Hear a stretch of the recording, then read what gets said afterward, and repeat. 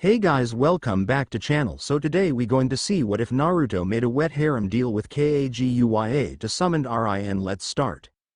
A different kind of summons disclaimer. I don't own Naruto or earn any profit by this. Author's note.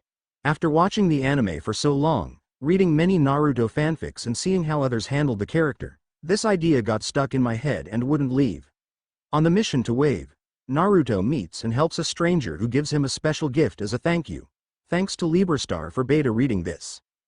Ch.1 Naruto walked down the main street of the small village, grumbling over his current mission. He thought he had left D ranks behind in Konoha, but here he was, in the middle of a C rank turned A rank mission, fetching groceries. It made sense for him to do it, he supposed. Tazuna and all of his family were targets and being kept close to home where they could be guarded. Naruto was just the unlucky one chosen to fetch the food the family needed to have supper that night.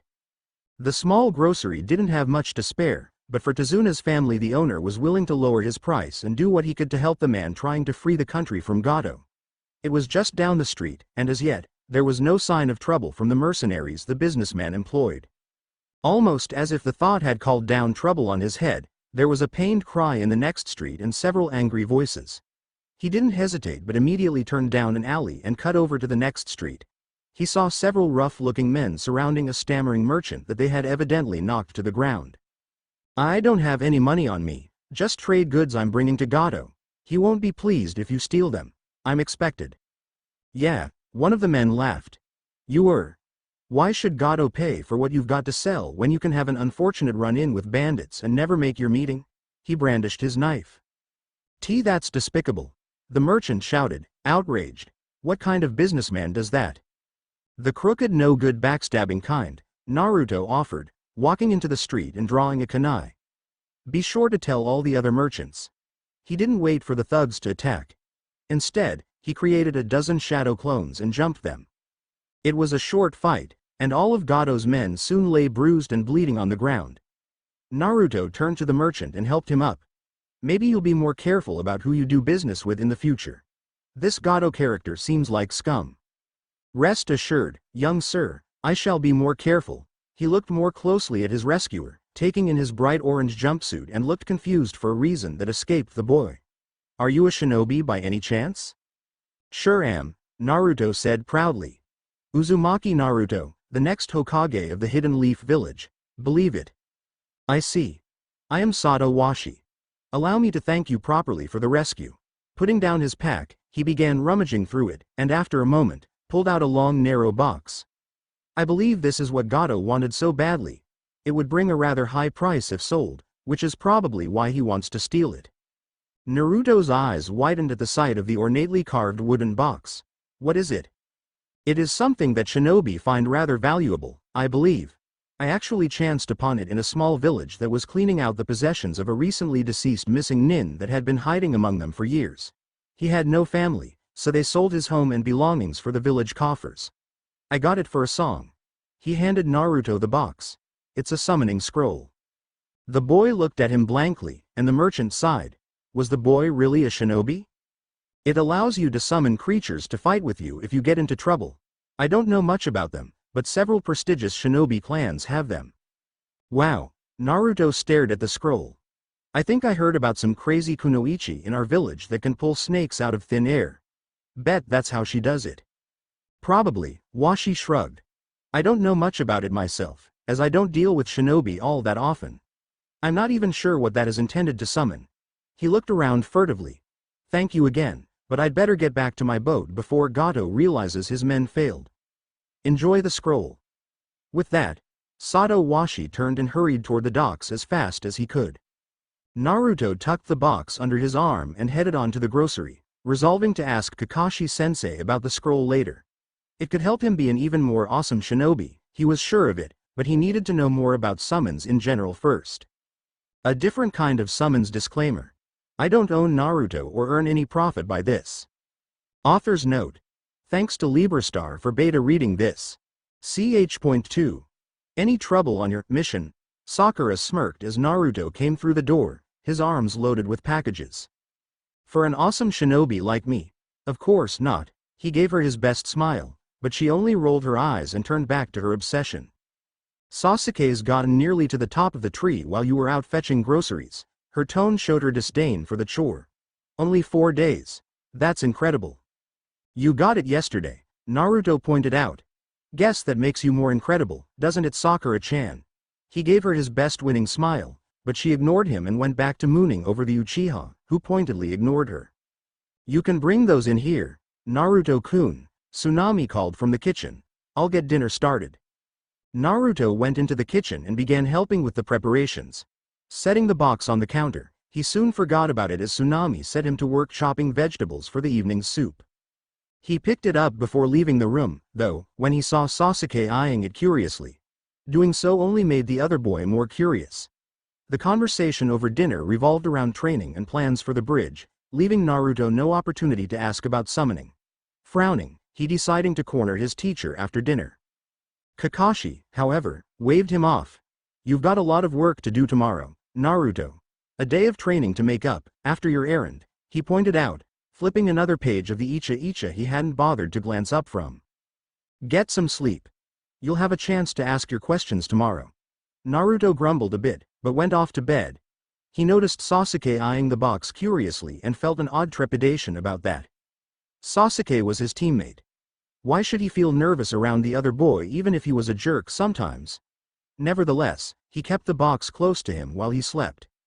The next morning Sasuke and Sakura went to work at the bridge, guarding Tazuna. This gave Naruto the perfect opening. Wiping sweat from his brow, he ventured, Kakashi-sensei. What do you know about summoning scrolls? The silver-haired man looked up from his book, surprised. Why do you want to know about that? Just curious, Naruto fibbed. I've heard of them, but don't know that much. Snapping his little orange book shut, the Jonin regarded him thoughtfully. Well, they're rather rare, usually held by clans that guard them jealously. The Uchiha, for instance, had the Hawk summoning contract. He thought a moment. When you sign a summoning contract, it has to be signed in blood. By the way, you become bound by blood to that particular summons. It isn't unknown for shinobi to have more than one contract, but the creatures have to get along. Snake and toad summons, for instance, don't get along well. Does that answer your questions?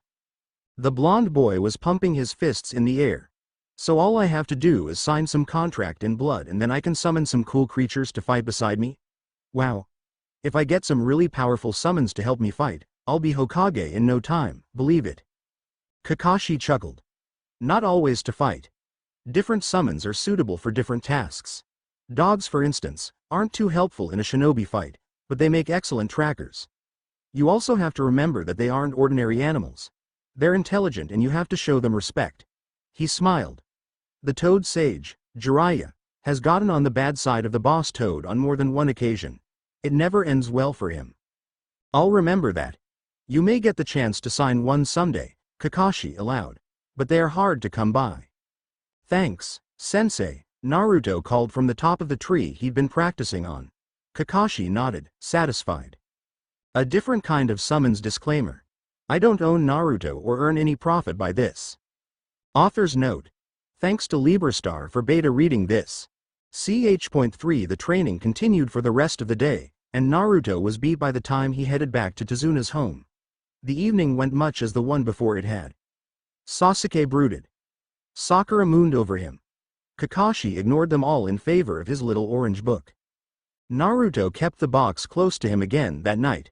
Sasuke hadn't asked about it or even mentioned it, but Naruto had seen him looking curiously at the box. Early the next morning, Naruto took the scroll and went into the forest. It took him a long time to work his way through the scroll. There were strange ideas to absorb and a few unfamiliar kanji to figure out. Eventually, though, he thought he had a vague idea of what was supposed to happen. Pricking his finger with a kunai, he signed the contract in blood. Then, following the scroll's instructions as best he was able, he slammed a hand down and poured chakra into the technique. As he did, the thought passed through his mind that he really needed to talk to someone who understood the scroll. There was a puff of smoke that dissipated quickly, leaving a grown man behind. He was tall with broad shoulders and blonde hair, the same shade as Naruto's own. It was somewhat longer but just as spiky. The newcomer grinned down at Naruto. Hey, me. How ya doin'? Huh? Naruto asked intelligently. Then a grin spread across his face. I did it, I did it. He pumped his fist in the air and jumped about as the man eyed him with tolerant good humor. Yes. You summoned me. I'm guessing you want answers about the contract. Yeah, you're me, right? I mean another me? He was still grinning but tried to settle himself a bit. The newcomer nodded. It's a hard concept to get your brain around at first, but yeah, I'm you from another reality. I signed the contract over a decade ago, when I wasn't much older than you. He looked around. This is Wave Country, right? Naruto nodded. So, how much did you understand about the contract before you signed it? Naruto looked away, reddening a bit. Well, I understood enough to get you here. If you're like me, his counterpart sighed, you've probably had to figure out a lot on your own, including how to read. Naruto blushed harder, and grumbled a bit under his breath, but decided that it would be pretty stupid to lie to yourself. Yeah, it sucks being an outcast in your own village. I'm guessing you only had one decent teacher at the academy. Iruka-sensei was the only one that ever cared, Naruto shrugged, confirming the guess. Same here. He's a good man, but he got to us too late to really do much good. He sighed and paused for a good few minutes that had Naruto wriggling uncomfortably. Well, moving on. There are some things you should know about the scroll, and some basic rules you need to follow. Rules? Like what? Naruto wasn't a great fan of rules. Well, you can summon alternate versions of yourself from virtually any reality, as long as that version of yourself has signed the contract. He held up a hand to stop Naruto's next question. Don't ask how a contract to summon other yous from alternate realities got written and distributed across the universes to begin with. I haven't a clue myself. Alternate realities, his counterpart nodded. Yeah, like I said, hard concept. Basically, there is a world for every choice anyone has ever made. There are worlds where the Kyuubi never attacked Konoha. There are worlds where Sasuke or Sakura wound up as its Jinchuriki. There are worlds where Iwa won the Third Great Shinobi War. The other Naruto spread his arms wide. There are endless variations. There's probably even a world where the only difference is what I had for breakfast. Weird, Naruto breathed wide-eyed, his head starting to hurt just trying to absorb the notion. Yeah. Kind of freaked me out too at first. His counterpart took a seat under a tree and gestured for Naruto to join him. It makes a great training tool. If you want to know more about seals, you can concentrate, when you're summoning, on a version of us that is a seal master. If you want to learn a particular technique, just ask for a version of us that knows it and can teach it to you. Naruto leaned forward, excited. Really? I can learn some of the Hokage's special techniques? Or Kakashi-sensei's? Wincing, his counterpart clamped a hand over the excitable blonde's mouth. First, easy with the shouting. You don't want to draw attention to us. There are enemies around here, right? Naruto made an effort to calm himself and nodded. Better. Now, it really would be best to keep the contract secret. Second, yeah, you can do that, but if you don't have the chakra control or the experience to master the technique, no teacher in the world can help you. Naruto looked ready to argue, but the other pushed on before he could open his mouth. There are versions of us that are outstanding medics, but even after years of practice, my chakra control isn't good enough to master more than basic medical techniques. He sighed. And, I never did manage to make one basic clone. I can make 10 without trouble, but one? I can't use such a tiny amount of chakra. Naruto nodded. Yeah, I got the same problem. I always overload it. Took me forever to figure out I was putting too much chakra into it. No one even told you that much? His counterpart looked briefly angry. Summon me next time you're in Konoha. I'll drop by the academy and set a few of their so-called teachers on fire. Naruto paled slightly at the idea, but his counterpart waved him off. Relax. I probably wouldn't do that. Yeah, okay, Naruto said hesitantly, watching the other warily. You said there were some rules? He ventured, trying to change the subject. Yeah. The most important thing to remember is that, when you summon, you need to keep firmly in mind what it is you want. If you summon without any specifics, there's no telling what you'll get, and some of the possibilities are pretty unpleasant. I'm guessing you were thinking you'd like someone who could explain the scroll to you. That's right, and here you are, Naruto nodded, grinning. He remembered that he had thought that while doing the summoning. It had been a fleeting thought, but he saw no reason to admit that. Well, there are some things you always need to do when summoning. Certain parameters to keep in mind. What? Parameters. Guidelines. In this case, features you want your summons to have. Remember I said earlier that you could summon a person who knew a particular technique and could teach it to you? Naruto nodded. Those would be the parameters. The knowledge of the technique and the ability to teach it. I get it. So what parameters do I need to keep in mind every time? Whoever you summon needs to be sane. Sane. Sane. As in, not a homicidal maniac. Trust me, a Jinchuriki that hears voices telling him to kill everyone who looks happy because they're secretly mocking him is not fun to deal with. Naruto gaped at him, close to freaking out at the idea. I'm serious, Naruto. There are versions of us that have snapped under the abuse the village heaped upon them. You don't want to meet them. The boy nodded mutely, profoundly disturbed by the idea. He swallowed noisily. Anything else? Yeah, and this is important. What happens in one world may not happen in another, or it may have a different outcome. Just because a fight went my way in my own reality doesn't mean it'll work out the same for you. So you can't tell me what this mission will be like? Naruto asked, even though you've been through it? That's right. I'm afraid I can't offer you much advice in dealing with Kisame except that you're probably not strong enough to fight him on your own, or even with your entire team at this point. Who? Kisame? Didn't he attack your team on the way here so he could kill Tazuna? No, some guy named Zabuza attacked us. The Mizukage? He looked perplexed, but seeing the horrified look on Naruto's face, he shook his head. Differences. In my world, Zabuza led a successful rebellion against the former Mizukage, Yugu something or other, 2 years before I graduated from the academy. I've met him once or twice. He's actually a decent person, but if you're facing him now, as shinobi with opposing goals, that is trouble. He thought a moment. I would suggest summoning someone who has fought him and won. Even if he can't fight by your side, he can probably give you some tips. Can't help out in the fight? Not without explaining the scroll to Kakashi and your teammates. It really would be best to keep it secret. Word'll get back to the Hokage and the scroll will start getting passed around regardless of what you want, and I really don't feel like being interrogated. You were interrogated? The village council in one world got it into their heads that I could tell them their future, because I was older than their version of me. It was like pulling teeth to convince them there were too many differences between our worlds for my information to be useful. Last I heard, they took the scroll from Naruto and started signing it themselves. He grimaced. I keep expecting the multiverse to implode. Multiple versions of the village council? Naruto shuddered. He had had encounters with the Hokage's advisors. None of them were pleasant. You'll see more disturbing things, his counterpart chuckled, guaranteed.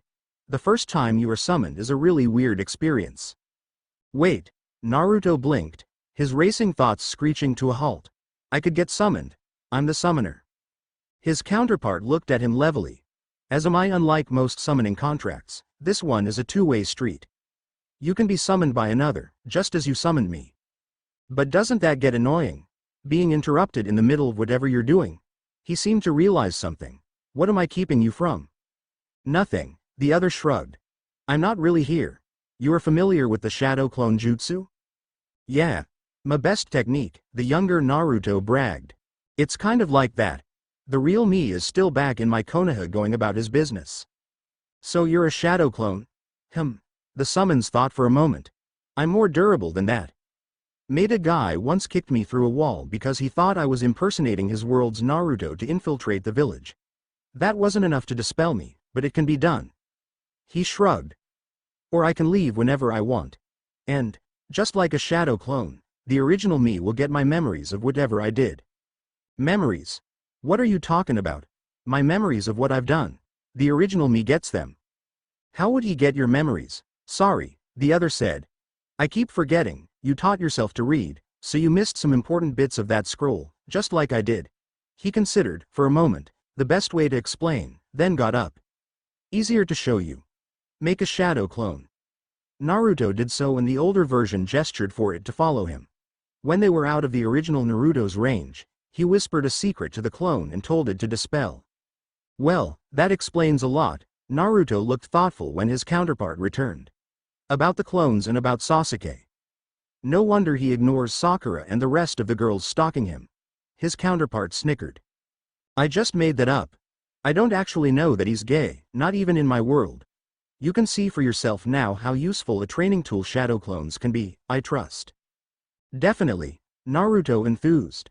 I can make clones and have them study scrolls or practice techniques with me. I'll remember whatever they learn. Exactly. He glanced toward the rising sun. The others should be up soon. You should probably head back before you're missed. A different kind of summons disclaimer.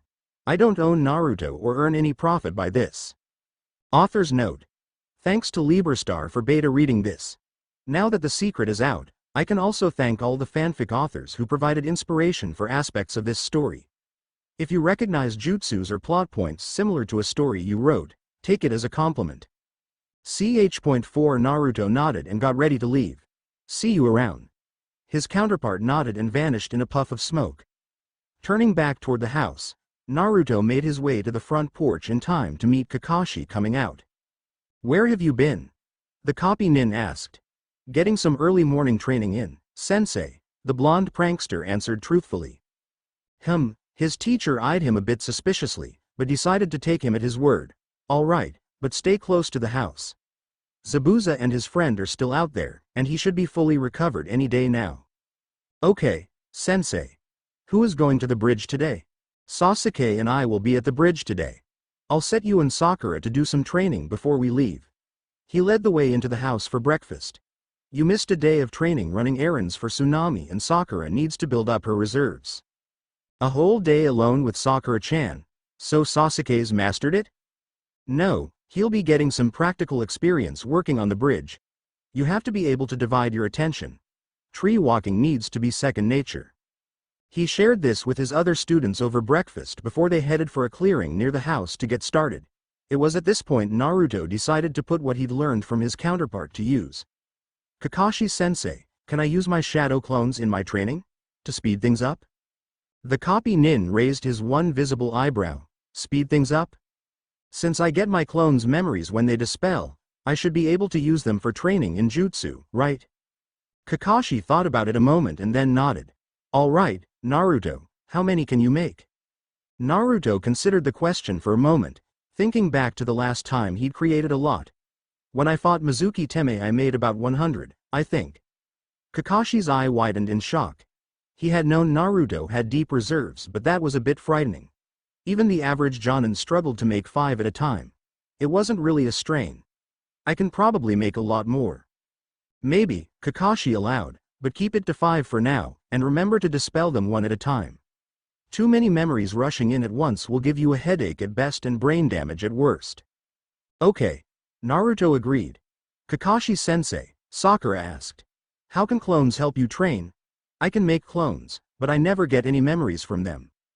You make basic clones, Sakura. Shadow clones are different. For one thing, they're solid, not simply illusions. If it can speed up training, Sasuke wanted to know, why can't you teach us?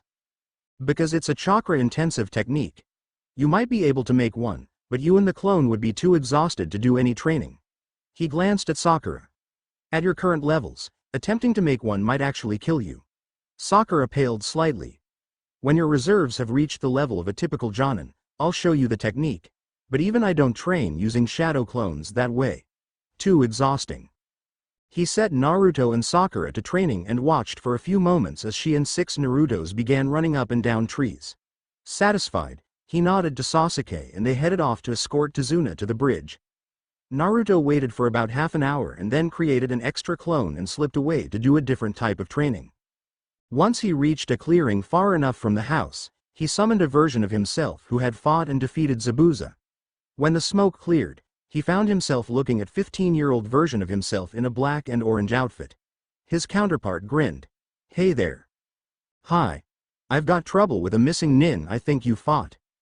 That's what I'm here for, but you'll need to be more specific, the other answered. Zabuza. Oh. Yeah, he's tough, but I can help you with him. He looked around. Wave, right? Yeah. Is this where you met him? That's right. He has Haku with him? The fake hunter nin? Naruto nodded. Okay. Let's get started. This is going to take a while. A different kind of summons disclaimer. I don't own Naruto or earn any profit by this. Author's note. Thanks to Librastar for beta reading this. Also, thanks to all the fanfic authors who provided inspiration for aspects of this story. Ch.5. Why are we using a plan proposed by the Dobi, again? Sasuke asked. Because it makes sense, Kakashi told them as the group made their way to the bridge, keeping in a diamond formation around the bridge builder. This stands the best chance of protecting our client and ending the threat posed by Zabuza and his friend. I'll believe that when I see it, Sakura sniffed. Naruto glared at the Uchiha. I didn't hear you having any ideas, great or otherwise. The plan was in place, and his counterpart had helped him work out several contingencies if things went wrong and had drilled the whole plan into him. He went over it again in his head though, just to be sure. What about Tsunami? Sakura asked. What if Gato tries to grab her and Inari? I got that covered, Naruto told her, confidently. I left 20 shadow clones watching the place. 20 times nothing is still nothing, Sasuke opined. Naruto ignored him.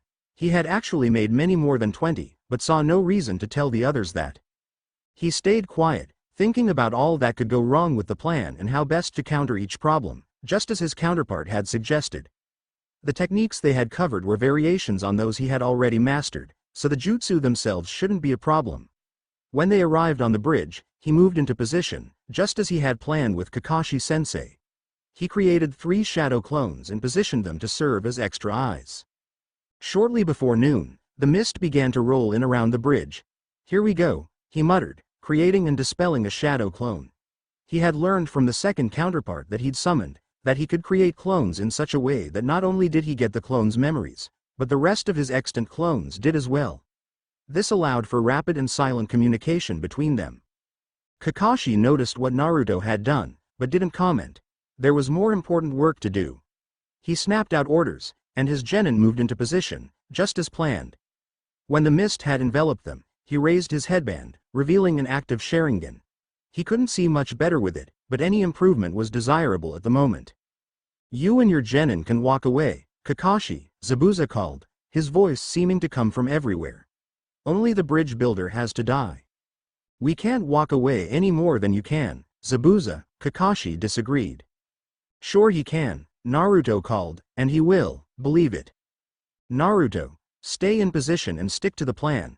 He couldn't see his students, the fog was even making it hard to sense their chakra, but it sounded like Naruto was out of position and actually moving in on Zabuza. I am, sensei, I just left out a few details. Like this. Suddenly there were 3 large chakra flares at different points around the bridge. Kakashi realized that they came from the clones set as lookouts. Each pulse was accompanied by brief, near hurricane force, winds that shredded and dispersed the mist. Kakashi gaped at what he saw, as did Zabuza. The former Kiri Nin was surrounded by tigers. There were nearly 20. Most were watching Zabuza. One had Haku face down with a large paw on the boy's neck. There were also several Narutos standing around. One of them stepped forward. Now look, no one here wants to fight. I met Haku a few days ago, and I like him. Since you're important to him, I'd kinda like to end this without anyone getting hurt. He thought back briefly on his meeting with Haku the day after he finished work with his second summons. Haku was a peaceful boy at heart and didn't want to hurt anyone, but he would do anything for Zabuza. His talk of precious people giving him reason to carry on had struck a chord in the young Jinchuriki. Zabuza interrupted his thoughts and Naruto reflected, probably broke Haku's heart. Haku is merely a tool with which I accomplish my goals. Losing him would be inconvenient, but it does not alter my duty to the client. He flashed through a few hand seals, and if you think your summons are a threat to me, think again. To one side of the bridge, a gigantic wave rose up, towering over the bridge as it grew closer. Guys, Naruto called to his clones. 3 of them jumped to the near side of the bridge and made rapid hand seals of their own. All 3 dispersed as their chakra was exhausted, and the jutsu took effect. The wind that had dispersed the mist was a mild breeze by comparison. The wave was not merely halted, it was obliterated. Naruto didn't have long to enjoy his success, however, as the wind began to howl around the bridge and air rushed in to fill the void he had created unintentionally.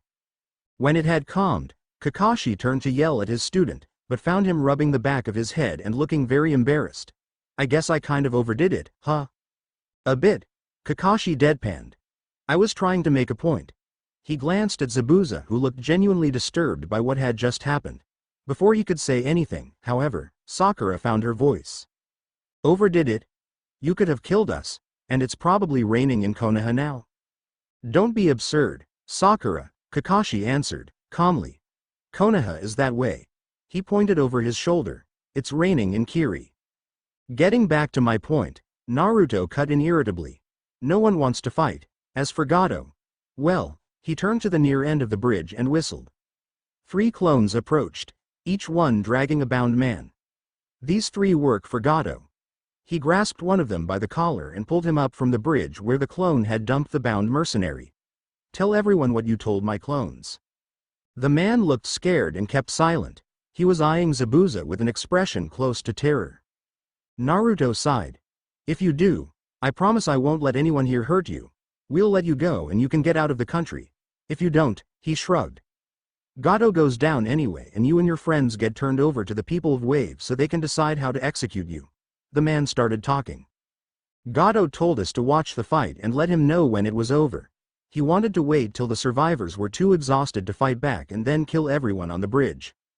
So, he had no intention of paying us, Zabuza stated. The man nodded. The missing nin replaced Kabikirabocho on his back. We're leaving, Haku. There is no longer any reason to fight.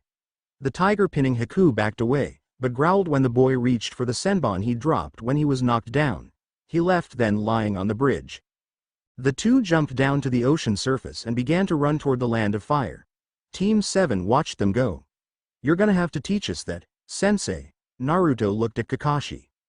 It's the next step after tree walking, the Jonin assured them. A different kind of summons disclaimer. I don't own Naruto or earn any profit by this. Author's note. Thanks to Librastar for beta reading this. Also, thanks to all the fanfic authors who provided inspiration for aspects of this story. Ch.6, incidentally, where did you learn that wind jutsu? I didn't teach it to you. I saw something like it done once and I kind of figured it out. Kakashi eyed his student dubiously, but let it go. Naruto had, after all, learned the shadow clone jutsu in a couple of hours. I take it this is why you asked all those questions about summoning contracts. He gestured to the tigers who were still sitting around watching them. Yeah. Where did you get something so powerful, Dobi? Sasuke demanded. I saved a merchant from a bunch of Gato's thugs.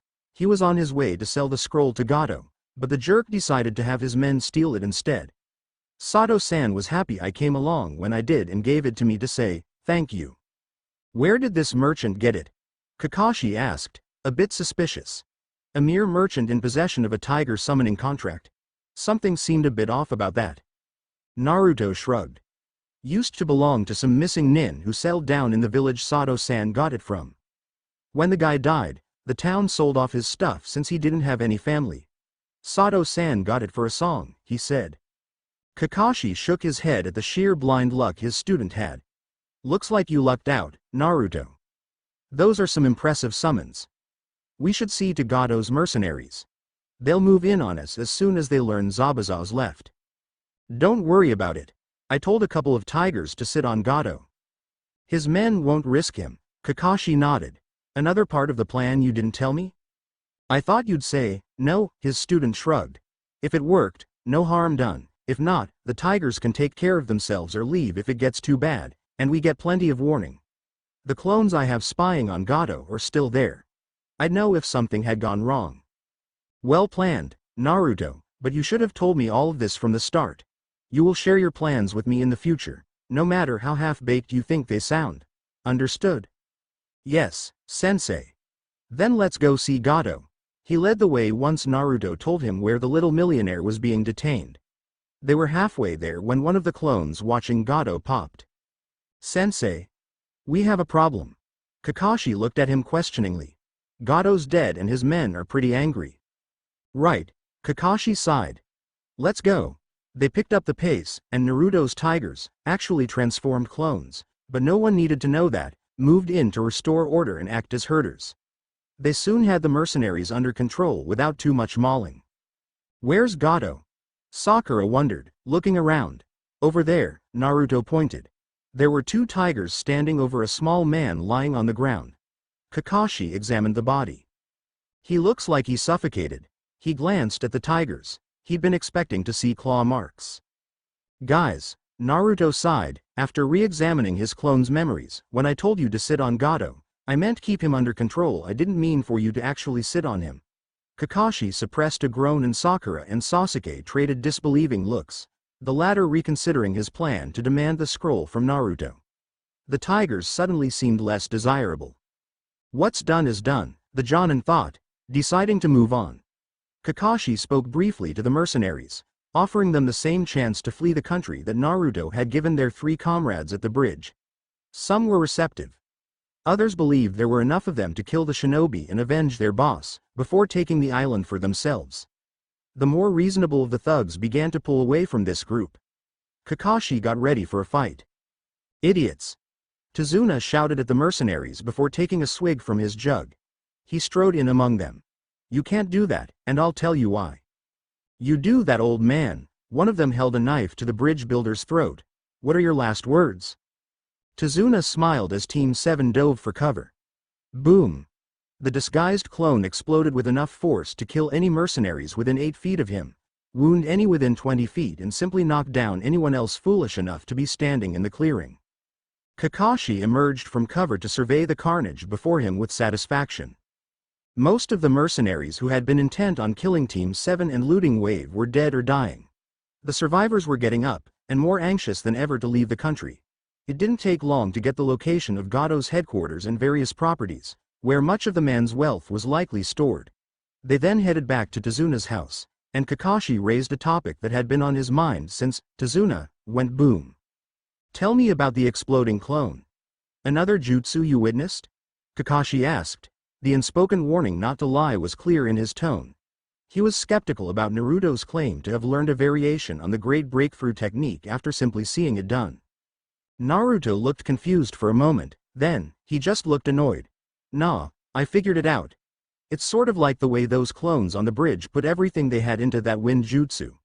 There was a lot on that scroll with the shadow clone jutsu that I had trouble understanding, so I just had to figure it out as I went along. I musta got a few things wrong. The way you act now, I'm guessing they aren't supposed to be able to do that. No, Kakashi shook his head. They're not. He thought back to the scroll from which he'd learned the jutsu. I don't see how you got that out of the instructions on the scroll though, even if you didn't get some of the concepts. Well, Naruto trailed off looking embarrassed and Sasuke and Sakura waited impatiently for him to continue. It wasn't exactly the concepts. Meaning? Kakashi prompted. His shoulders slumped and Naruto sighed. I taught myself to read, okay. It's kind of a work in progress. You can't read? Sakura asked, stunned. Of course I can read, Naruto answered. I know all the basic kanji and I can get through any of the academy texts, but the Forbidden Scroll had some things on it I'd never seen before. So, I had to guess based on what was around those words. How is it the academy teachers allowed that? Kakashi wondered, not letting himself think about all that could go wrong in trying to figure out important sections of a jutsu scroll by context. Sensei? Sakura ventured, feeling uncomfortable for a reason she couldn't put her finger on. After all, it wasn't her that couldn't read. Most of the sensei at the academy pretty much ignored Naruto unless he was causing trouble. I only ever saw Iruka-sensei help him with anything. Kakashi frowned, resolving to look into it when they got back. The rest of their time in Wave was peaceful. The bridge was completed without further delay and Team 7 was able to return home. The journey back was much more peaceful. Sakura noted that Naruto kept the scroll closely guarded. Sasuke, however, wasn't thinking about that. He seemed to be brooding over something else. Kakashi noticed. Something wrong. Sasuke. Don't grunt at me. Answer the question. The boy's attitude could become a problem, the Jonin realized. Best to try to gently adjust it early on. I was hoping to awaken my Sharingan on this mission. Ah. 2 powerful enemy shinobi, a small army of mercenaries and you barely had to lift a finger. Makes it hard to activate your bloodline. Kakashi nodded. Frustrating, but don't be concerned. You'll have plenty of opportunities. Sasuke nodded, still brooding, and silently fuming over what had happened. The Dobi had shown him up. Naruto of all people had lucked into a powerful summoning scroll, and his idiotic mistakes in learning the shadow clone jutsu had actually made him stronger instead of killing him. Fate must love fools, he thought bitterly. In a rare display of self-control, he kept his thoughts on the matter to himself, resolving to redouble his training. I will not let that idiot outdo me. Sensei? How is the Sharingan awakened? Sakura asked. The person has to have their life put at risk, Kakashi answered. Normally, a situation like that would produce more than enough stress to awaken the Sharingan, but Naruto's actions prevented that. I thought that windstorm he caused would have done it. Sakura glared briefly at her blonde teammate. I just used my chakra to anchor me to the bridge, Sasuke shrugged, then glanced at Sakura. Don't tell me you actually grabbed a piling and held on? Sakura blushed. No, of course not, but the way the bridge groaned at one point I wondered if it was going to hold. Sorry, Naruto said sarcastically. Next time, I'll let the wave hit. Might have been safer, the pink-haired girl scoffed. Enough, you too, Kakashi said tiredly. Naruto acted properly, even if he overdid it a bit. A bit?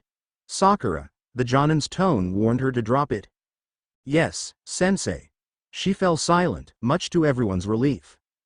A different kind of summons disclaimer. I don't own Naruto or earn any profit by this. Author's note. Thanks to Librastar for beta reading this. Also, thanks to all the fanfic authors who provided inspiration for aspects of this story. Ch.7. An interesting mission, the Hokage commented looking up from Kakashi's report. He had called them in to ask questions and learn if there was anything not in the official report. Kakashi hated writing reports and, while a thorough professional, details were sometimes lacking. That's putting it mildly, Kakashi muttered. Your squad performed well overall? A few minor problems, but yes, they did well overall. Naruto's improvisations came as a surprise, but they worked. He glanced at his blonde student. I've already spoken to him about sharing his plans. Good, the Hokage nodded. I did find your mention of the summoning scroll interesting. I've never heard of a tiger summons before. He looked at Naruto. May I see it? Naruto hesitated. The tigers told me they're kind of particular about that. They said I should guard the scroll closely and keep it as much of a secret as I can. The Hokage regarded him with some surprise, not expecting the boy to refuse. Understandable. Most clans are secretive about such things. They've, had some bad experiences with summoners they didn't approve of. Indeed? You said the merchant got it from a missing nin? More or less. I was told the scroll was once signed by a homicidal maniac. They're kind of leery. Everyone was staring at him now. Understandable, indeed, the old man nodded. Very well, no further mention of it will be made. Perhaps in time they will come to see Konoha shinobi as worthy allies. That will be up to you, Naruto. A big responsibility.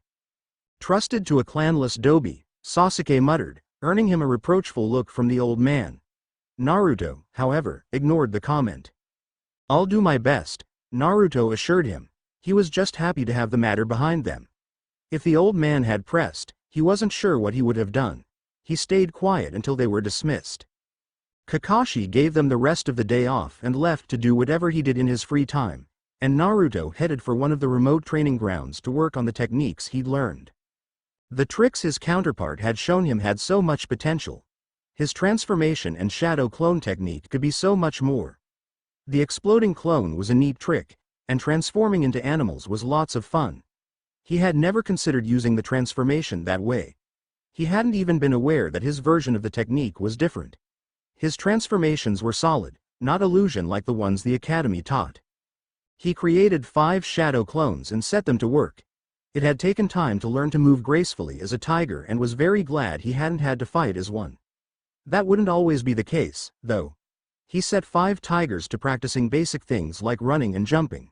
He created 4 more and set them to sparring as tigers. It was a good start, but he needed to vastly expand his arsenal. His counterpart had told him that it was possible to turn into birds, but that he was still working on landings. He had advised Naruto to first study the anatomy of the creature he wanted to become. That would make the learning process easier. Naruto created 2 more clones, and the 3 of them went hunting in the nearby forest. The village of Konoha began seeing Naruto in multiple locations, something that surprised the shinobi while confusing and alarming the civilians. He would be at 2 different training grounds while running multiple errands. The shopkeepers noticed that he also stopped coming into their shops for overpriced goods. They did not notice immediately, but over the weeks that followed his return from Wave, the handful of shops that were actually willing to sell him things mentioned that the demon brat hadn't been in recently. It cut into their profits as they always doubled or tripled the price when they saw him coming. There were a series of untraceable pranks against those same merchants.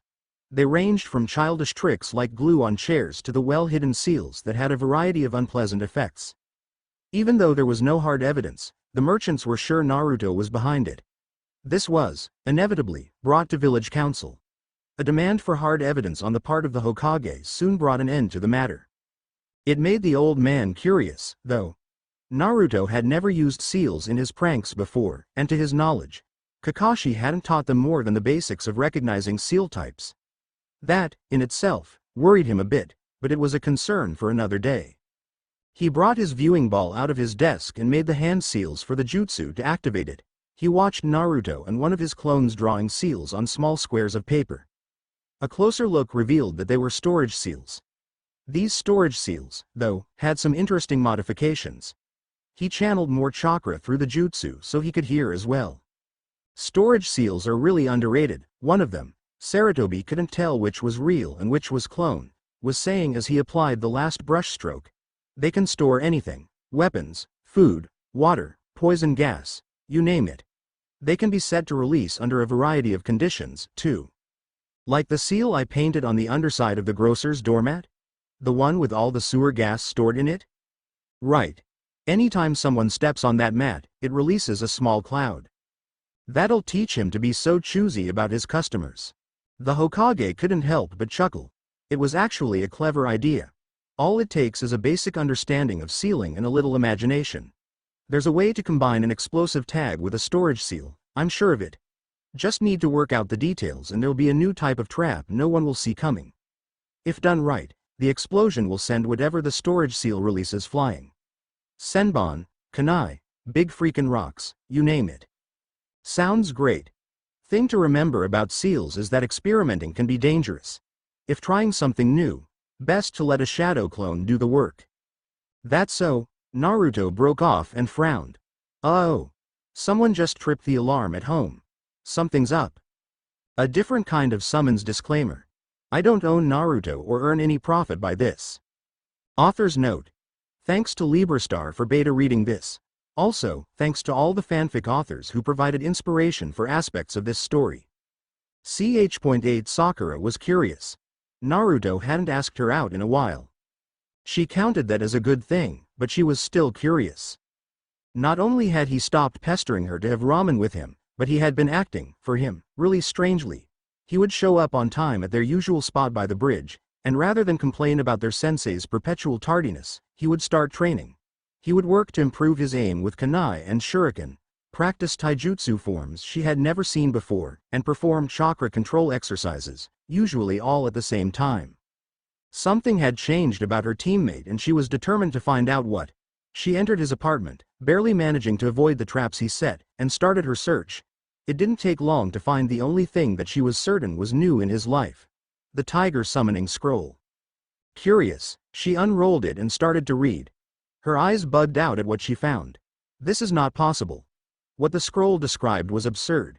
She definitely needed to know more about this, but she couldn't study it in Naruto's apartment.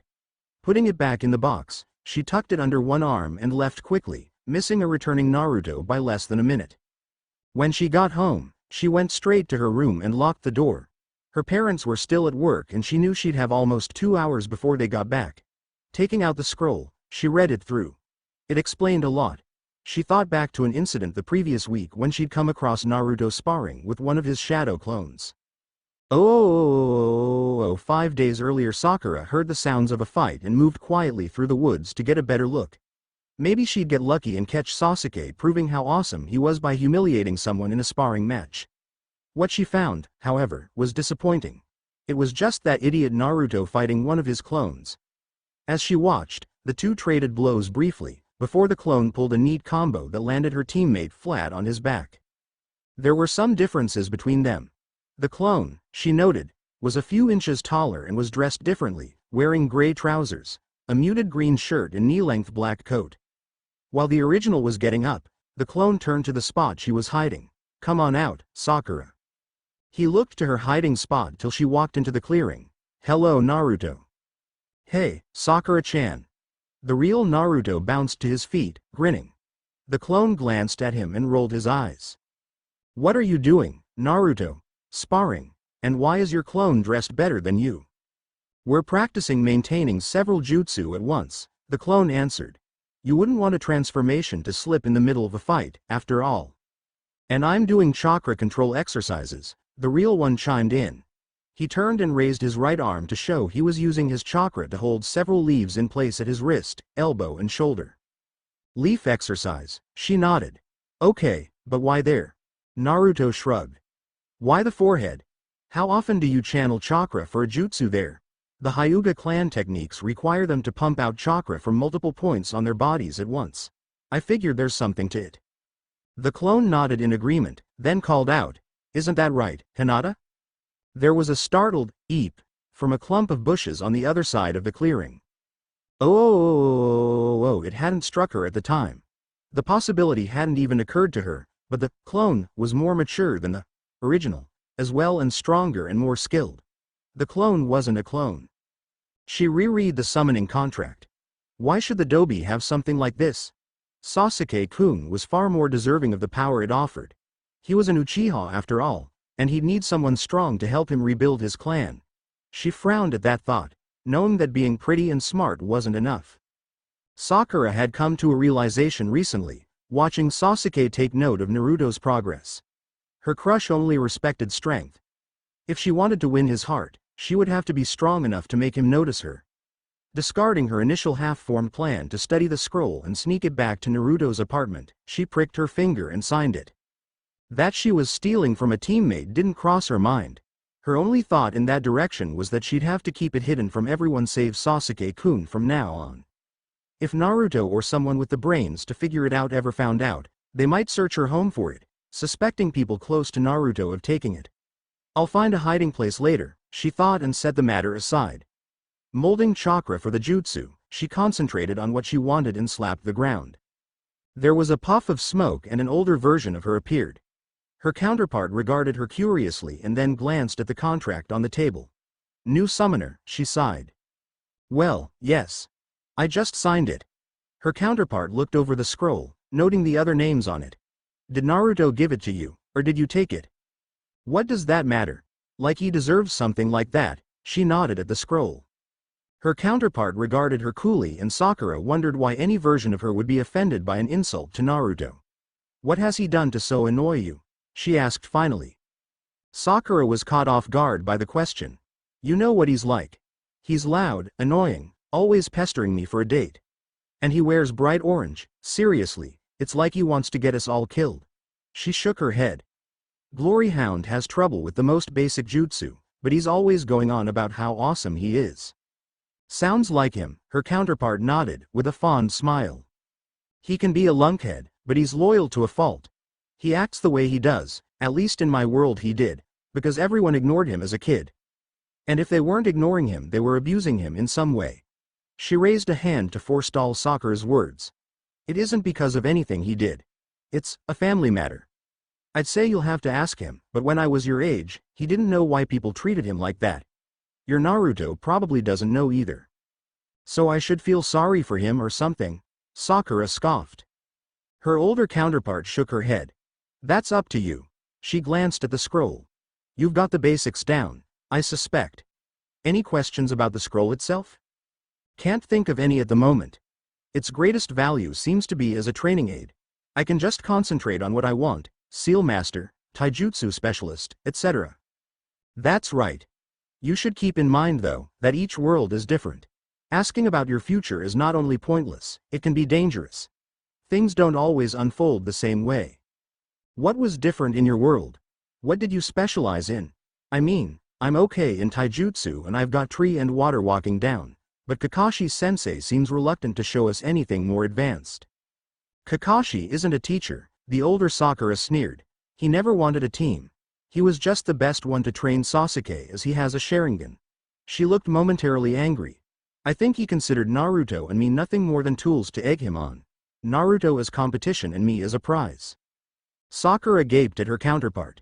That can't be right, he. That's the way it was in my world, the older version sighed in frustration. In your world, Kakashi may be a great teacher and Sasuke may actually be as wonderful as I always thought he was. She considered a moment. Has he shown you your elemental affinity yet? No, what's that? The other rolled her eyes, deciding that the Kakashi in this world must be just the same. In a bit. Has he taught you any genjutsu? If you're like me, you've got a talent for it.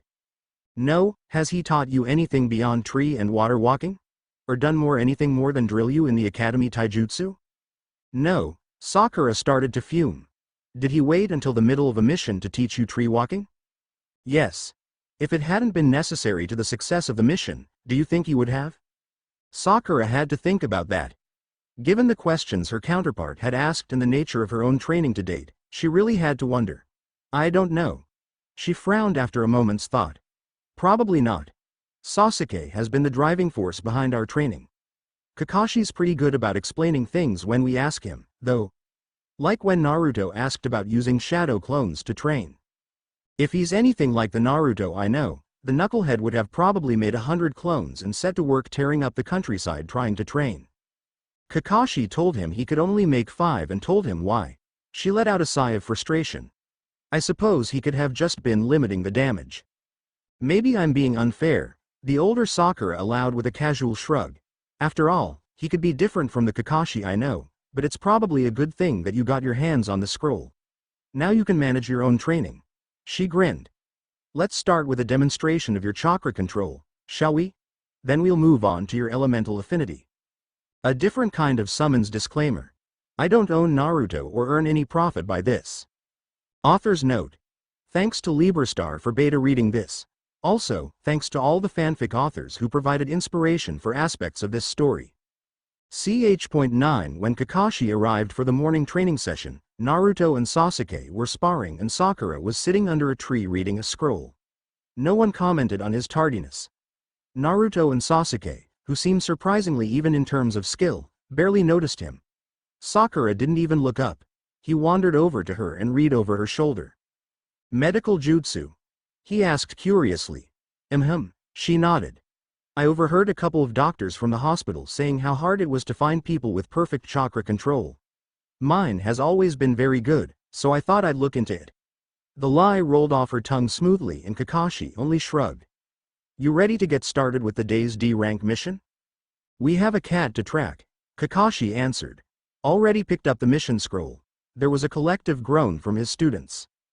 Oh, Sakura tossed Sasuke across the clearing, surprising everyone including herself. It worked. Sasuke climbed to his feet, glaring at her. Being beaten by Naruto was bad enough, but he would not lose to this useless, pitiful excuse for a kunoichi. Where did you learn that? Kakashi asked, derailing Sasuke's plan to beat some manners into her by appearing between them. I saw an Anbu take down a thief using that, Sakura lied. It looked pretty easy, so I practiced and thought I'd try it during our next spar. She smiled shyly at Sasuke. I'm getting stronger, don't you think, Sasuke-kun? Grinding his teeth, Sasuke swallowed his irritation. Good move, he finally allowed. Try that again. Kakashi stepped aside and watched them attack. Sasuke countered the grip and throw perfectly and went for a leg sweep. Sakura jumped over it and kicked at his head, but Sasuke rolled aside and kicked out with both feet, catching her in the gut. It was a solid hit, but not as effective as he had hoped. She jumped back just before the blow landed, a fraction of a second too slow to avoid the kick entirely. She did manage to grip his ankles, though, and give a hard yank, causing him to land face first in the dirt. Naruto roared with laughter and cheered loudly, "Go Sakura-chan." With a snarl, Sasuke twisted violently, wrenching his legs out of her grasp and springing to his feet. Then he went all out. Sakura was able to counter him at first, but, improved though it was, her taijutsu was still pathetic. Kakashi stopped the fight before he could seriously hurt her. Getting a grip on H's temper, Sasuke stepped back and gave the girl a small smile. Not bad. As expected, she preened at the praise as he imagined grinding her face into the dirt under his foot. You both did well, Kakashi assured them, demonstrating a good understanding of form as well as the ability to improvise and think on your feet. I think it's time all three of you began learning the advanced forms. Oh, there was a mystery here, and Sasuke hated mysteries. Both of his teammates had grown unaccountably stronger. They had also grown secretive, sneaking off to train privately. Sakura hadn't stalked him at his training ground in almost 3 weeks. While this was a good thing, he was happy to be rid of her. He was also curious about the sudden change. He resolved to find out what was going on. If the two had simply decided to take their shinobi training seriously, so be it. If they had some secret, special technique that was speeding their development, he wanted it for himself. He needed to get stronger to avenge his clan. Oh. I'm sorry, Naruto, but no progress has been made in finding the thief. I had Anbu search the homes of your teammates and sensei, but nothing was found. Aside from them, only Zabuza and his apprentice knew of it, and both are known to have been in Kusa when the scroll was stolen. The boy looked pensive, not an expression Sarutobi was used to seeing on the normally rash and reckless genin. He had changed a great deal since Wave, and the old man was left wondering at the sudden maturity and level-headedness the boy displayed. He thought back to the day, weeks ago, when the boy had come to him in a near panic. 3 weeks earlier Sarutobi frowned. Stolen? You're certain? Yes.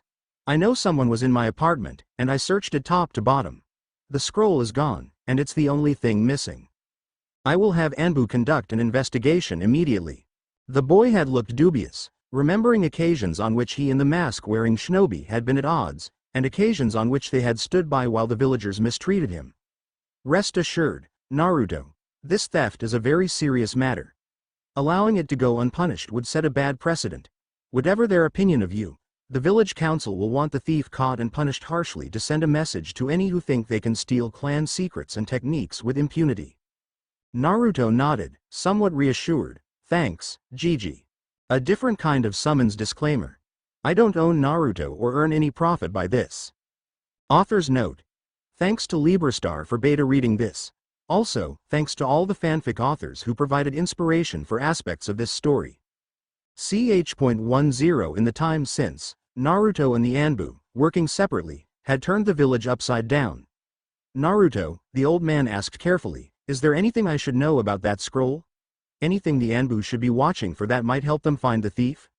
Naruto looked even more uncomfortable, but sighed after a moment, obviously having come to a difficult decision. You have a summons too, right? The old man nodded. You know that each one is different and that some can be really touchy? Sarutobi nodded again. There are some rules that need to be followed with the scroll. Things that aren't written. He trailed off. Oh. Sarutobi prompted gently. If they aren't careful in their summoning, bad things can happen. I mean really bad. Some of the summons aren't, well, sane. Sarutobi raised an eyebrow, startled and a little alarmed. Crazy tigers? Would they attack the summoner? Maybe. Then they might turn on the village. Naruto, the Hokage said gravely, trying to keep his growing anger at the boy's foolishness out of his voice. If there is a threat to the village, even a possibility of one, you need to tell me. Part of being Hokage is taking any such threat seriously. If that is truly your aspiration, you will set aside your personal desires and think of the people of Konoha first. Naruto nodded. I'm sorry, you're right, but I want to keep this as much a secret as we can. The Hokage nodded. The tigers Kakashi and the others saw weren't tigers. They were shadow clones under a transformation jutsu. That couldn't have fooled a Jonin, Sarutobi frowned, especially not Sharingan Kakashi. My transformation jutsu is a bit different. Naruto made a hand seal and vanished in a puff of smoke. A tiger stood in his place. Curious, Sarutobi rose and circled his desk. Reaching out, he patted the tiger on the head and nearly jumped back. It wasn't an illusion. It was a literal transformation. How? He asked, stunned. Naruto changed back so he could answer. I can't do jutsu that need just tiny drops of chakra. I train all the time, but I can still only dole it out by the bucket. He shrugged. At first I didn't understand what the teachers wanted. They rarely told me anything directly. I thought for a while that that was how everyone did it. The Hokage frowned in irritation, but set it aside. What does the contract summon? You're not going to believe this, but 20 minutes later, Naruto dismissed the summons he had called and the Hokage sat back in shock, barely able to believe what he had been told despite the evidence. A powerful tool, indeed, and I can understand your friend's concern. I will keep this knowledge away from the council. It makes it all the more urgent, however, to find the thief. Such a tool, in the wrong hands, could be dangerous to this village in more ways than I can count. What do we do? I will instruct the Anbu to look for infiltrators disguised as our own people. That will explain the urgency and the need for utmost secrecy. When they find two of someone, both will be brought to the torture and interrogation department. Ibiki will get the truth out of them. Ibiki, the head of torture and interrogation. He'll have to be made aware of the true nature of the situation, but I trust him completely. Okay, Naruto said doubtfully. But keep in mind what the other me said. What happens in one universe may not happen in another. Understood, and I'll make sure Ibiki understands the limitations. For now, I need to get the Anbu searching. Naruto nodded, accepting that as a dismissal. Oh, the gray-haired old woman sitting under the tree watched Sakura move through the hand seals. Concentrate on precision, she told the girl. Speed will come with practice. Sakura nodded and her hands slowed and steadied. After 3 attempts, she seemed to vanish and the world went strange. The old woman examined her surroundings, not the least disoriented or disturbed by the strange movement of the trees or the way the air seemed to shimmer. Not bad, she allowed. Your concealment still needs work, though. I can follow your progress too easily. She turned to face her student as Sakura tried to sneak up on her. Damn, Sakura muttered, dropping the genjutsu. TCH. Language, dear, and don't be too concerned. It was a good effort. Language? Sakura raised an eyebrow. You're getting into character. The version of herself currently training Sakura had, some years previously, taken Yuhi Kurenai's spot as Konoha's genjutsu mistress. She knew the subject backward and forwards and was actually a very good teacher. As should you, when in disguise. As Kakashi is fond of saying, a true shinobi looks underneath the underneath. If you give yourself away with your behavior, your appearance won't matter. That's true, I suppose. Sakura nodded thoughtfully. Suppose? Her counterpart asked, raising an eyebrow. What conclusion would you draw if you saw Sasuke-kun making copies of himself and shouting about becoming the next Hokage? Sakura scowled. That Naruto baka needed a good beating. Precisely, the other chuckled. Sakura nodded in understanding. I maintain this facade because you can't do the shadow clone jutsu. 2 Sakuras being seen together would attract attention. Naruto is no doubt passing off his summons as just more shadow clones. I suspect he's reported the theft of the scroll by now. The Sandame always was soft on the little demon. Demon? Sakura asked curiously. He's a pain, but that seems a bit harsh. Her counterpart looked at her in surprise. What? You mean to say, it is not common knowledge here? As what common knowledge? The other frowned for a moment, considering. Sit down. There are some things you need to know, for your own safety. Oh, Sasuke listened with growing disbelief. The nature of the scroll was a shocking enough revelation, but that the Dobi was actually a demon? He'd never have had a clue. One thing had become remarkably clear, though. He had to get that scroll for himself. A different kind of summons disclaimer. I don't own Naruto or earn any profit by this. Author's note. Thanks to Librastar for beta reading this. Also, thanks to all the fanfic authors who provided inspiration for aspects of this story. Ch.11 Naruto regarded the boy in what appeared to be a catsuit and makeup curiously. A Suna headband glittered on his forehead. He was angry and obnoxious to boot, apparently believing he was too good for rules or common courtesy. Reminded him a bit of Sasuke, actually.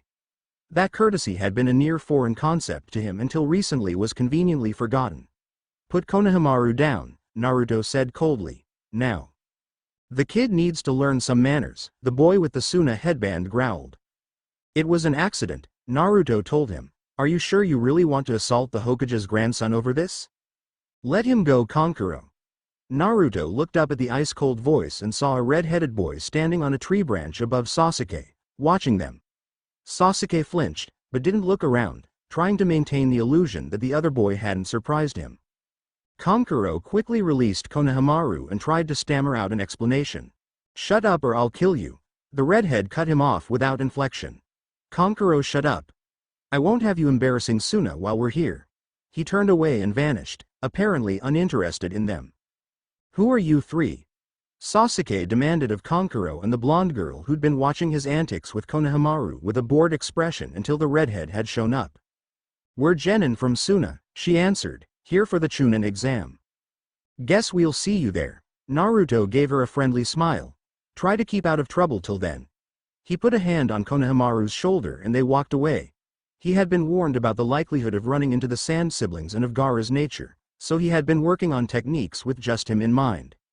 He had, of course, spoken to a number of versions of himself, learning new styles of taijutsu, new ninjutsu techniques, and secrets about his village history that he had, with careful use of shadow clones and transformation, been able to confirm. He knew who his father was and why it was such a secret. He knew some of the details of the Kyuubi's sealing. He had confirmed that both of his parents were dead. That still left him with unanswered questions, but ones he couldn't bring up, even with the Hokage, without the old man learning about everything else he'd been doing. He had to be careful in verifying the information he got from his counterparts. He'd met one from a world where someone named Danzo had assassinated the Sandaime and taken over. That Naruto was at the forefront of a revolution against the assassin. There was a Danzo in his Konoha, but the man was ancient, older than the Hokage, and he seemed more or less harmless, being crippled. He spent quite a lot of time with a seal master he'd summoned. That one had left Konoha behind years before and founded a hidden village of his own in Wave. The seals he had learned so far were only variations of the basics. Exploding tags of varying strengths could be made easily enough, and creating them to go off under very specific circumstances wasn't that hard. Storage seals had an almost endless number of uses. The Hokage had somehow tumbled to some of his pranks using them and gotten him to share. Two of his variations had been declared A-rank techniques and were to be taught to Anbu. Naruto didn't know whether to feel honored or irritated. He had also made some progress in tracking the thief.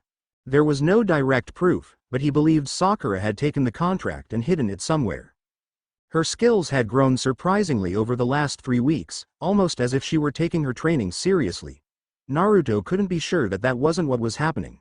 More telling, though, was that her attitude towards Sasuke had cooled, or at least she had become more cautious in her approach to him. Naruto didn't think either would be possible if she hadn't heard stories about him similar to the ones Naruto had heard.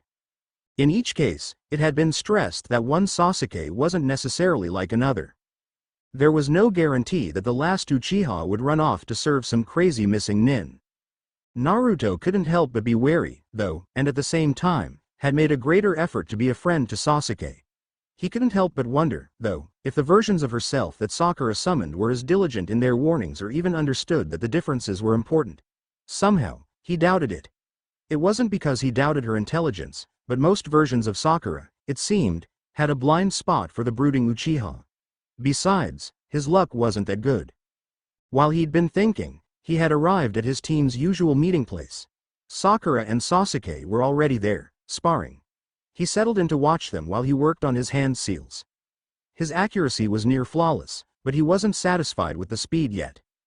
He watched Sasuke throw Sakura across the clearing without too much effort, but the girl rolled with the impact and was on her feet and ready before Sasuke could reach her.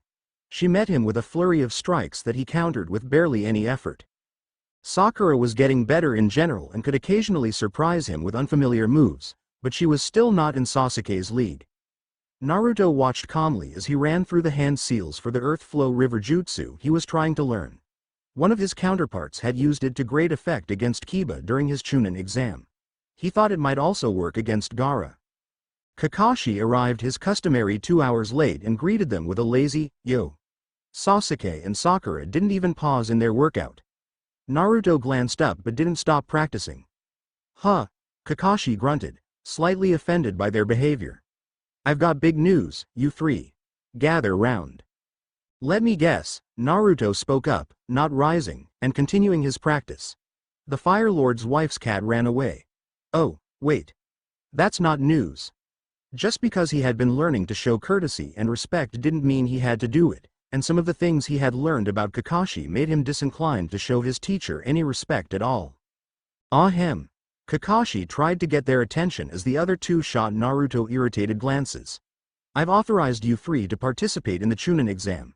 He handed them each a form. All you have to do is present these at the academy where the first part is being held. Be there at 8 o'clock sharp, tomorrow. You have the day off to think about this. People die during this exam. If you don't feel up to it, then don't show up. We'll work out a way to up your training for the next one. I'm in, Sasuke said without hesitation, folding the form and putting it carefully in his pocket. Me too, Sakura nodded. Count me in, Naruto grinned excitedly. This, he knew, was the perfect chance to prove to the entire village what an awesome shinobi he was. Finally, he would get some respect. Talks with his counterparts had done a lot to change his perspective, but it hadn't changed his basic desire for acknowledgement and the respect of the villagers. He was certain he could be Hokage if he worked hard enough, and becoming a Chunin was the next step. When the three genin were dismissed, he went to a favorite, isolated training ground to get to work. Sasuke followed Sakura discreetly, hoping she would lead him to the contract. He watched her practice some basic earth jutsu with her summons, but there was no sign of the contract. He knew that once it was signed, the summoner didn't have to have the contract with them. But until he got a better idea of where she might have hidden it, he had no better alternative than to follow her. For that day, it yielded nothing. He learned enough of her training methods and her skill set to rule her out as a serious threat during the exam, but he had already known that. Disgusted with his own bad luck and her pathetic attempts to train, he left her with her summons and headed to a different training ground to work on his own skills. It didn't stop him trying to work out in his head where the scroll might be. He ruled out her house easily enough. Too obvious. After that, he thought about all the places he'd seen her.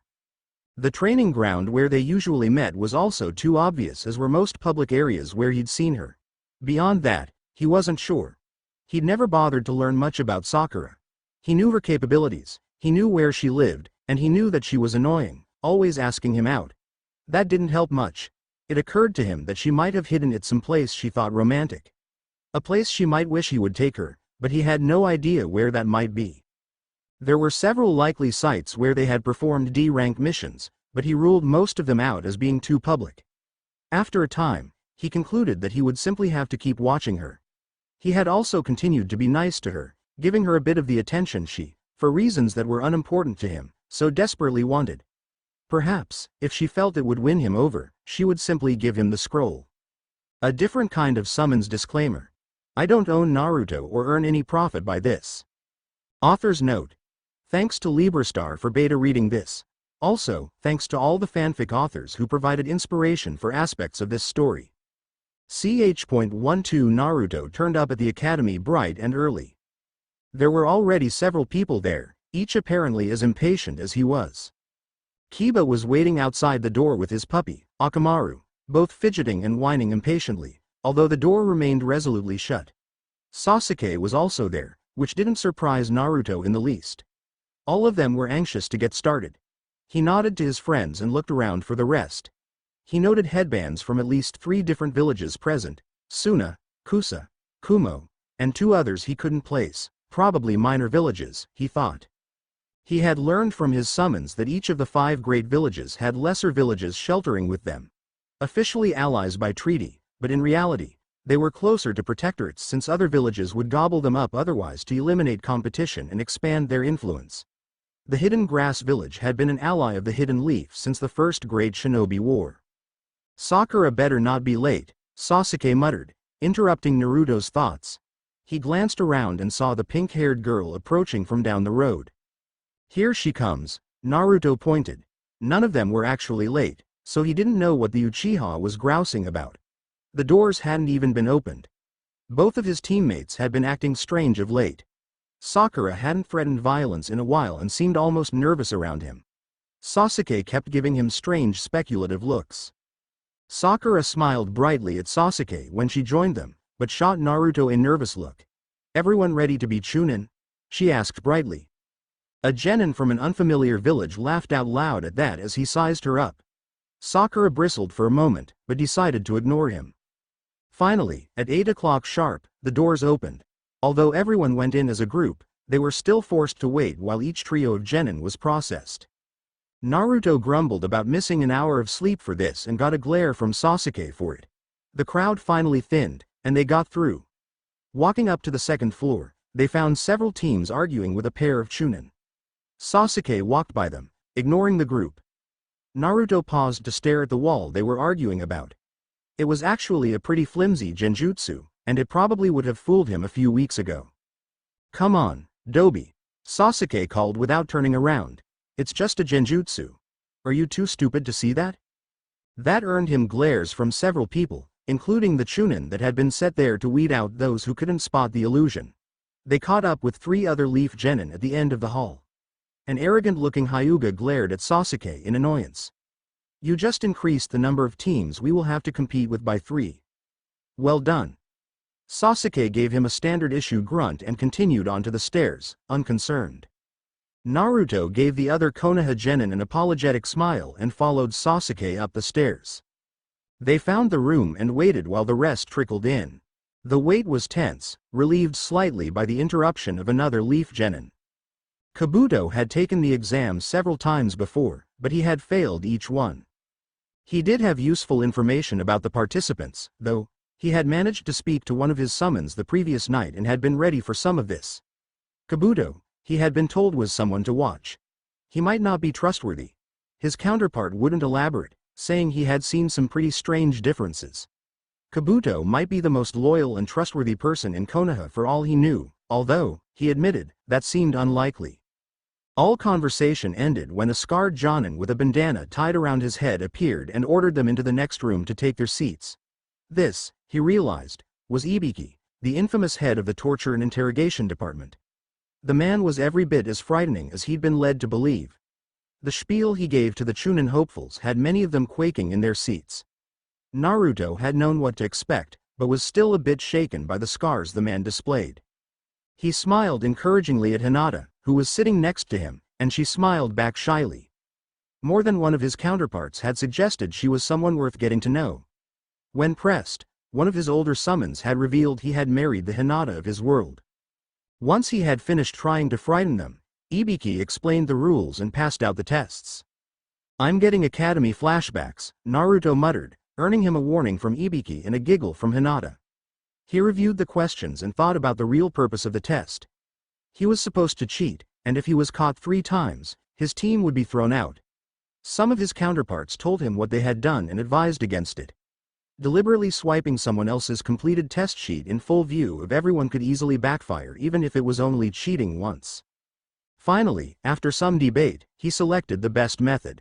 The night before the exam, a shadow clone under a transformation had stolen the test. It had been caught almost immediately, but not before it had created a clone of its own while holding the test. That clone escaped with a body flicker. It had made several clones since then. While Ibiki knew that a shadow clone had tried to steal the test, he didn't know who created it and he thought the theft had been prevented. Naruto glanced out the window and saw an Enbu sitting on the roof across the way. It gave him a thumbs up and dispelled. A moment later he remembered reading the first 2 questions and memorizing the answers. He scribbled them down and waited for the next one. Several clones dispelled at 2-minute intervals, giving him all the information he needed to answer the questions. The occasional call from one of the proctors disqualifying a team for getting caught was somewhat distracting, but Naruto knew that his method left no traces for them to find, literally. The 10th question had been left as a surprise. There were only 9 on the exam paper. Those he had asked just said, "Be yourself, and you'll be fine." That seemed odd advice. Who else would he be? He understood when the 10th question was asked and he answered without hesitating. "All right. I'll make this simple," the Jonin proctor said coldly. "The 10th question is all or nothing. If you get it right, you pass. If you don't, you fail. Not only do you fail, but you give up the chance of becoming a chunin permanently. If you walk away now, though, you have the chance to try again. Make your decision carefully. You aren't just deciding for yourself, but for the rest of your team. If one gives up, the entire team leaves. Understood?" Naruto thought about the question and the implications, while teams started dropping out. A shinobi had to be able to push through regardless of risk. The mission came first, but if the cost of failure was so high as to make it too dangerous to risk, should a shinobi be prepared to abandon the mission? He rejected that line of thinking. Never, he shouted. If the risk is greater than the gain, find another way forward, but you don't, abandon the mission. Across the room, hands that had begun to creep up went down. Ibiki glared at Naruto for a moment and then swept his gaze across the room. Be sure of your choices. Screw up this mission, and you never get another chance to advance. And that's different from most missions above D rank. How? Naruto asked. There were nods around the room. If no one else is going to wise up, no one moved. So be it, Ibiki snarled. All of you that stayed for the 10th question, pass. There was a babble of confused questions, but he silenced them with a look. You will all face challenges, missions where your own safety is secondary to achieving the goal. Most of you already have. Anyone who backs down from that risk needs to reconsider their career choice, and they're definitely not ready to be Chunin. Before he could say more, a window to his right shattered and two kunai trailing a banner thudded into place. One in the floor, the other in the ceiling, announcing the arrival of Midarashi Anko, the proctor for the second exam. Ibiki sighed in irritation. Anko began to introduce herself but paused when she saw how many people were there. You're slipping, Ibiki. There are way too many. You're early, the man growled. Anko ignored him in favor of directing them to Training Ground 44. A different kind of summons disclaimer. I don't own Naruto or earn any profit by this. Author's note. Thanks to Librastar for beta reading this. Also, thanks to all the fanfic authors who provided inspiration for aspects of this story. Ch.13 Training Ground 44, or the Forest of Death as it was also called, was full of traps, dangerous predatory animals, and poisonous, occasionally predatory, plants. According to Anko though, those weren't the biggest threats inside the forest. Your teams will be pitted against each other. Each of you will have one scroll. She held up two, one with the kanji for earth and the other with the kanji for heaven. By the time you reach the tower at the center of the forest, you will need to have both. How you get the other scroll is up to you. Anything goes in this competition, but remember that every member of your team has to arrive alive and able to compete in the next stage of the exam. Place doesn't look so bad. Naruto smirked as he glanced at his teammates. He caught a movement out of the corner of his eye and tilted his head to the right so the kunai the apparently homicidal proctor had thrown at him sailed by without leaving a scratch on him. If I hadn't been practicing dodging with that nutjob version of me that Tenten trained, that could have been ugly. Pay attention, Anko shouted. If she was surprised by the dodge, she didn't show it. You can get dead by being arrogant. Stay alert at all times in the forest and maybe you won't die. She distributed the scrolls. Each team took care in hiding which type they had received, before they each set off for a different gate. Naruto grinned at his teammates as they arrived at theirs. This'll be a piece of cake. I've been sending clones into the forest for weeks to train, so I know the place pretty well. Let's get somewhere hidden and then we can talk strategy. The others nodded and the three were soon concealed in the upper branches of a tree a few hundred yards from the fence. As I see it, Sasuke started, we have two options. We can head straight for the tower and set up an ambush for any team passing through, or we can work on getting a scroll first. I think the second option is best as any team that can make it to the tower is going to be pretty tough. While we could take them, why make things harder on ourselves? Sounds good to me, Sasuke-kun. Sakura smiled brightly. Works for me, Naruto said easily. We won't know ahead of time who has which scroll, but having an extra earth scroll won't hurt us and we'll be eliminating competition.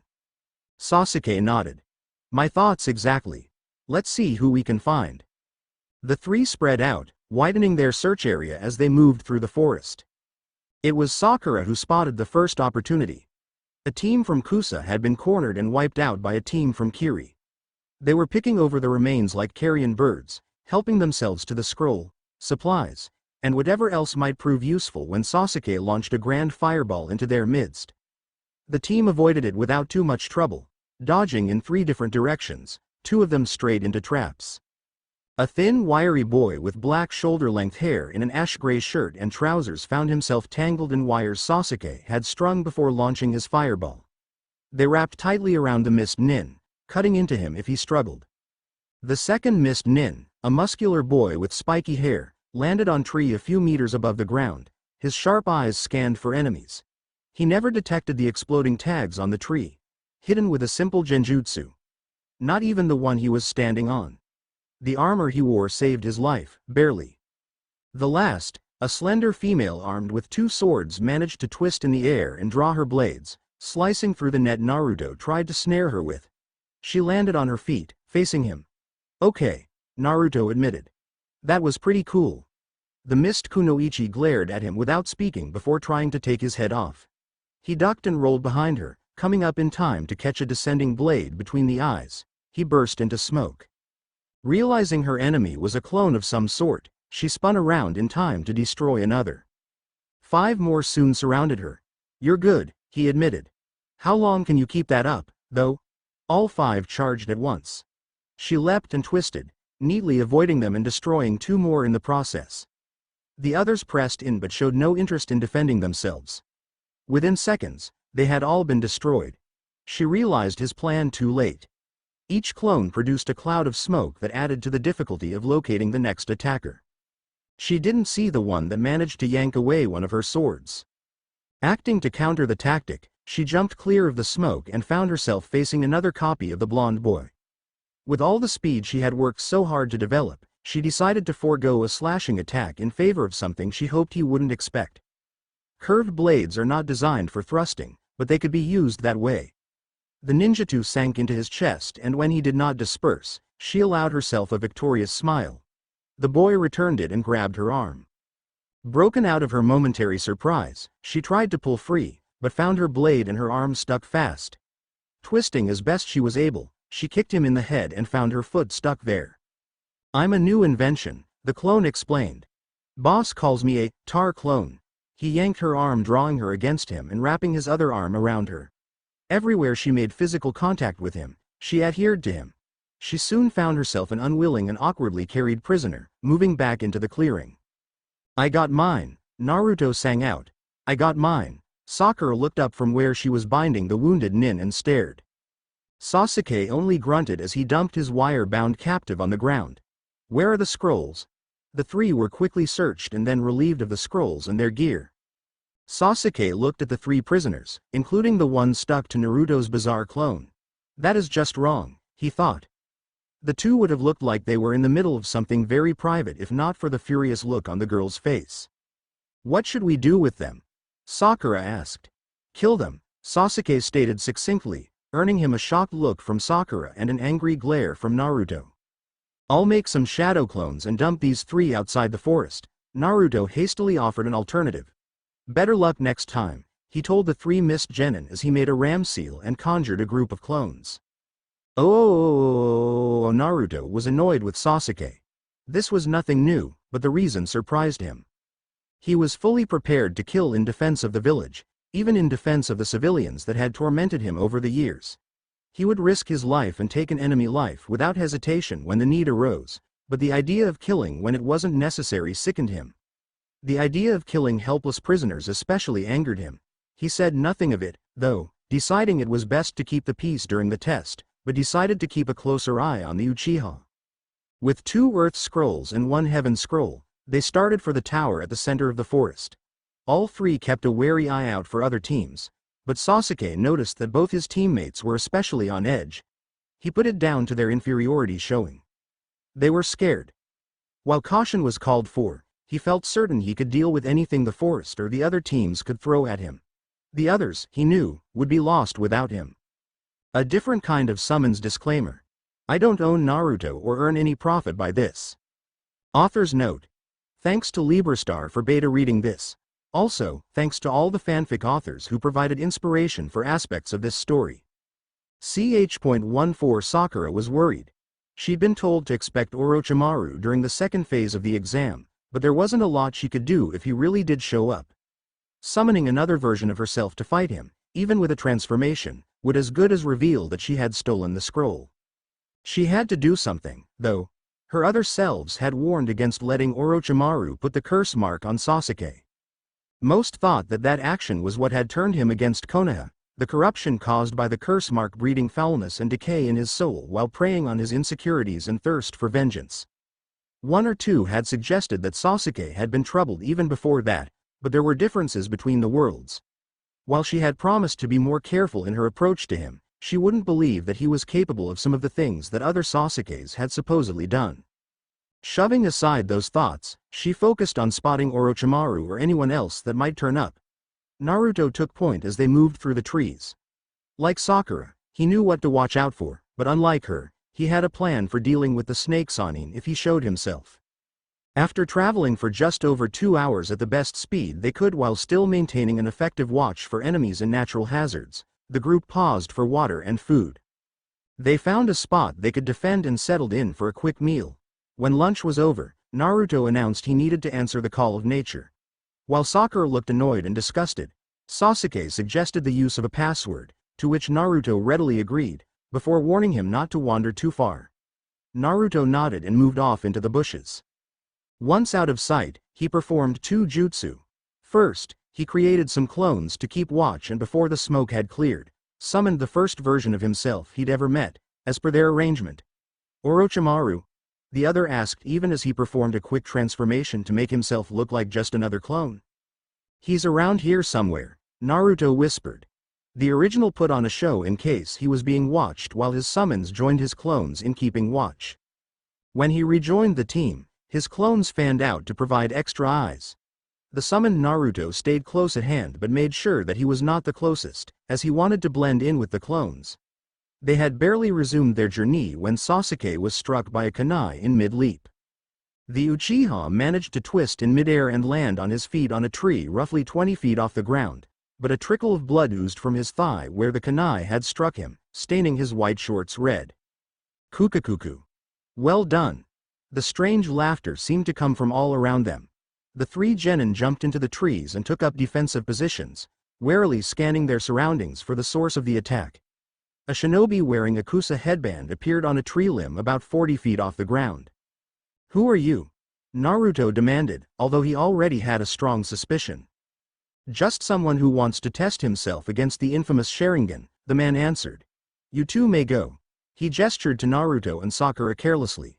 Before either could answer they were both forced to dodge a pair of enormous snakes. Sakura had to use everything she had learned over the past few weeks just to avoid the beast pursuing her. There was no opportunity to fight back.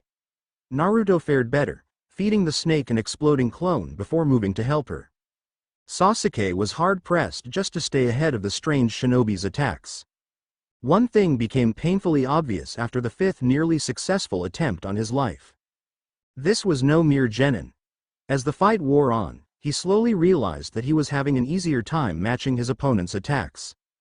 At first, he thought his enemy was simply slowing down as he tired, then he realized that the man's movements had simply become easier to follow.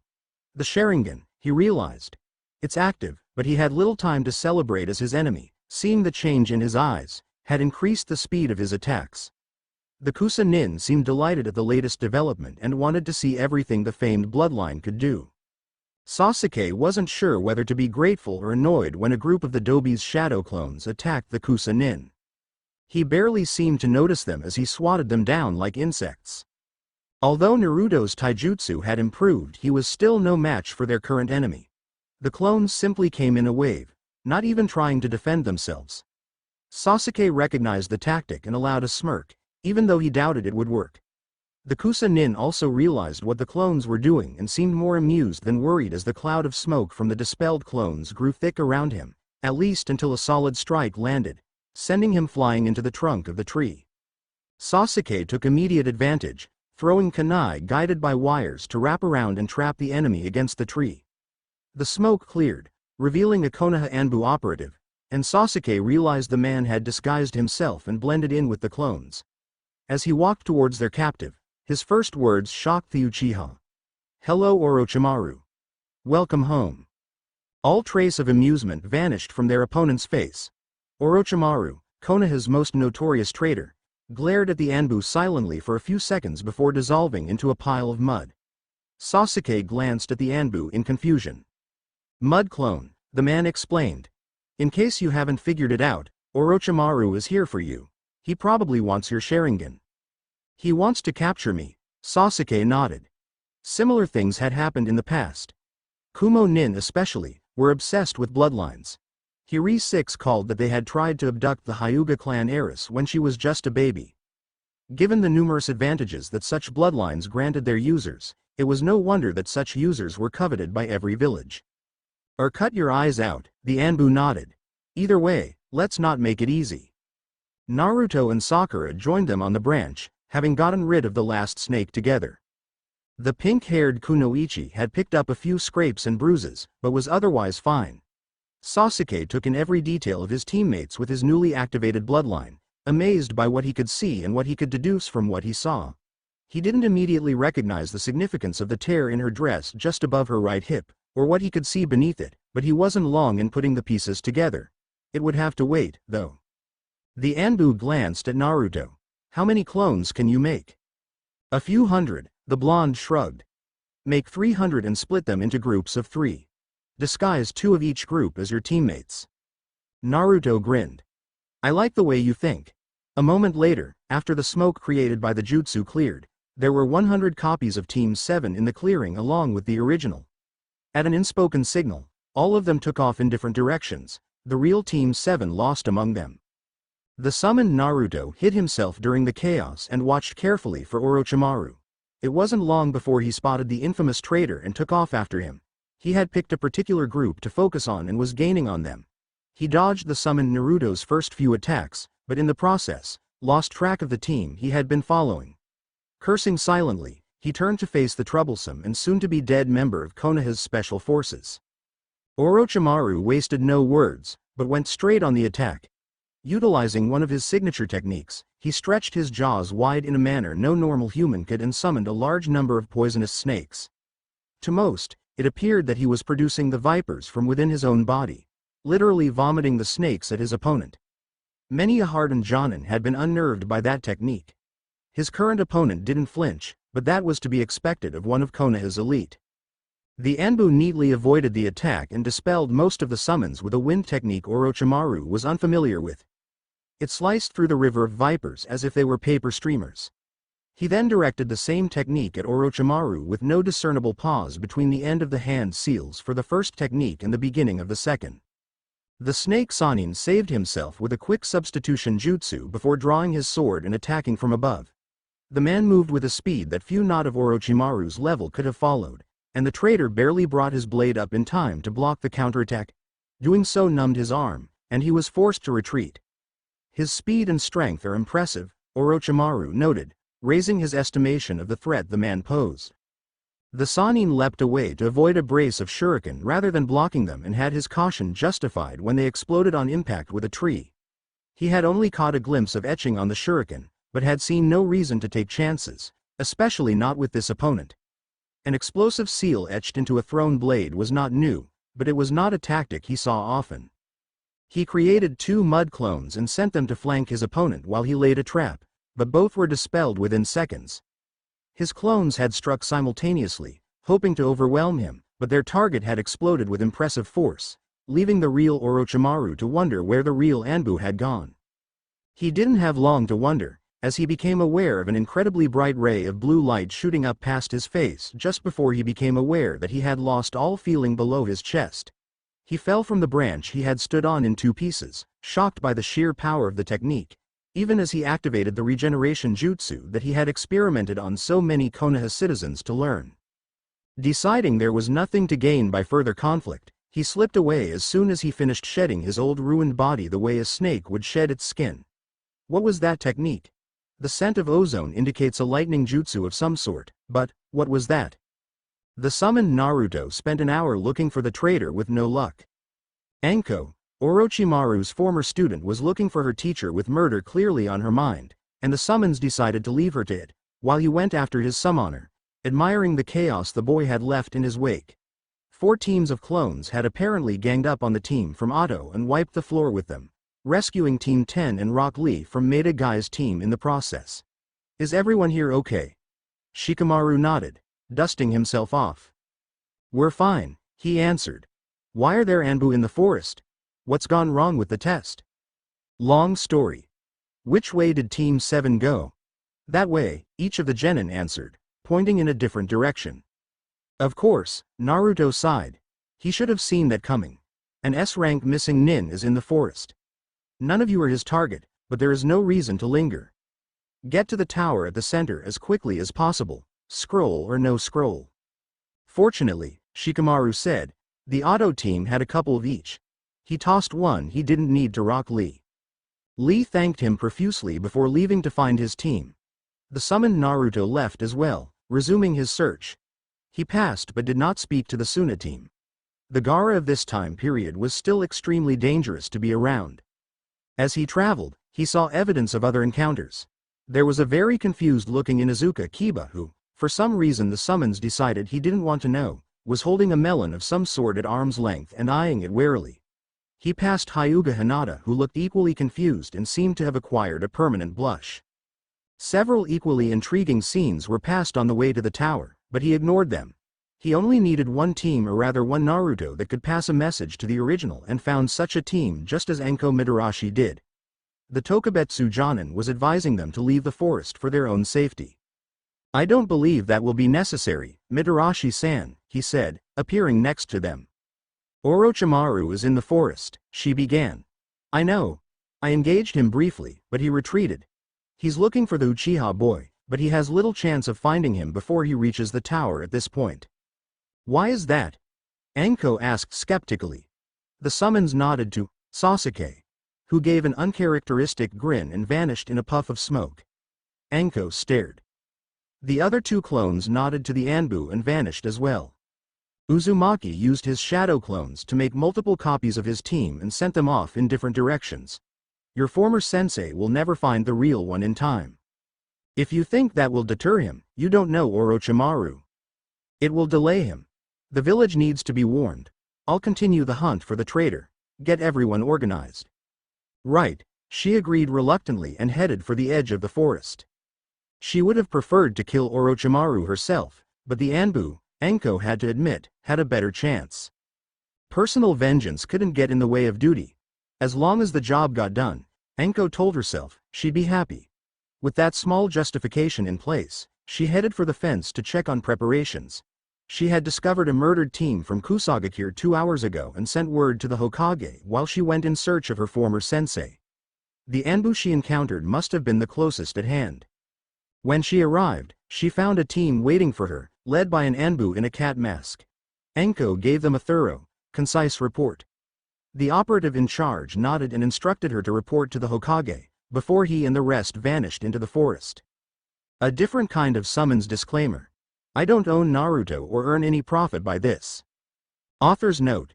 Thanks to Librastar for beta reading this. Also, thanks to all the fanfic authors who provided inspiration for aspects of this story. CH.15 Team 7 arrived at the tower with no further complications. Orochimaru Teme must have followed the wrong Team 7. Naruto smirked as they reached their goal and opened the scrolls as they'd been instructed. His teammates didn't comment. The scrolls, once unrolled and laid across each other, produced a puff of smoke and Iruka-sensei. Congratulations Team 7. Good work. He looked them over and saw they were basically uninjured aside from a few cuts and bruises. You've passed the second stage of the Chunin exam with an excellent time. It only gets harder from here, though. What comes next, Sensei? Naruto asked. His former teacher smiled kindly. You'll find out in 3 days. You made good time, but you aren't the first to arrive. You'll find rooms inside where you can rest and refresh yourselves.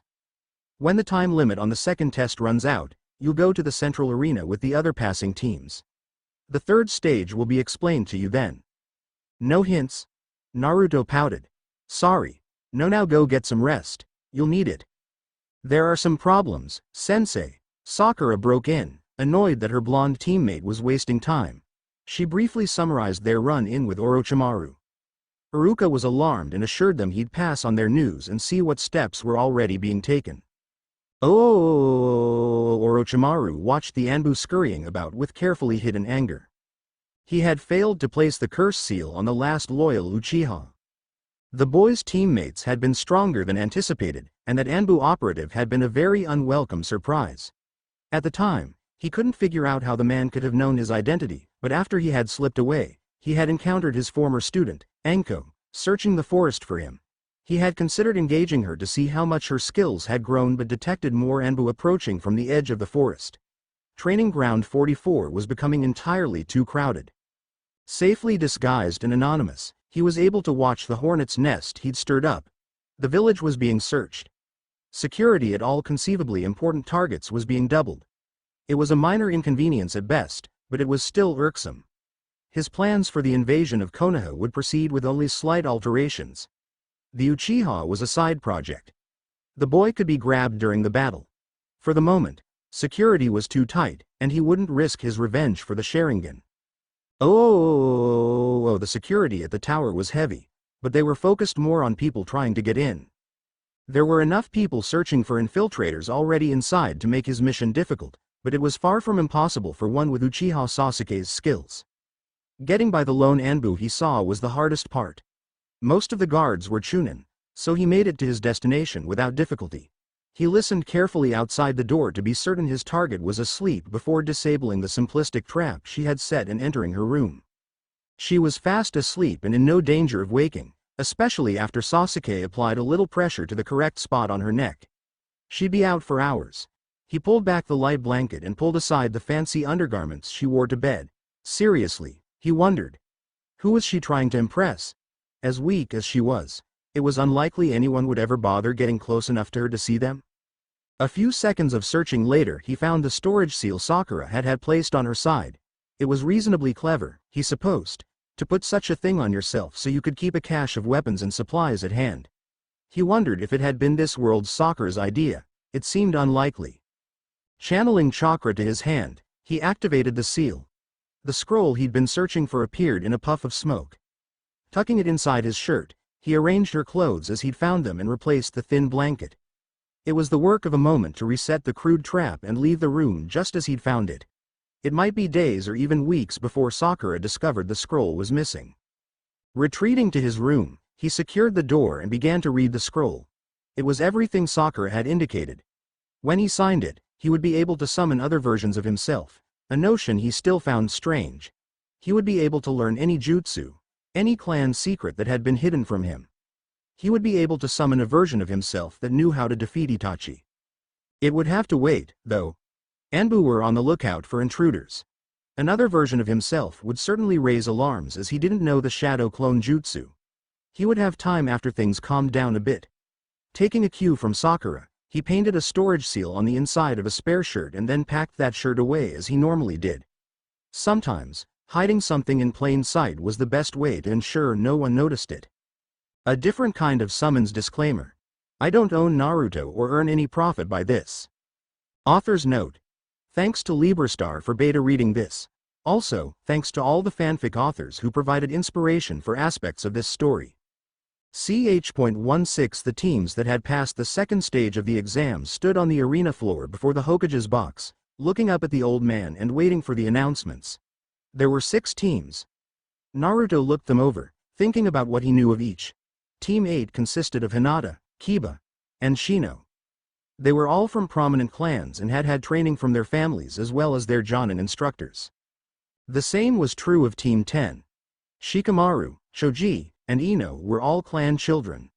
They would have no shortage of training for the next stage, he was sure. Team 9, under Maeda Guy, had Neji, Lee, and Tenten. Neji would get training from his uncle and Guy loved training more than anything. He'd train his team into the ground if given a free rein. He knew very little of Kabuto and his team, but the silver-haired genin was years older and had been through the Chunin exam several times. They could well be the best prepared of the lot. At least, his teammates might be. When the Hokage asked if any of them had doubts or wished to withdraw, Kabuto pleaded infirmity, saying he'd been too badly beat up in the forest to continue. The team from Suna could be a problem if for no other reason than they had Gaara. The crazy Jinchuriki would not be easy to deal with. He'd had a number of suggestions from his alternate selves, and had picked a strategy he hoped would work. He already had the scroll he would need and had learned the requisite jutsu. In fact, he had strategies for each of his potential opponents. The sound team, which surprised him by showing up at all, was a virtual unknown. Naruto suspected that Orochimaru had found them after several teams of clones had overwhelmed them and taken their scrolls. The Snake Sage must have given them scrolls and sent them on their way. They were, according to 2 of the summons he spoke to, crucial to Orochimaru's plans.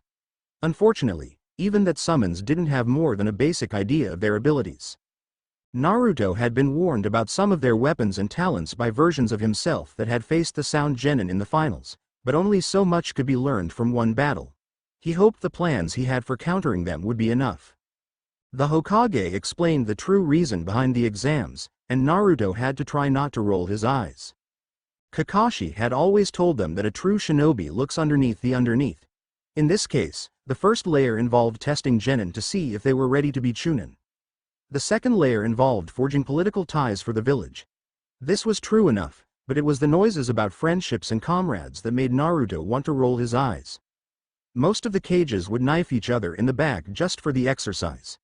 Even purported allies carried bitter grudges. The primary reason for the open chunin exams was for each village to see what the other had. It served two primary goals. Firstly, it was a deterrent, a warning, about what an enemy would face in the event of hostilities. It was also about advertising. During the final phase of the exams, the stands would be full of people with money. Powerful local and foreign lords, rich businessmen, and village leaders would be looking for the most successful village to take contracts. A poor showing at the exams meant lost revenue for the village. That would hurt everyone, and it would indicate weakness to the other cages. When the first match was announced, Naruto left the floor with the rest. He had heard several different versions of these fights from his summons, so he wasn't sure what to expect. There were several versions, he recalled, in which Sasuke had fought Yoroi Akato, one of Kabuto's teammates. The chakra drainer hadn't won in any of the realities he had heard tell of, and it didn't seem he would win in this one. Yoroi's simple wasn't fast enough to beat the Uchiha boy. His chakra draining technique required him to get a good grip on an opponent to be really effective. After one taste of that trick, Sasuke didn't give the older boy another chance. Aburame Shino's match against Zaku Abumi of Hidden Sound was even shorter. The Sound Genin had taken a severe beating at the hands of Naruto's clones and was slowed down considerably. Shino easily overwhelmed him with the insects he controlled. The Sound Shinobi's implants were severely damaged when he tried to use them while they were clogged with bugs. Sakura and Ino both rushed to the arena floor, anxious to prove themselves to their crush. Sakura, though she'd begun to have reservations about Sasuke, still held out hope that he would be different. That he wouldn't be the traitor and murderer that the other Sakuras had warned her about. When Hayate Gecko called the match, Ino rushed forward, straight into a mild genjutsu that caused her to see Sakura a few degrees to the right of her actual position. The pink-haired genin stuck out her foot and sent Ino sprawling. The blonde was on her feet again in an instant, shocked out of the genjutsu by her fall. She narrowed her eyes and came in more carefully. "So, you learned some genjutsu after all. I guess I shouldn't be surprised.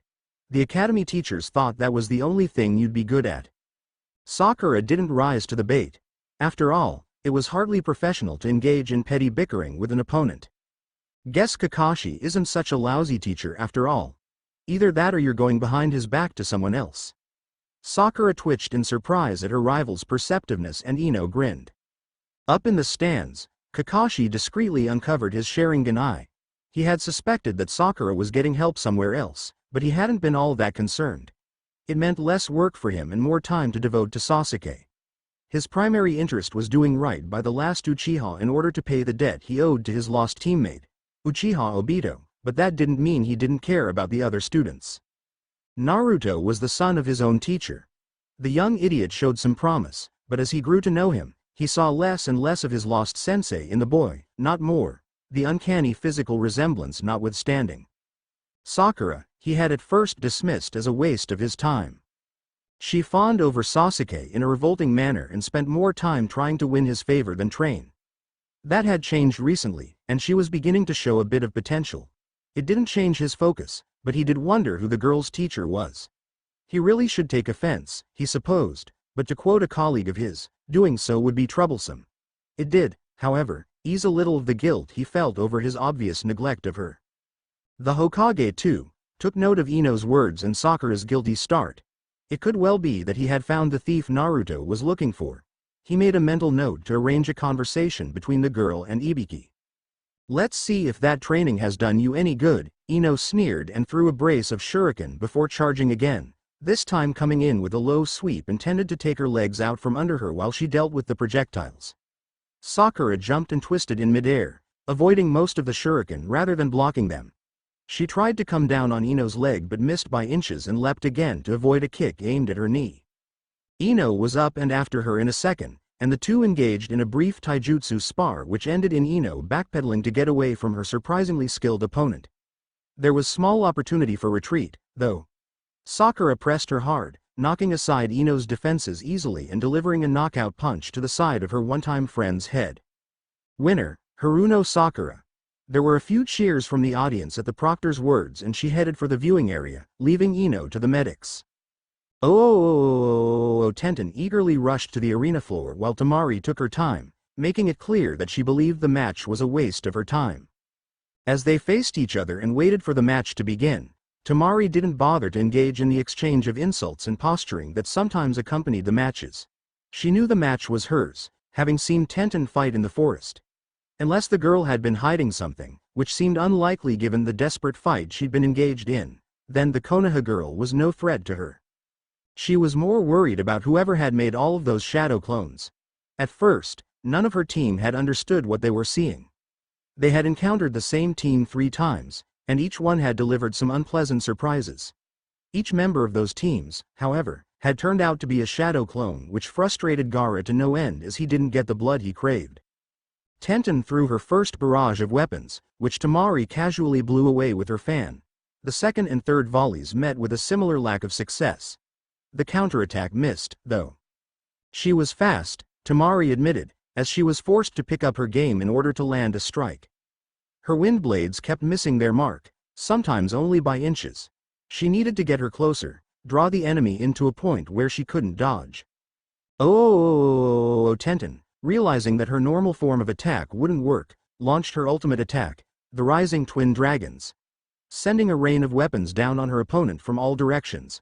On this occasion, however, her ultimate attack was merely a diversion. She had to get inside the Suna Genin's wind defense. She had to engage in taijutsu. Most long-range fighters were weak at close-range combat, and Tenten hoped that Temari of the Desert was no exception. While Temari concentrated on her wind jutsu, Tenten moved quickly to close the distance with a pair of kunai she hand-held onto from the scrolls. It should have been a quick victory. Her opponent was entirely focused on the incoming weapons. At the last second though, she turned, closing her fan and blocking Tenten's strike with enough force to knock one of the kunai out of her hand. She sidestepped the other and struck Tenten in the head with the closed fan, driving her back several steps. With a quick motion of her wrist, as she took a step back herself, she opened the fan to reveal one moon and unleashed a powerful gust of wind at point-blank range. The last thought to pass through Tenten's mind before she slammed into the arena wall and lost consciousness was that it had been too easy. She should have known closing with the wind user was too easy. Narashikamaru versus Kinsuchi, the proctor called before getting out of the way. The Sound Genin made the first move, drawing senbon from her equipment pack and throwing them, some at Shikamaru and some around him, forming a web. Shikamaru dodged most of the senbon thrown at him and deflected others, using as little energy as possible. He listened to her boasting about her technique, mining her words for any useful information as he moved in, driving her back with his shadow, making half-hearted attempts to ensnare her and forcing her to begin again. Finally, he allowed her to trap him after formulating a strategy. The bells on the senbon started making a disorienting, painful sound when she vibrated the wires she used to guide them and trap her opponents. The wires also provided a perfect conduit for his shadow possession jutsu. She never noticed his shadow as it stretches along the shadow of one of her wires until she suddenly found herself unable to move. Shadow possession jutsu, successful, Shika said in a bored tone. He considered throwing a kunai at her, but decided it was too much trouble. She was just where she needed to be. He tested his control, forcing her to mimic his actions. Kin caught on quickly. So everything you do, I have to do. How is that going to help without an ally to take advantage? If you draw a kunai, so will I, but stabbing yourself to take me out isn't something you'd be willing to do, you lazy, weak-willed bastard. A shinobi should always be aware of their surroundings, he answered. You're right where I need you to be. With that he bent backward quickly. The sound of Kin's head striking the wall could be heard in the stadium's cheap seats. He released the jutsu and allowed her body to drop to the ground, unconscious. Who's hearing bells now? Oh! Uzumaki Naruto vs. Gaara of the Sand, the proctor announced. Sarutobi leaned forward slightly. He had debated with himself over this match. As all cages did, Sarutobi had claimed the home field advantage and rigged the selection process in order to show his own people off to their best advantage. Each match had been carefully considered. Some, like the one between the Yamanaka heiress and the Haruno girl, had been too close to call, and frankly, neither was ready to advance. Tenten had needed to be placed in a situation that could demonstrate the shortcomings of her training. While talented with weapons of many kinds, she concentrated only on weapons, ignoring other shinobi skills. Of course, if she had won, it would have gone a long way toward indicating her readiness to be a chunin. The Nara and Aburame fights had been set based on limited information, and both had done very well. The strategic thinking both demonstrated was a skill that a chunin required. Both would make excellent chunin. Naruto had grown in strength, there was no doubt, and there weren't many who could survive against Gaara. What intelligence he had on the Jinchuriki suggested that he would kill whoever faced him in the ring. He had considered matching him against one of the Sound Genin, but there was a strong possibility that both Naruto and Gaara would see the final round and perhaps even fight each other. A match between two Jinchuriki could easily get out of hand, and it had occurred to Sarutobi that it was best it happen when the arena was not full of spectators. Naruto went unhesitatingly to the field. He had made ready to fight any of the other hopefuls, but he had been warned by more than one that the matches were rigged. It made sense from a tactical viewpoint and a political one, though he didn't pretend to understand politics. He wondered what it meant that he was being matched against the homicidal Suna Jinchuriki. When both were ready, the proctor gave the order to begin and then all but fled the arena floor. Gaara opened the huge gourd he carried strapped to his back, and sand poured out. Naruto pulled a scroll from an inside pocket and unfurled it, revealing it to be a storage seal. "Mother wants your blood," the insane demon container said quietly as the sand surged forward. "She will have it." "Not today, she won't." Naruto leapt back out of range, gathered chakra in his leg muscles and jumped again, high into the air, higher than the seats from which the other hopefuls watched. He swiped a bit of blood across the storage seal, and suddenly it was raining. His leap carried him in a long high arc over Gaara as water poured from the storage scroll. It not only soaked the other boy, dampening his sand and slowing its movements, it knocked Gaara off his feet. The other Jinchuriki had to struggle, possibly for the first time in his life, to keep himself safe and alive.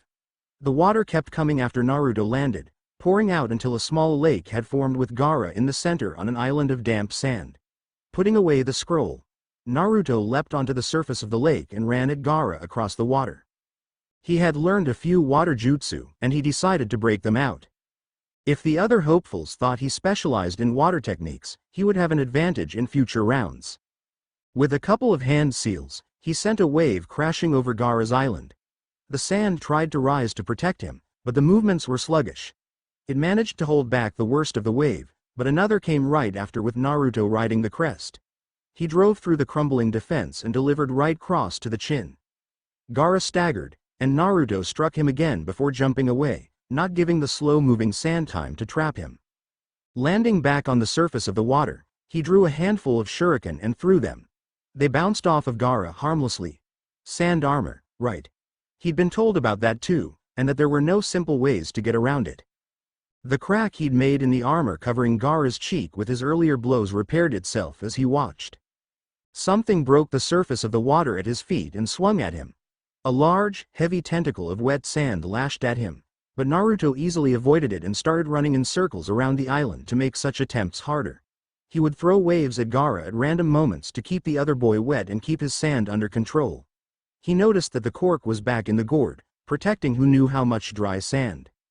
He wished he knew the water prison jutsu, but he couldn't think of a way to explain knowing it. He'd be hard-pressed as it was to explain what he'd done during the match. He was forced to set those thoughts aside by a stinging pain in his side. Jumping back, he put a hand to his ribs, discovering a thin red line. Looking back at Gaara, he could see thin tendrils of sand floating around him. They all originated in the gourd. Naruto sent another wave crashing over the island and its sole inhabitant, but Gaara quickly withdrew the sand to the safety of the dry gourd. "Mother wants more," the Mad Demon Container whispered. Naruto didn't bother to answer. He created a dozen shadow clones instead, and surrounded the island.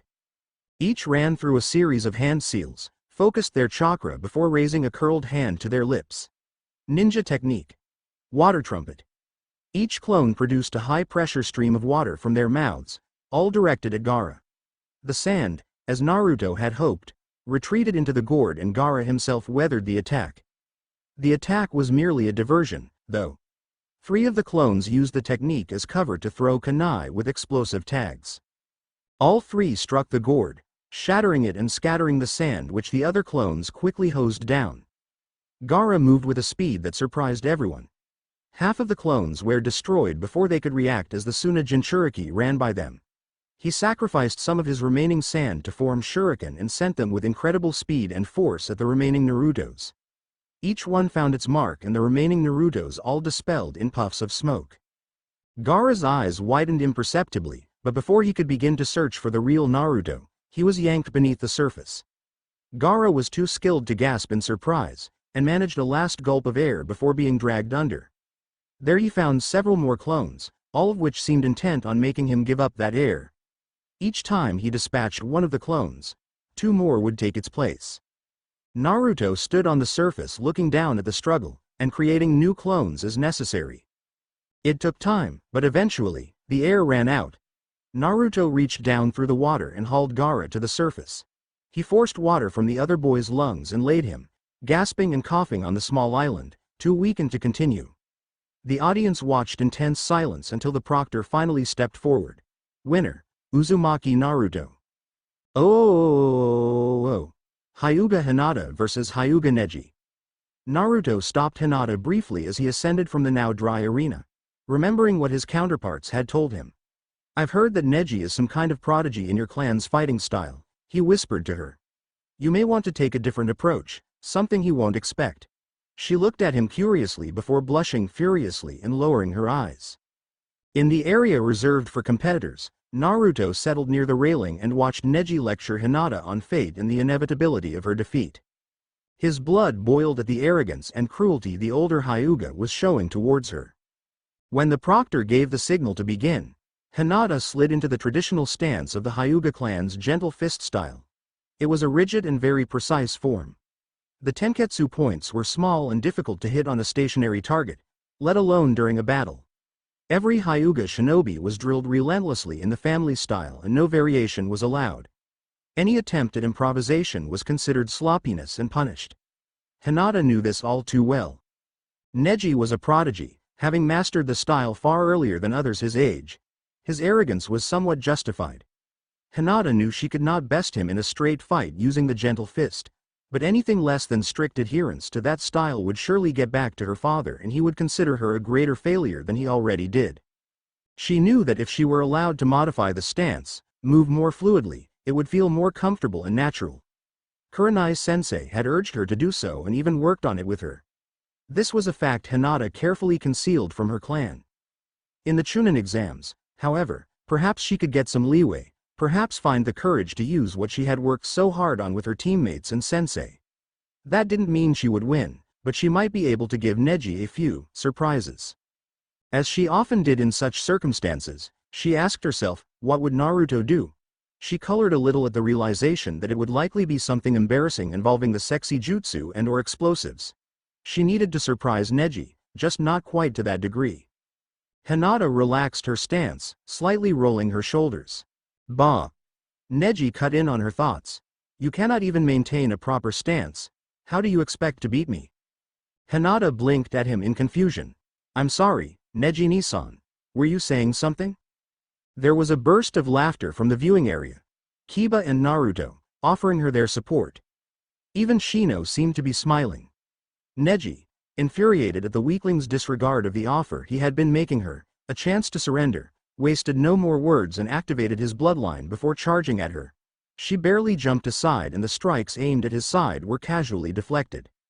Hinata barely avoided his counterstrike, leaning and twisting to dodge rather than blocking. She knew from practice spars with her father and cousin that it was possible to use an opponent's defensive block to inflict damage. So she continued dodging, sneaking in blows where she could. None of them were successful, but she was still on her feet and he hadn't managed to close even one of her tenketsu. Neji stopped to consider. 2 successive attacks had been evaded, though barely. Hinata was moving in an unusual, but effective manner. It was, he realized, a sloppy, almost mangled, version of the gentle fist style. Is that the best you can do? Mangle our clan's fighting style and avoid actually fighting? He jumped over a leg sweep and kicked her, knocking her back before moving in to close off her chakra at 6 different points. Rolling away with a supreme effort, Hinata managed to kick him in the chin, gaining enough time to get to her feet. Neji was on her again in a second, moving much faster. She did her best to dodge and block when necessary. Each blow that connected solidly, even those that struck her defensive blocks, closed off another tenketsu point. With each point closed, it became harder to react quickly, harder to move freely, harder to breathe. Pathetic. Neji said coldly. Do you see now the futility of opposing fate? You never stood a chance against me, especially with your sloppy form. His next blow sent her rolling across the arena. Do something intelligent for once and stay down. Hinata forced herself to her feet. Naruto was watching, and she would not have him think she was giving up. She could hear him cheering in the stands along with her teammate, Kiba. Neji came at her again. Hinata managed to dodge the first few strikes and land a successful blow of her own, closing a tenketsu point on his right bicep. But he retaliated with a quick series of blows that closed half of her tenketsu. Coughing up blood, Hinata collapsed once more. Forcing herself up yet again, she turned to face him. I will not give up. Infuriated at the display of will, Neji made a decision. As you wish. Now, I end this. As he prepared to finish his cousin off with another deadly 8 trigrams 64 palms, an iron grip closed on his wrist before he could move. That's enough, Yuhi Kurenai told him, her tone cold. Neji stared back angrily, but the proctor stepped forward before he could decide how to react. Matched to Hyuga Neji. The proctor called for a medic, but Kurenai helped her student walk out of the arena on her own. I'm sorry, Hinata. I had to intervene, or he would have killed you. Hinata managed to nod weakly.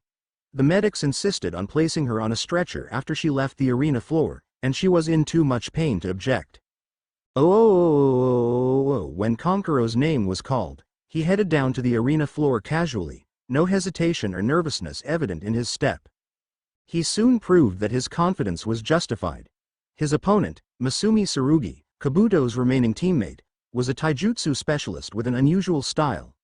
It could have given the puppet user problems if he had managed to get his hands on Konkuro. The Konoha genin's ability to unhinge his joints, wrap himself around an opponent like a snake and apply incredible pressure proved worse than useless. Choosing the wrong target for his attack made him easy prey. Dosu Kinuta vs Akamichi Choji. Both looked confident as they headed to the arena floor, Naruto noted, and made sure to cheer extra loud for his friend. They took their places and at the proctor's signal, Dosu used his sonic weapon to stagger Choji. The Akamichi heir clutched his ears, crying out in pain. Nice trick, he grinned out, but if I can't hear you it doesn't help. Human bullet tank. His body began to swell and change. Soon he was twice the height of his opponent and rounded. All I need to do is plug my ears and your attack is useless. With that, he pulled in his head and limbs and rolled toward Dosu at top speed, attempting to run him down. Dosu dodged easily. There was power behind the technique, but Choji couldn't turn sharply. Adjusting his course took precious seconds, and when he came back, Dosu was ready. Sound is vibration, moron. You don't have to hear it to be affected by it. All it takes is direct contact. He struck hard and fast, diverting his opponent's course and driving Choji into the wall. Then, he pressed his hands against him before activating his jutsu. When my attack is applied directly, your whole body is basically one big ear. Choji lost consciousness as the vibrations tore through his body, reverting him to normal. Winner, Dosu of Otto. The medics rushed onto the field to retrieve Choji as Dosu walked off the field. Inazuka Kiba vs Rock Lee. The two rushed down to the arena, both eager for the chance to prove themselves. The Hokage watched the two with interest. Although Guy had loudly proclaimed Lee to be as good a shinobi as any, the green spandex-clad Jonin did have a tendency to exaggerate and Sarutobi had briefly considered matching Lee against Gaara as a sacrifice, certain that the young genin's inability to mold chakra would keep him from advancing regardless of his skill in taijutsu. It was unlikely he would ever be a successful shinobi. He had received other reports, however, that made him reconsider. When he saw advantage in pairing Naruto and Gaara, the opportunity arose to give Lee a fighting chance to prove himself. Kiba was an excellent candidate for advancement. If Lee could win, then he would deserve his shot at being Chunin. The two took their positions. Kiba was grinning widely, anticipating an easy win. He didn't know much about the other boy, but Hinata had mentioned earlier that she could see his chakra pathways were atrophied. It seemed that, for some reason, he couldn't use chakra. When they got the signal to begin, Lee charged forward with Kiba and Akamaru barely able to dodge. Lee made another pass, seeming almost leisurely in his movements despite the incredible speed. Again, Kiba and Akamaru barely avoided the attack. Difficult as it was for him, Kiba decided they needed more information and time to study their opponent. He and Akamaru stayed on the defensive for several minutes, hoping to find a mistake to take advantage of, but Lee's form was perfect and he seemed tireless. Even using clan techniques such as the beast mimicry jutsu, that increased their speed and reaction time, didn't provide any advantage. He knew he couldn't keep dodging the insanely fast attacks and had to go on the offensive. Tossing a food pill to his dog, he called out, "Gatsuga." The two came together and launched themselves into the air, starting to spin. The first pass was a clean miss, but Lee was clearly startled by the technique. Kiba and Akamaru sped up and made another pass, this time managing to clip Lee and send him sprawling. He was up and away before they could take advantage, though. A most youthful effort. Lee cheered. "Very close, but I shall still defeat you." "We'll see about that," Kiba growled, and they launched themselves into another Gatsuga. Lee waited, trying to time his strike just right. Seeing his chance, he leapt and began a spin of his own. "Leaf Hurricane," he cried, landing several solid kicks in the pace of a second, despite Kiba's rotation. The force of the blows changed Kiba's course and sent him hurtling into the arena wall. Akamaru abandoned the fight and hurried over to his unconscious partner, whining softly. "Winner, Rock Lee." Maida guys cheering could be heard around the arena. Tenten, who had been released by the medics just in time for the match, joined in. Neji, as per usual, was quiet, casting his sensei and teammate disparaging looks for the spectacle they were making of themselves. When Kiba had been taken out of the arena, the Hokage called the winners together before him. "Well done, all of you. In 1 month's time, you will compete in the finals against opponents that will be chosen momentarily. Each of you has had a chance to see your next opponent fight. Learn from your observations and use the next month to make yourself unpredictable. Enhance your skills and learn new ones. A shinobi must always be learning and improving, as stagnation leads to an early grave." The hopefuls looked at each other, wondering who they would be fighting. "Look to the board to see who your opponents will be," the Hokage told them. Images of the 10 genin who would compete in the finals appeared. Rock Lee will face Aburame Shino. Uzumaki Naruto will face Hyuga Neji. Nara Shikamaru will face Tamari of Suna. Kankuro of Suna will face Haruno Sakura. Uchiha Sasuke will face Dosu of Ado. Study your opponents well and prepare. You will face them in 1 month's time before a full arena. The audience will include representatives from all the elemental nations. Many potential clients will be watching the outcome of your matches, as will people from the other hidden villages, looking over the future competition. He gave them a moment to consider this. Train hard, plan well, and make your villages proud. A different kind of summons disclaimer. I don't own Naruto or earn any profit by this. Author's note. Thanks to Librastar for beta reading this. Also, thanks to all the fanfic authors who provided inspiration for aspects of this story. Ch.17 Naruto scowled at his sensei. "What do you mean you don't have time to train me?" The hospital corridor was not the place to be having this discussion if the looks some of the staff shot him were any indication, but Naruto didn't care. He'd been visiting Hinata when he'd run into his Jonin sensei and taken the chance to ask about training. Sasuke's facing an opponent with skills unlike anything he's faced before. He's going to need a little extra help. "So train us together," Naruto yelled. "I've never fought a Hyuga before, and Sakura's fighting a puppet user. What's that about anyway? What kind of shinobi fights with dolls?" Kakashi sighed. "Naruto, I know you've both made other arrangements. You and Sakura used techniques during your match that I didn't teach you. Is that why you're ditching us? 'Cause we had to find tutors? Well, whose fault is that? Yeah, Sakura said from behind him, startling both with her presence and the fact that she was agreeing with Naruto. Naruto and I would have both been killed in the forest if we'd had to rely on just what you taught us, she said accusingly. No one expected Orochimaru to show up, Kakashi said tiredly. You might not have passed, but you would have been fine. I meant the exam to be a learning experience for you. A chance to see what shinobi life is really like. Good job, Naruto snorted, sarcasm dripping off the words. You not only throw us in, admitting we weren't ready, but you also admit you didn't expect us to pass? Kakashi had the grace to look embarrassed. I didn't say that, Naruto. He tried to backpedal, but the possibility. Oh, save it. Sakura cut him off. You didn't have any faith in us. I have no faith. I put a lot of thought into your training. Both genin snorted. You throw off my plans for you by going behind my back to someone else? He'd been planning on foisting them off to someone else for the next month if they passed anyway, but they didn't need to know that. That reminds me, Naruto turned to Sakura. Who's been training you? Who's been training you?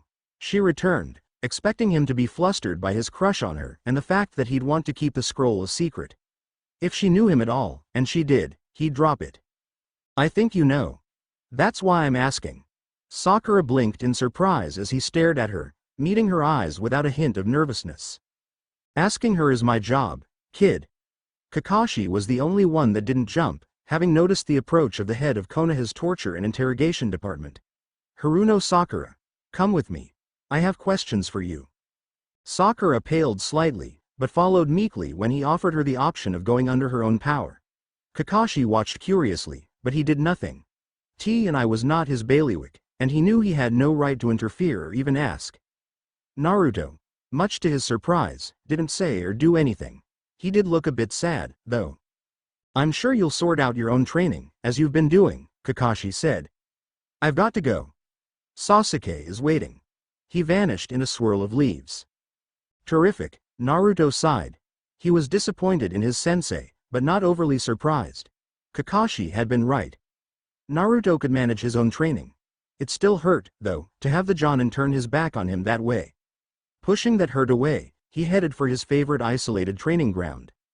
Once there, he created some clones for taijutsu practice and several more to practicing the earth flow river technique that still had some problems.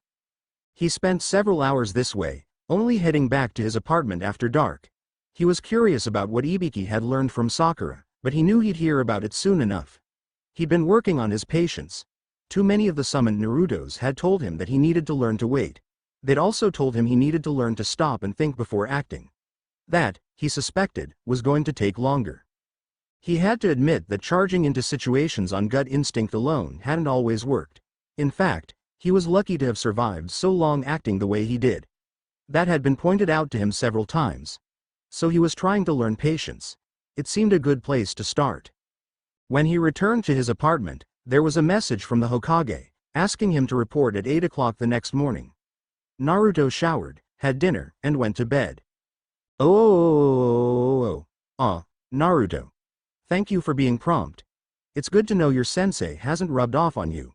The Hokage smiled at his small joke and gestured Naruto to sit down. No worries there, Gigi. I hate waiting for him to show up, so I won't be picking up that habit. He frowned irritably. I also wouldn't abandon anyone. The Sandaime raised an eyebrow curiously, but Naruto didn't continue, so he got down to business. Ibiki has questioned Sakura. She did indeed steal the summoning scroll, but she no longer has it. Gave it to Sasuke? Naruto guessed. The old man shook his head. That's a surprise. She was storing the scroll in a storage scroll tattooed on her skin, but when she tried to retrieve it, it was gone.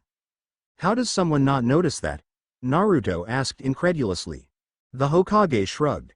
We think it might have been done when she was asleep.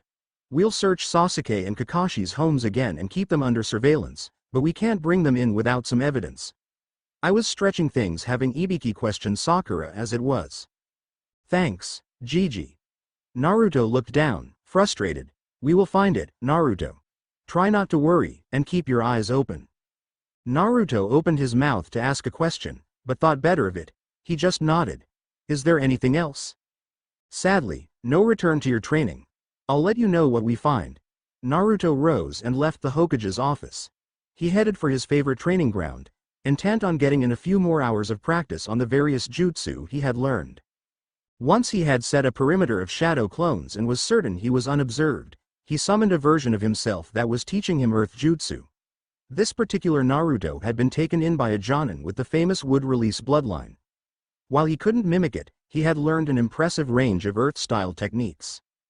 These work best with Earth-natured chakra, his counterpart told him, but you can still get a lot of use out of them, his counterpart explained as he ran through the hand seals.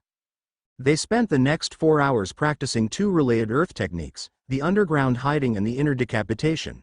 He was getting the hang of the first, but needed work on the second. His speed and chakra control needed to improve as he was, his counterpart told him, too slow and easy to track by his chakra, even underground. The two talked while they worked. Naruto liked hearing about the lives his counterparts led. Many were essentially the same, but some had much better lives while others envied Naruto the easy life he'd had. This Naruto had been adopted by an Anbu captain and had learned a great deal from him. He'd graduated near the top of his class thanks to the help he'd received. The man's wood-release bloodline made him invaluable to the village, and his reputation had somewhat shielded Naruto from the poor treatment the village had been inclined to heap on him. Are there any whose parents are still alive? He asked. Oh sure, but they're a mixed bag, too.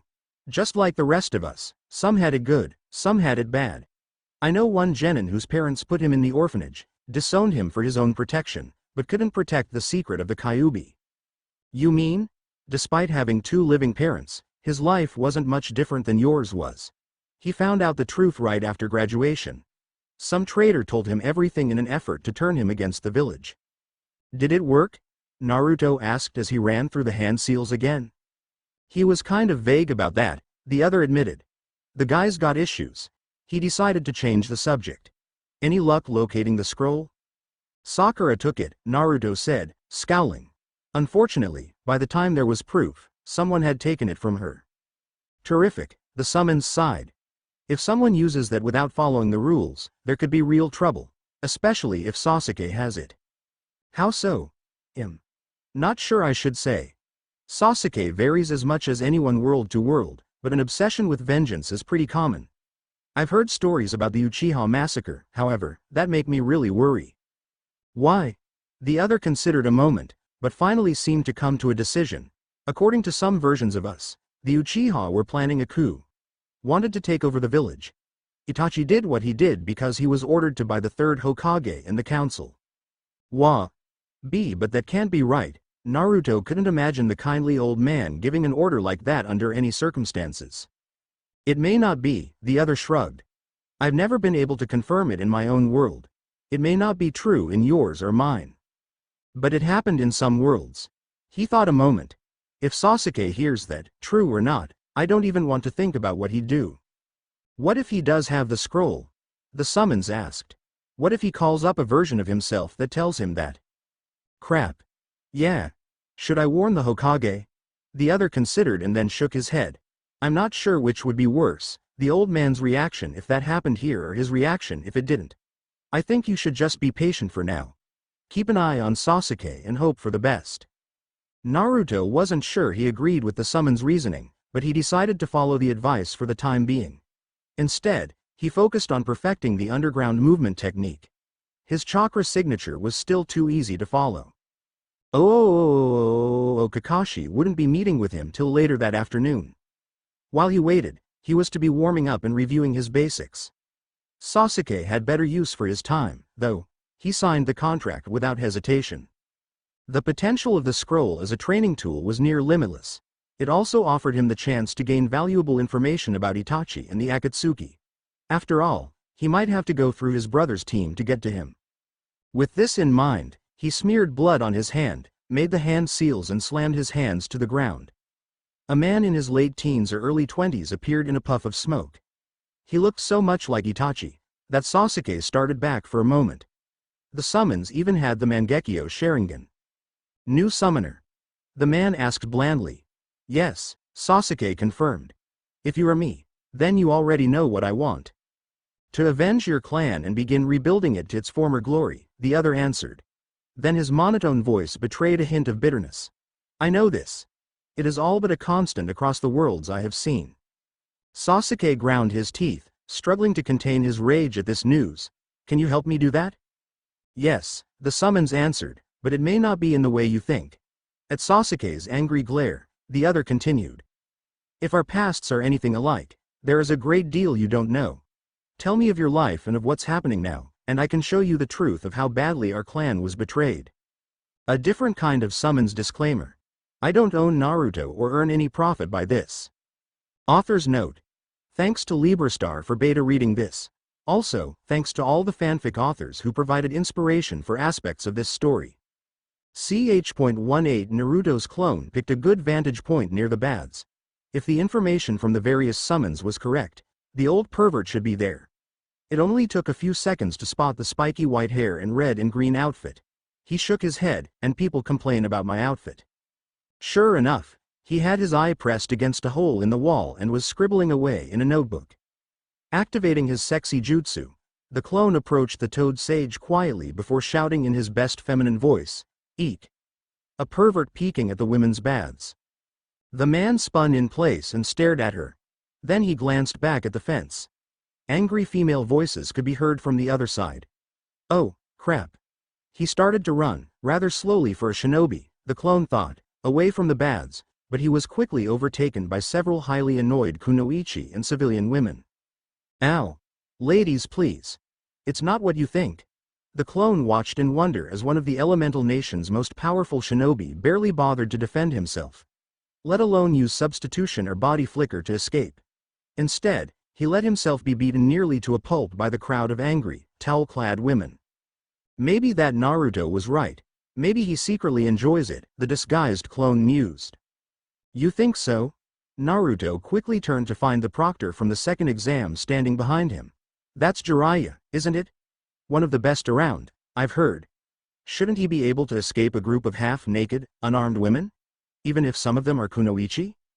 Huh, Anko looked thoughtful. That's kinda disturbing. She turned away to go back into the baths rather than joining in. Coming, girl? No, the clone demurred. He's kind of put me off public baths for now. Anko nodded sympathetically and went back inside. The shadow clone left the scene before reverting to normal and going to the pervert's rescue. 20 minutes later, Jiraiya sat beside him on a park bench sporting a perfect shiner gifted to him by the wife of the greengrocer. The clone was trying not to look directly at the toad sage. He started snickering every time he did. Not funny, kid, Jiraiya grumbled. She wasn't even a kunoichi. Naruto's clone burst out laughing. You've got a funny way of asking for a favor, the man noted. Favor? You put yourself at risk, rescuing me after you caused that scene to begin with. What do you want? What do you mean, caused? I wasn't the one who was peeping. Nah, you just raised the alarm, and don't bother denying it. I'm not stupid. Pretty sneaky, setting me up and then helping me. I'll give you points for that. The clone considered denying it, but decided not to in the end.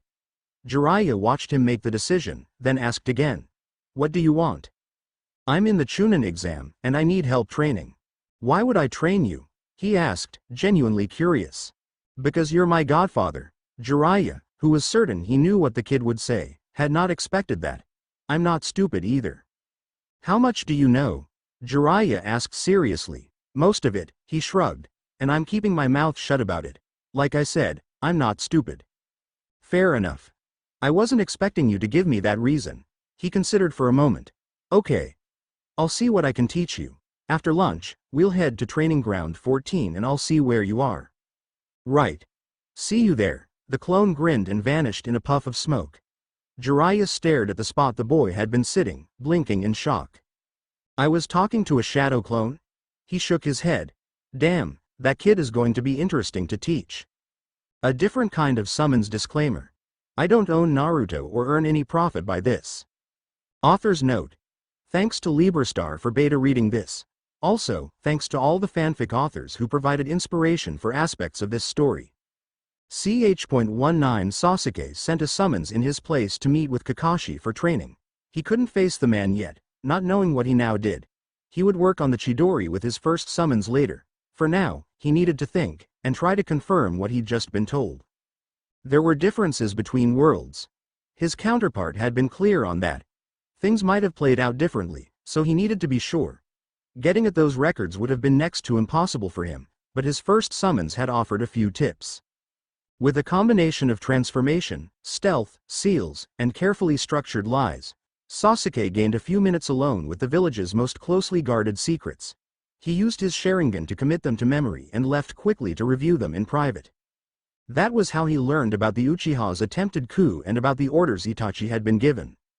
He learned of Danzo en route, and he learned of what he saw as the Third's utter failure to actually lead the village. It was clear that, while the Third wasn't a mouthpiece for Danzo, the old Warhawk and the advisors had much more influence than they should.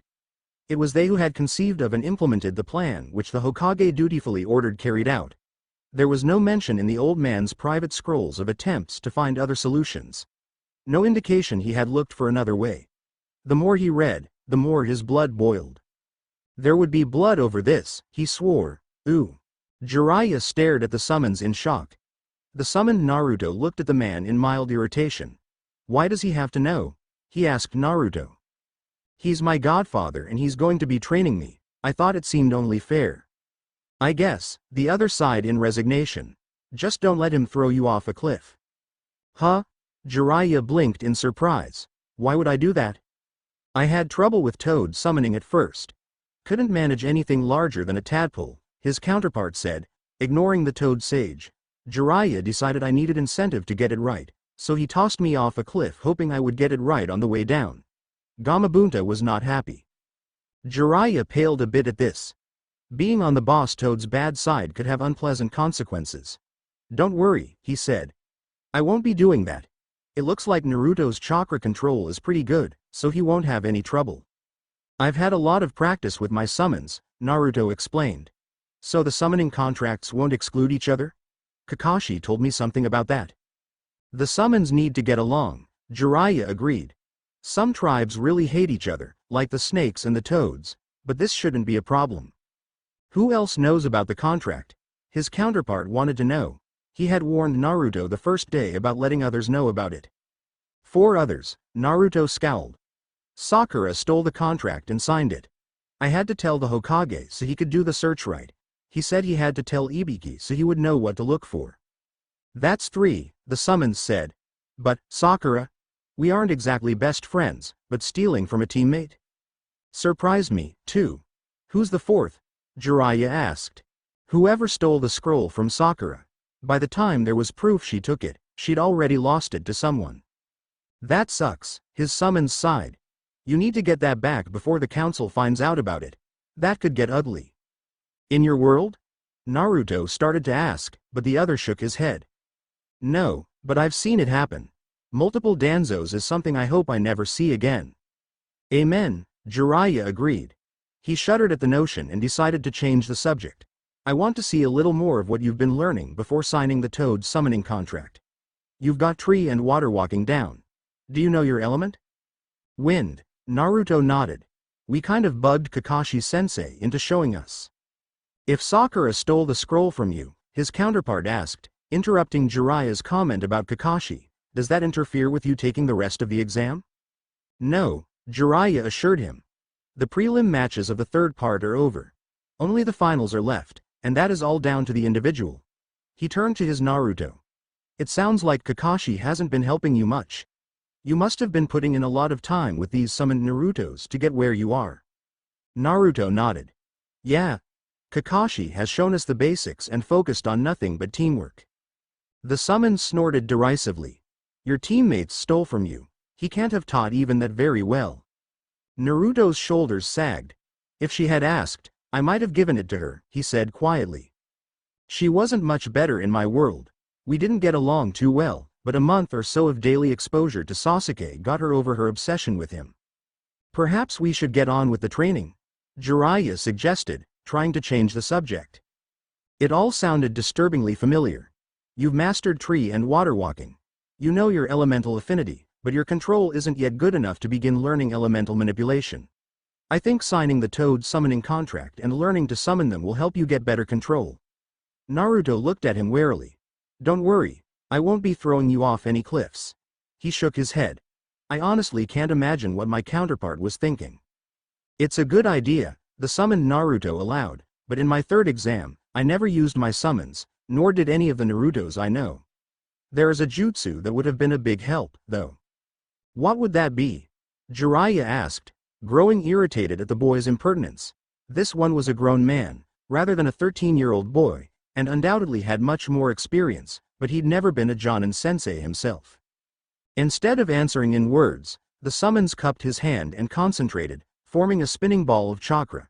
Jiraiya blinked in surprise at the sight of one of Minato's signature techniques. You want to teach him the Rasengan? He's got a month to the finals. So, the summons shrugged. I learned it in a month.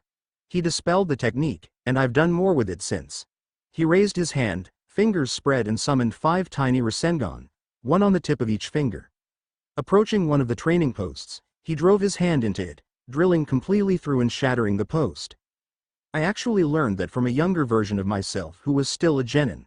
Not sure where he got the idea. Impressive, Jiraiya allowed, a bit shocked at the sight. Even he would have trouble doing that. Mastering the chakra control required to create and maintain 5 spheres at that size was quite a feat. Awesome, Naruto enthused. You can teach me that? There might be time for you to get the basic form down, Jiraiya allowed, but we'd have to begin immediately. I'll need to fetch some supplies. He looked keenly at the summons. Leave his training to me in this, understood? The summons nodded. I'd like to look around this Konoha before going back. See you around, Naruto. He altered his appearance to match Naruto's and took off. There was a lot to do, a lot that hadn't been discussed with Jiraiya. They knew Orochimaru was in the village somewhere and had confirmed that invasion was a strong possibility. At the very least, something was up between Sand and Sound. The local Naruto had wanted to warn the Hokage of the possibility immediately, but had agreed to wait for proof. It had not been quick in coming, but it had come. With Gaara out of the exams, the Hokage had pressed to have the insane Jinchuriki sent home as there was no reason for him to stay in Konoha. The Kazekage, if that is who it was, hadn't argued. Gaara had gone home. This would put a serious crimp in the Snake Sanin's plans. It was unclear, though, if it would actually derail the invasion. Kabuto would know, but his disappearance or arrest would definitely change things. He knew another summoned Naruto had tried tailing Kabuto, but lost him after being spotted trying to eavesdrop on a meeting between him and a Sand Jonin. It might be necessary to take out the traitor, assuming this Kabuto was a traitor. Evidence was still unclear, and he was loath to kill without a solid reason. At the moment, all he could do was keep watching. The local Naruto was calling the shots, as per the usual unspoken agreement, and he would need to offer strong evidence before the still idealistic boy would do anything. A different kind of summons disclaimer. I don't own Naruto or earn any profit by this. Author's note. Thanks to Librastar for beta reading this. Also, thanks to all the fanfic authors who provided inspiration for aspects of this story. Ch.20 Sasuke trained relentlessly over the next month. He learned not only the Chidori but one of its variations. More was promised when he mastered it. Kakashi was pleased with the progress he demonstrated, not suspecting that he was dealing with a different Sasuke roughly half of the time. This, too, was part of his training. The ability to deceive and use others, his summons had told him, just as the Uchiha had been deceived and used, was critical to gaining his revenge. He had been told of the trials his counterpart had faced and was happy he didn't have to endure the curse mark or Orochimaru's training methods. His counterpart's training was rigorous, to be sure, but his teacher had the benefit of experience and knew just how to motivate him. The Anbu complicated things. Their search for proof that Sasuke had the scroll limited what they could practice, where and how. Kakashi had asked permission to leave the village with Sasuke and had been denied. It was too dangerous, the Hokage said, with Orochimaru seeking to acquire the Sharingan. That had been a setback, but it was one the two Uchiha were able to overcome. With due caution, Sasuke and his new sensei kept anyone from learning about the arrangement, and the training proceeded at a pace that satisfied them both.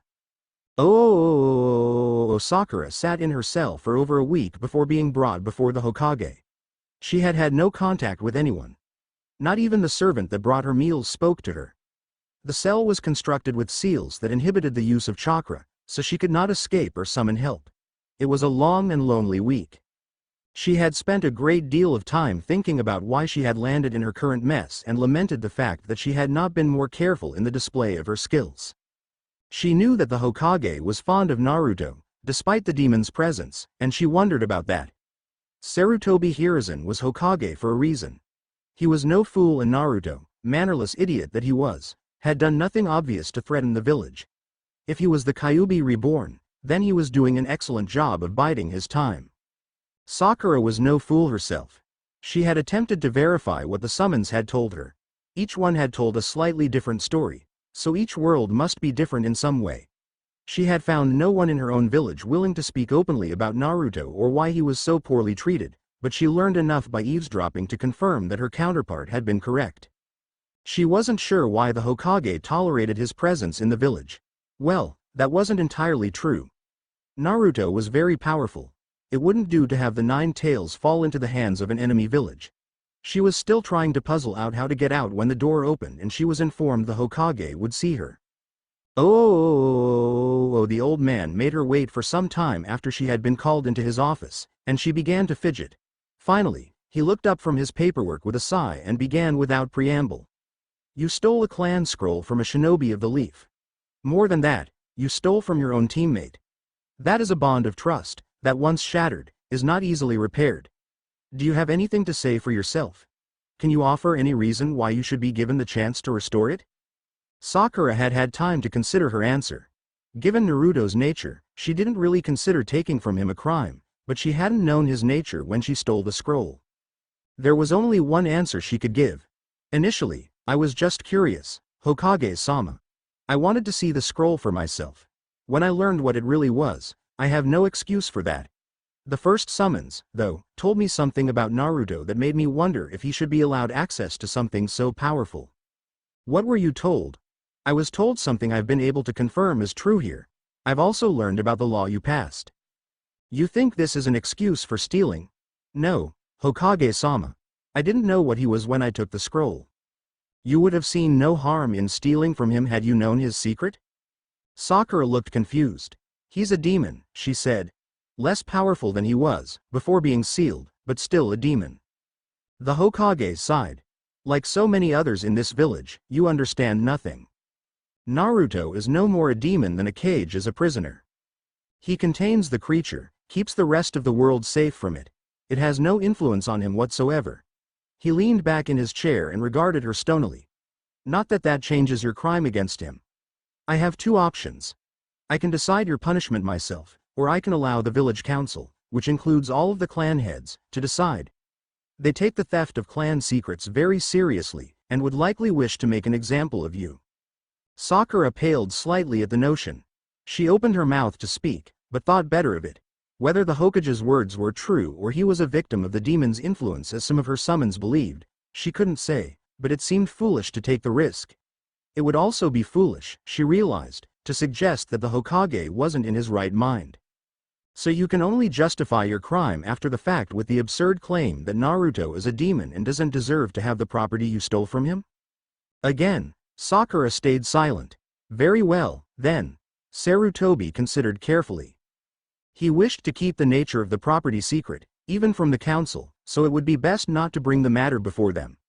The girl might tell someone if she didn't have hope of regaining what she'd lost. There were seals that could prevent her from speaking of the scroll, of course, but he was loath to apply them to a young girl. It was likely that her foolish infatuation with the Uchiha had led to the transgression, so there had been no real malice in the crime. He made his choice. When you graduated the academy, you became an adult in the eyes of the law. Such a crime can carry a very stiff penalty. Sakura gulped audibly. You will serve a 6-month sentence during which your chakra will be sealed. At the end of that, you will be evaluated to see if your shinobi career can be salvaged. A condition of this light sentence, however, is that you never reveal the nature of the scroll to anyone. If you do, your chakra will be sealed permanently and a seal will be placed on your tongue that will cost you that tongue if you speak of it or even attempt to reveal it. Is that understood? Sakura bowed her head. Hi, Hokage-sama. She kept her tone respectful, but was quietly fuming. This is the Baka's fault. Even as that thought crossed her mind, though, there was a twinge of doubt. A different kind of summons disclaimer. I don't own Naruto or earn any profit by this. Author's note. Thanks to LibraStar for beta reading this. Also, thanks to all the fanfic authors who provided inspiration for aspects of this story. Ch.21. Rasengan. Naruto drove the swirling ball of blue chakra into the training post and watched the wood shatter into tiny splinters. Yeah, I got it. It had taken him 3 weeks to get the jutsu to work for him, and he had had to use a clone for the last week. Finally, on the day before the finals, he managed to create a Rasengan with one hand. Took me a lot longer. The summons assisting that day confided in Jiraiya. For the longest time I just couldn't get it, so I kept using clones and let that be a kind of crutch. One day, it just clicked. Not something pervy sage would have thought of telling me, either. It was an odd thought I had while stirring my ramen at Ichiraku's. Jiraiya rolled his eyes.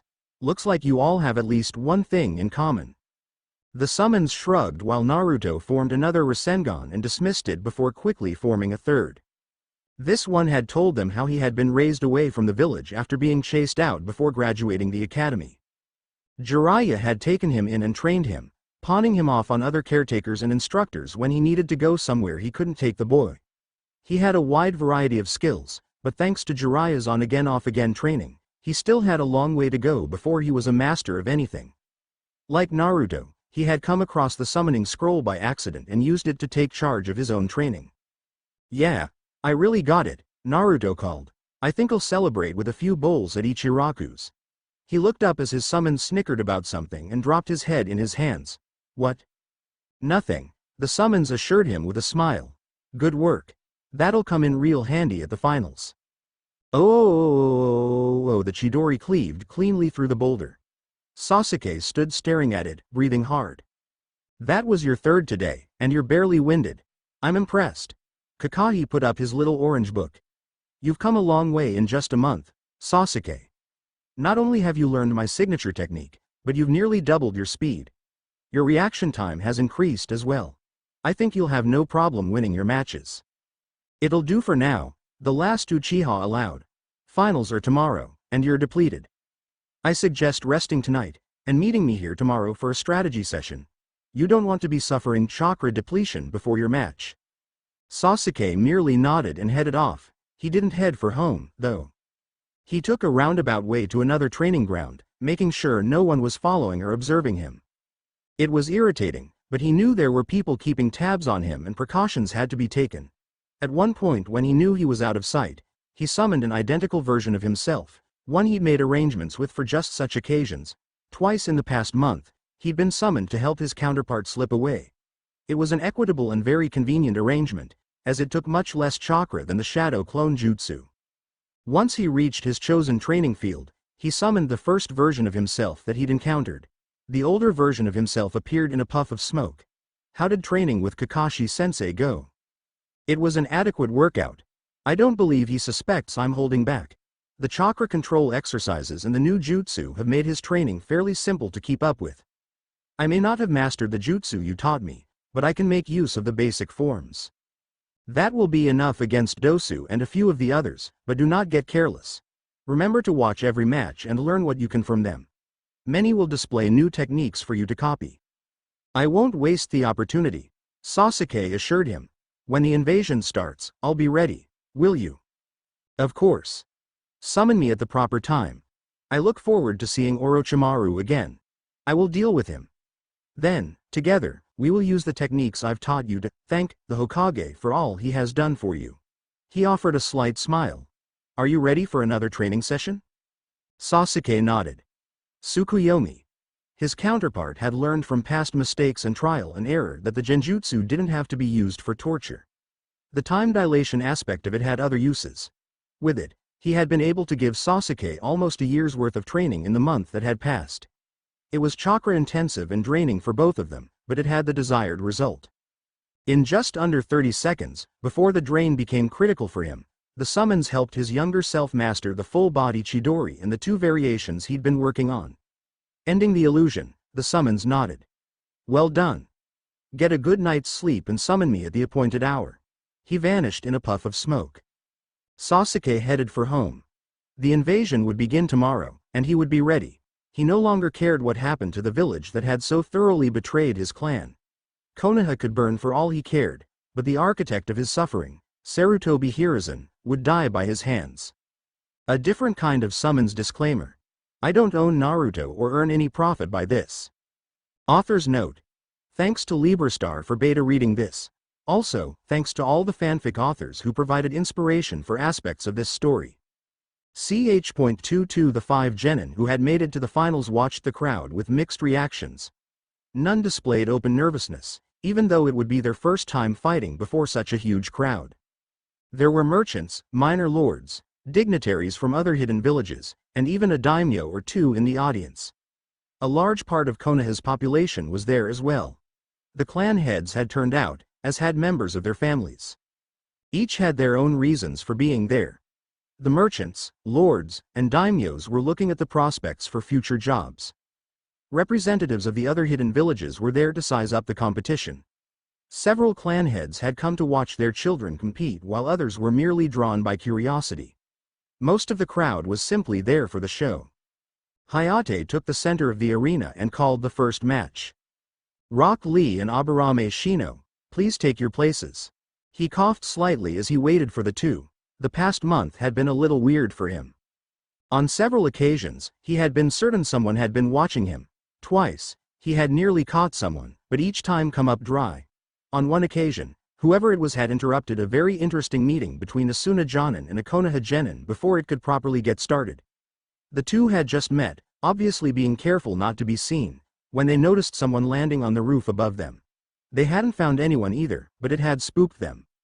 It seemed, Hayate thought, that someone, perhaps a talented genin testing his skills, was playing games. Whatever the case, it had cost him evidence of a potential spy. He had had to settle for merely informing the Hokage of Kabuto's suspicious actions. Focusing on the task before him, he reiterated the rules to the two genin. Basically, anything goes. That said, I expect to see some restraint. While killing is allowed, it is not necessary, and if I see you've won and plan to kill a defeated opponent, I will stop the match. Understood? Both nodded. Ready? Begin. He jumped back and claimed a safe vantage point from which to watch the match, out of the way, but close enough that he could intervene if necessary. Let us have a youthful match. Lee enthused, taking his ready stance. Shino didn't answer. He was familiar with the strong fist style that Lee had learned from Maida Guy and felt confident he could counter it. Keeping out of the taijutsu user's reach until the bugs had drained his chakra was going to be the tricky part. He released a swarm his bugs, dividing them into groups, each trying to cut off a different angle of attack. The swarm hadn't closed half the distance, though, when Lee vanished. The older boy appeared next to him already in mid-swing. Shino had been working hard on his taijutsu and managed, barely, to block the initial strike and the next three before his insects came to his aid. By the time they closed in, though, Lee was gone. He had moved halfway across the stadium and was watching the swarm carefully. Your insects are a formidable defense, but too slow to stop me. I am pleased to see you've been improving your taijutsu. It seemed prudent, given my opponent's identity, Shino acknowledged, realizing he'd have to change tactics. Running through a series of hand seals, he called his swarm to him, momentarily obscuring Lee's view. When the swarm cleared, 3 Shinos stood before him. They all charged. Lee couldn't tell which was which, and knew a wrong choice would leave him covered in chakra-eating bugs, if he were to engage directly. Drawing 3 kunai, he threw them at the oncoming enemy. All 3 dodged rather than blocked, but Lee was already in motion. Unhooking his weights, he spun and kicked, sending the weights straight through one of the clones. It had moved directly into the path of the oncoming weight as it dodged the kunai. The second weight caught the real Shino in the side as he twisted to avoid the thrown blade. The bug user was knocked off his feet and hit the ground, knowing that at least 2 ribs had been broken. The remaining clone dispersed into a swarm that, along with the other cloud, moved to envelop him. Without his weights, however, the bugs might as well have been moving through tar. Lee quickly dodged around the swarm and delivered a light tap to the side of the head, which rendered Shino unconscious without hurting him. Winner, Rock Lee, the proctor announced. Medics came onto the field to retrieve Shino while Lee returned to the stands and his sensei, who was practically weeping with joy.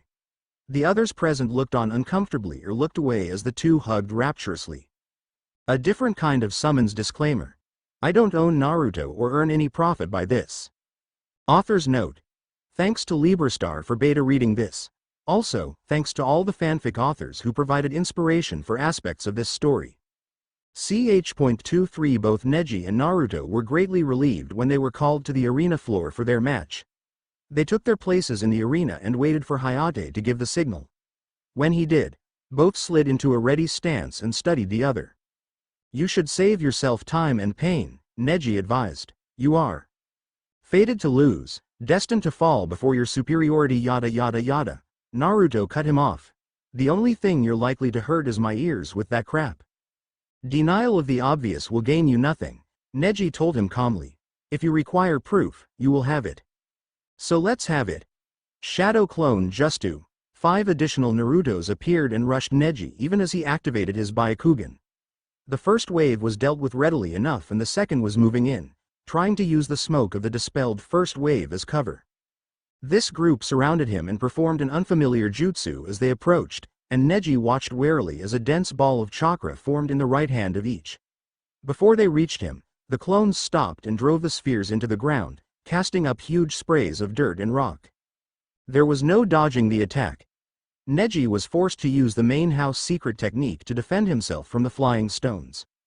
There were gasps from the audience as he spun in place, summoning up the dome of chakra that many, especially the Hyuga in the audience, recognized. No branch family member was supposed to know how to do that, and Neji cursed inwardly as he was forced into it by such a crude attack. Right behind the attack came the clones themselves, hoping to capitalize on the obscured vision and any injury the attack might have caused. They found an uninjured and fully aware Hyuga prodigy waiting for them, any projectile of significant size or threat having been easily turned aside. The only effect their attack had was to cover the furious young man in dirt, as the technique couldn't block the finer particles. He dispatched each clone in the most painful way he could manage. Yeesh. Naruto called as he got the memories. Who knew getting you dirty would be what cracked that famous Hyuga's self-control?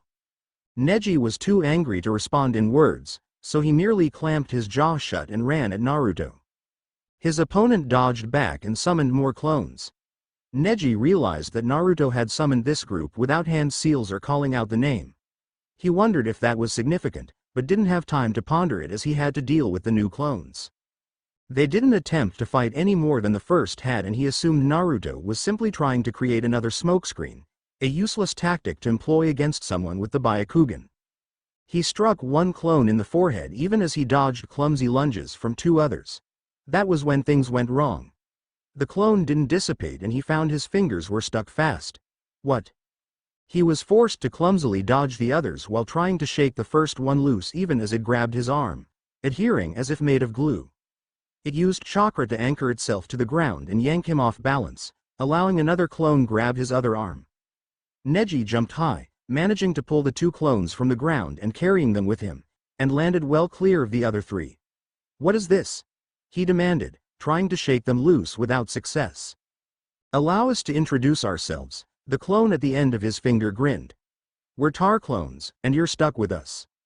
There was an audible groan from some members of the audience and the real Naruto. Stuck with you? Come on guys, what have I told you about that? Neji scowled at the prankster even as the remaining clones charged him. We shall see, the Hyuga prodigy answered. Heavenly spin. He began to spin in place, again demonstrating the clan technique he had secretly mastered. The 2 clones were lifted off their feet by the centrifugal force and used to extend his reach. The remaining 3 were sent flying by the impacts with sufficient force to dispel them just before he sent chakra pulses to the tenketsu points the 2 clinging to him had unwittingly covered, managing, much to his relief, to dislodge them. The 2 clones went flying even as Neji realized something was wrong. The real Naruto had not been idle. Recalling the description of one of his counterpart's bouts with one Neji, Naruto used one of the techniques learned from him. He hadn't mastered it, so the area of effect wasn't very large, but it served its purpose. Earth release. Swamp of the underworld. By the time the last clone had been dislodged, Neji was waist deep in mud and still drilling down. He was neck deep when the ground suddenly solidified around him. Freeing himself would require only a few seconds of focus and application of chakra, but Naruto was already on top of him, delivering a knockout blow. Only then did the prankster allow himself to fall over laughing. "Winner, Uzumaki." The proctor called, even as he looked on disapprovingly at the boy who was near helpless with laughter. "Would you mind digging him out?" Hayate asked with a cough, which only caused a fresh wave of laughter. "Never mind." He focused his own chakra and softened the ground enough to easily drag the Hyuga prodigy free. "Clear the floor for the next match," he told Naruto as medics arrived to remove Neji. A different kind of summons disclaimer. I don't own Naruto or earn any profit by this. Author's note. Thanks to Librastar for beta reading this. Also, thanks to all the fanfic authors who provided inspiration for aspects of this story. Ch.24 Naruto returned to the viewing area where the others and their sensei waited. Laughing at a defeated opponent is most unyouthful, Naruto, Maida Guy observed. "I'm sorry," Naruto said, mostly over his laughter. "You're right. I shouldn't laugh at my opponent, even when he screws himself into the ground." A fresh wave of laughter overcame him, much to the irritation of the other genin. On the arena floor, Hayate was telling the crowd that Kankuro had a bye to the next round and that the next match would be Nara Shikamaru versus Tamari of Suna. Shikamaru sighed when he heard this. "I think I'll think again." The blonde Kunoichi snapped. "If you try to forfeit, you'll still have to fight, right here in the box." "What a drag," the lazy genin muttered, pulling himself to his feet and heading down to the arena. What followed were 3 of the most frustrating hours of Temari's life. The Nara air was fast enough to avoid her wind attacks some of the time and smart enough to find cover when that wasn't possible. His shadow possession jutsu kept her at a distance. Each bit of darkness she saw, whether he was responsible for it or not, caused her to retreat a bit. Eventually, she was forced back toward the eastern wall of the arena as the sun moved across the sky, but there was still plenty of room to work. While they were mostly at a stalemate, Shikamaru had found some interesting ways to extend the reach of his shadow. On 4 occasions, she had to move fast to avoid capture, and each attempt backed her further into a corner. She was being herded and she knew it. Tamari hadn't been idle, of course. Every time an opportunity presented itself, she would use a wind jutsu to level, shred, or otherwise remove a piece of cover. He was running out of places to hide. She was preparing for another foray into the area his shadow could reach so she could obliterate another piece of cover when she discovered she couldn't move. How? There's a hole near your foot, the Nara said, coming out of hiding. Probably an animal den at one time. Took a while, but I worked my shadow through that from another entrance. He sighed. Could have won this, he muttered, but I'm out of chakra. He released her and turned to the proctor. I surrender. Hayate and Tamari both stared at him incredulously. Finally, the proctor shook his head. Winner, Tamari of Suna. Both left the arena floor. Tamari looked furious, but did nothing. She had technically won and would move on to the next round. Shikamaru looked as bored as ever, knowing that it wasn't necessary to win the tournament, merely to prove his abilities, and he had done so with his trademark minimal effort. A different kind of summons disclaimer. I don't own Naruto or earn any profit by this. Author's note. Thanks to Librastar for beta reading this. Also, thanks to all the fanfic authors who provided inspiration for aspects of this story. Ch.25. The next round will be Uchiha Sasuke and Dosu of the Sound Village. Both headed down. Sasuke looking bored and Dosu looking eager. When they reached the floor, Hayate looked over both and gave his usual speech. Killing was allowed, but when he said the match was over, it was over. Begin.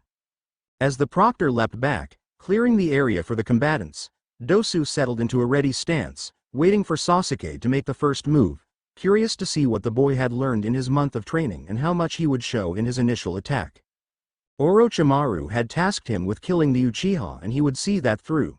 There had been quiet talk in Konoha of Orochimaru's presence and of how he had been thwarted in killing Sasuke. There had been nothing like an official announcement. One had to know how and where to listen. He wasn't sure why the Uchiha was so important, but it really didn't matter. He was a loyal sound shinobi and would carry out his orders. It seemed he wouldn't have to wait long. The Uchiha charged at him, almost too fast to dodge. They engaged in a brief taijutsu spar, and it seemed he was determined to damage the melody arm, or at least not give Dosu time to use it. Sasuke wasn't the only one who had trained, though.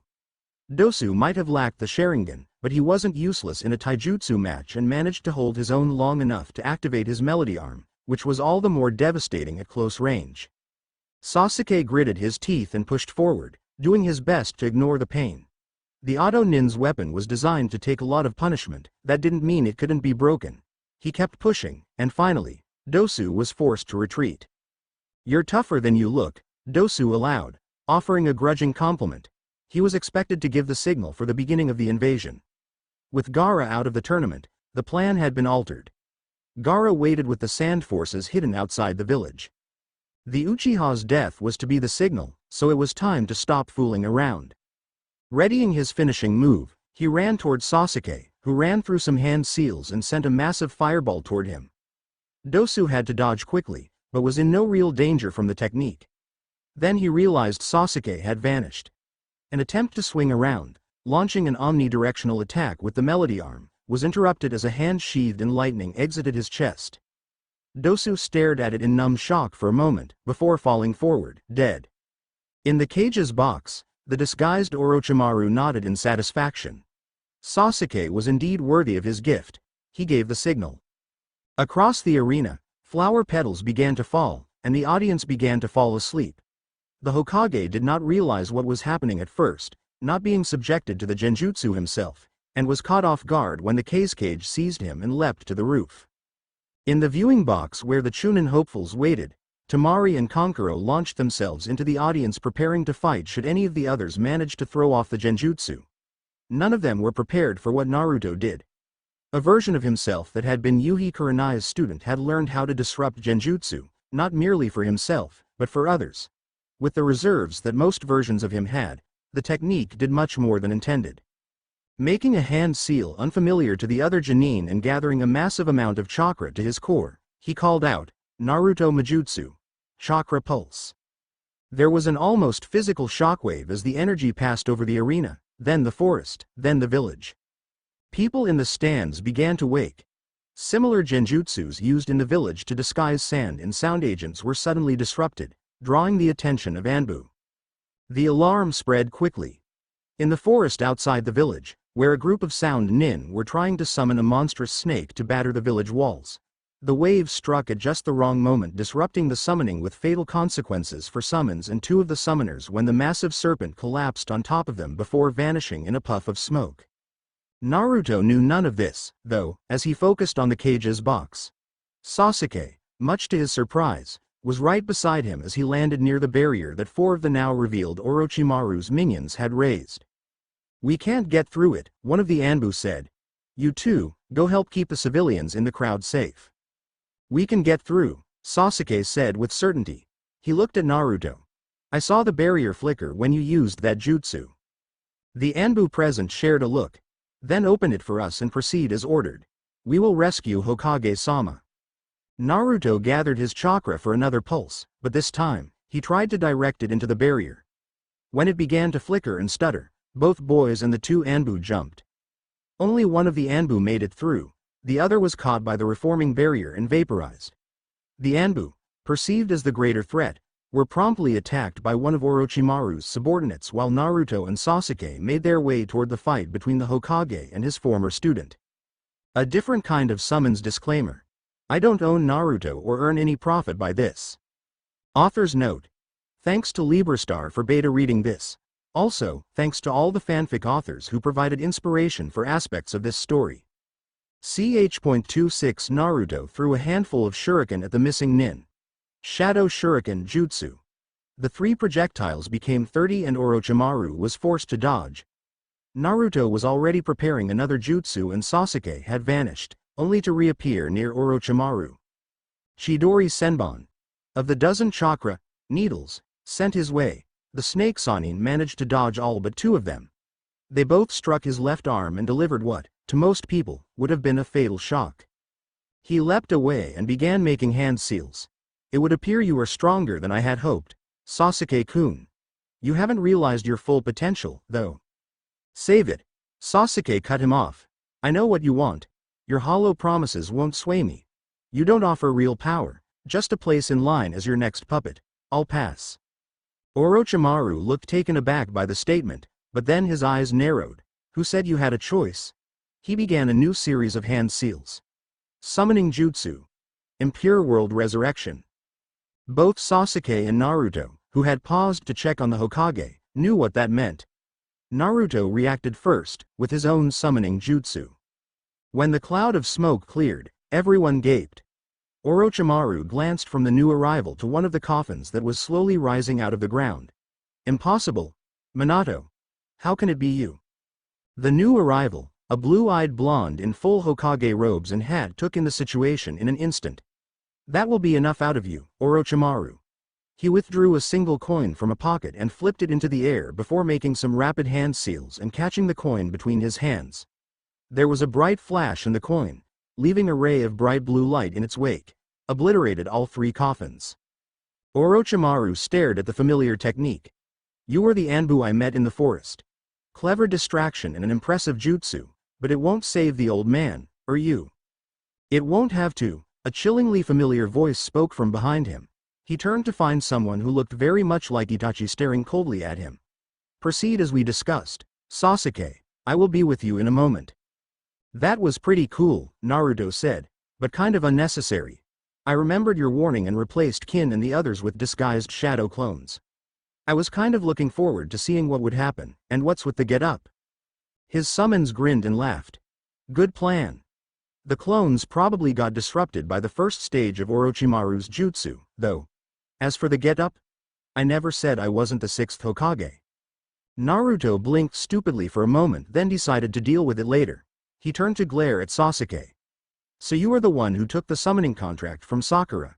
Naruto accused as the other boy landed nearby, and approached the Hokage. What of it, Dobi? He asked carelessly. Naruto blinked. You're not my concern right now. He is. He glared at the Hokage. You did it. You gave the order. Order?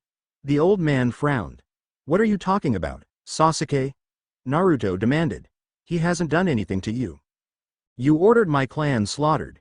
You ordered Itachi to do it. Naruto gaped at him and then looked to his counterpart, who had been splitting his attention between the fight between Orochimaru and the older version of Sasuke and the drama developing between Sarutobi and the local Sasuke.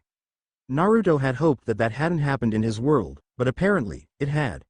The summons caught his young counterpart's eye and nodded gravely, confirming the Uchiha boy's words. This is not the time. Orochimaru is being dealt with. Sasuke cut him off. Now you get to answer for what you did. The Uchiha clan was planning a coup. They became a threat to the safety and stability of this village I am sworn to protect. His voice grew hard. Do you believe it was my first choice? Do you think I didn't try to find another solution? They were a threat, Sasuke mocked. The civilians of my clan were a threat. The children of my clan were plotting against you.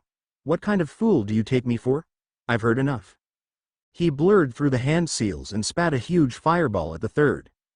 Sarutobi easily sidestepped the technique and caught the boy's real attack just as easily, gripping his wrist in one hand and the collar of his shirt in another, holding him off the ground. He looked on Sasuke sadly. I don't expect you to understand the choice I had to make, or what it means to be Hokage. The good of the village must come before the good of one clan. I do not regret my choice, Sasuke, only its necessity. You have a chance to redeem their mistakes and start fresh. Don't throw your life away for something as meaningless as revenge. Sasuke's only response was to produce a full-body Chidori. Sarutobi convulsed briefly before tossing the boy away. Very well, he said sadly. Don't do this, Sasuke, Naruto begged. Revenge won't fix anything, even if you win. It'll just get worse. The Uchiha boy ignored him and charged a Chidori before running at the Hokage. Fine, Naruto growled. I'll just have to beat sense into you. Rasengan. He leapt between the Hokage and Sasuke. The two A-rank techniques met in a spectacular display of pyrotechnics that sent the boys flying in opposite directions. Naruto regained his feet first. Let me handle this, he said to Sarutobi. I can get through to him. There was no doubt in his tone, and Sarutobi risked turning his full attention to the battle between Orochimaru and the older version of Sasuke, only to discover it was already over. His former student's headless body was being consumed by the black flames of Amaterasu. The severed head lay a few feet away. When the fire had done its work, The summons turned to Sarutobi, casually crushing the snake Sannin's head underfoot as he approached. Time to pay for your treachery, old man. You know I won't allow that. Naruto's summons was suddenly between them. We shall see. The two summons moved with blinding speed, exchanging blows at a speed that even Sarutobi had difficulty following. A glance at Naruto showed that he and Sasuke were more evenly matched than the Hokage would have expected. Sasuke's Sharingan gave him a slight advantage, but Naruto's boundless energy and rapid healing did a lot to even things out. The Jinchuriki was using an eclectic mix of styles that was hard to follow, let alone predict. Sasuke's form was near perfect Uchiha clan style, but he was having a hard time dealing with Naruto's unconventional fighting style. Sasuke gained some distance and tried a fire jutsu, which Naruto turned back on him with a sloppy wind jutsu that resembled a strong gust of wind more than an attack. Leaving them to it, Sarutobi turned his attention to those maintaining the barrier.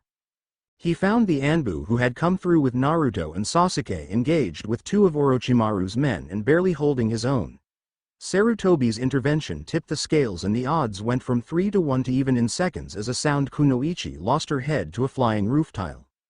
The barrier was wavering, but still solid enough to keep out reinforcements.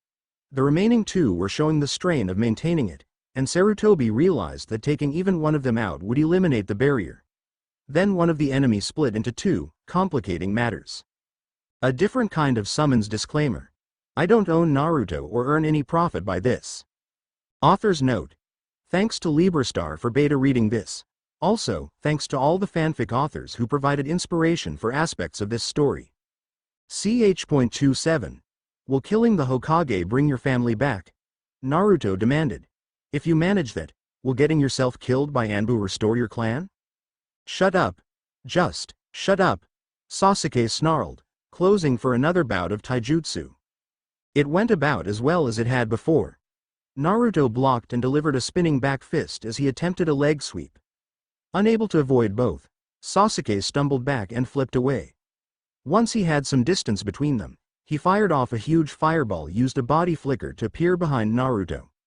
The trick he had used to such good effect against Dosu only earned him a backhanded strike to the nose as Naruto twisted aside, avoiding the Chidori effortlessly.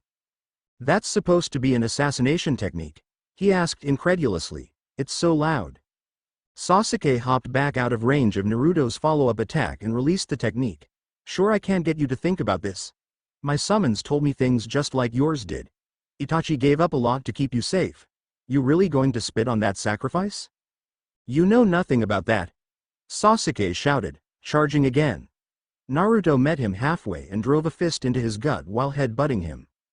And all you know is what your summons told you. Things happen differently. The Hokage admitted it. You heard him. Yeah, I heard. I also heard what he said about your clan. Lies. He was jealous of them, feared the Uchiha's superiority, feared they would try to take the village, but my clan was always loyal. You sure? Naruto asked, or is that just what your summons told you? Why not ask Itachi himself? Sasuke didn't answer, choosing instead to make another attempt to kill Naruto. Are you afraid he'll confirm what the Hokage said? Another furious attack was easily turned aside. Sasuke's speed was impressive, but he was losing control, getting too mad to think through his attacks first. You've always been smarter than me, Sasuke. Why can I see this so easy and you're snarling and fighting like an animal? Shut up and die. You have no idea what I've lost. You've never had anyone, so you have no idea what it means to lose those bonds. He kept Naruto too busy staying alive for the next few minutes to answer. Each time a blow was evaded or deflected, it made him angrier, but he soon realized that it was clouding his judgment and he backed off to take a breath. You ready to listen to reason yet? Naruto called, catching his breath. You're in my way, the Uchiha growled, still angry but feeling much more in control. Step aside or die. Terrific, Naruto muttered before going on the attack again. Author's note. Thanks to Librastar for beta reading this. Also, thanks to all the fanfic authors who provided inspiration for aspects of this story. Ch.28 Namikaze Naruto, 6th Hokage of Konoha, had rarely been so hard-pressed. Wherever the version of Uchiha Sasuke he was fighting came from, one thing was clear. No one had ever told this world's Sasuke that he needed to specify sanity as a required trait of his summons. Naruto had a lot of experience turning enemies into friends, but so far, all his efforts had brought him were oaths of vengeance against himself and his entire world and repeated attempts at murder. How the other summons expected to attack another reality was beyond him, but he couldn't really take the time to ponder on it. This version of Sasuke had all of the Uchiha clan techniques as well as Orochimaru's bag of tricks to draw on. He had to admit it was an effective, if disturbing, mix. You've learned a lot from the snake bastard, I see. Is he a pedophile in your world too? The adult Sasuke made another attempt at murder. Was that a yes? I know all of that jerk's tricks from fighting different versions of him.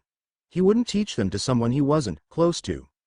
You are wasting your time, the other summons said, after sending a phoenix fire jutsu his way. You cannot make me angry. You are merely an annoying obstacle in my path to vengeance on the Hokage. What did this Sarutobi ever do to you? You're not even from the same universe. Naruto cried in exasperation as he expertly dodged the attack. The Sarutobi in my world died before I learned the truth. Danzo, the counselors, Orochimaru, all who betrayed my clan and denied me my vengeance are gone from my world. That doesn't mean I can't assist my counterparts in taking theirs. So you get a vicarious thrill out of getting kids to turn traitor and murder the cages? That's sick. Then it occurred to him that something was a little off. No version of Sasuke he knew could be called chatty, but this one was doing quite a lot of talking. Using the chakra pulse technique he had learned from one of his counterparts, he shattered the genjutsu and performed a substitution jutsu with a broken roof beam in time to see it reduced to ash. The real Sasuke didn't waste time with threats or expressions of frustration, he merely attacked again. It was a good reminder that the Tsukuyomi wasn't the only genjutsu available to the Uchiha, and merely avoiding eye contact wasn't sufficient. He had been subjected to the Tsukuyomi once before, and while he could break it, it wasn't something he wanted to repeat, ever. He moved at his top speed to forestall the other summon's next effort. Dispelling him wouldn't be easy, but it could be done. Drawing inspiration from a kinjutsu that he had learned from Anko, he made his decision. The technique she used required a snake summoning contract, which he lacked, but the idea itself was still sound. Unfortunately, it would take them both out. Inconvenient, but it would more than level the playing field. A glance at the Hokage showed that he and the Anbu were slowly gaining the upper hand. Tayuya and Kidomaru were dead and Jirobo was failing before the Anbu. Sakan and Yukon were giving the Hokage a bit of trouble, but they didn't seem to be able to hurt him, only to distract him by double-teaming him, retreating and then striking one at a time, taking advantage of each other's actions to get behind him or above him. The old man looked more annoyed than worried, and the brothers were looking worse for wear. Turning his attention back to the Uchiha summons, he put his plan into action. The tricky part would be hiding his intentions from the Sharingan. Possibilities were sifted and discarded as he continued the dance, and finally, he was left with one option. This is going to hurt, bad. He slowed slightly and allowed two glancing blows and a near miss from a strike that would have been fatal if it had struck him. The summoned Naruto began to fall back. He allowed a more damaging blow to land and deliberately fell short with the counterstrike. The summoned Sasuke was as inscrutable as any of them, but Naruto thought he detected a hint of satisfaction in the slight twist of his mouth. It was time to change tactics. Gaining some distance, he threw several of his special kunai. Each had a hidden explosive seal and was guided by a wire. The change in tactics didn't surprise the other summons in the least. Sasuke neatly dodged the knives and severed the wires before Naruto could pull them onto a new course. Gritting his teeth, the blonde Kage charged forward at something less than his top speed. What happened next happened very quickly to an outside observer. With a slight tilt of his head, the summoned Sasuke managed to make eye contact with his opponent. Tsukuyomi. Namikaze Naruto, 6th Hokage of the Hidden Leaf Village, found himself in a graveyard. He looked around at the headstones out of morbid curiosity and found just what he expected. Each one bore the name of someone he knew, someone who was precious to him. Sakura's stone was to his right, Hinata's just beyond that. Choji's grave was next to Ino's, which didn't surprise him.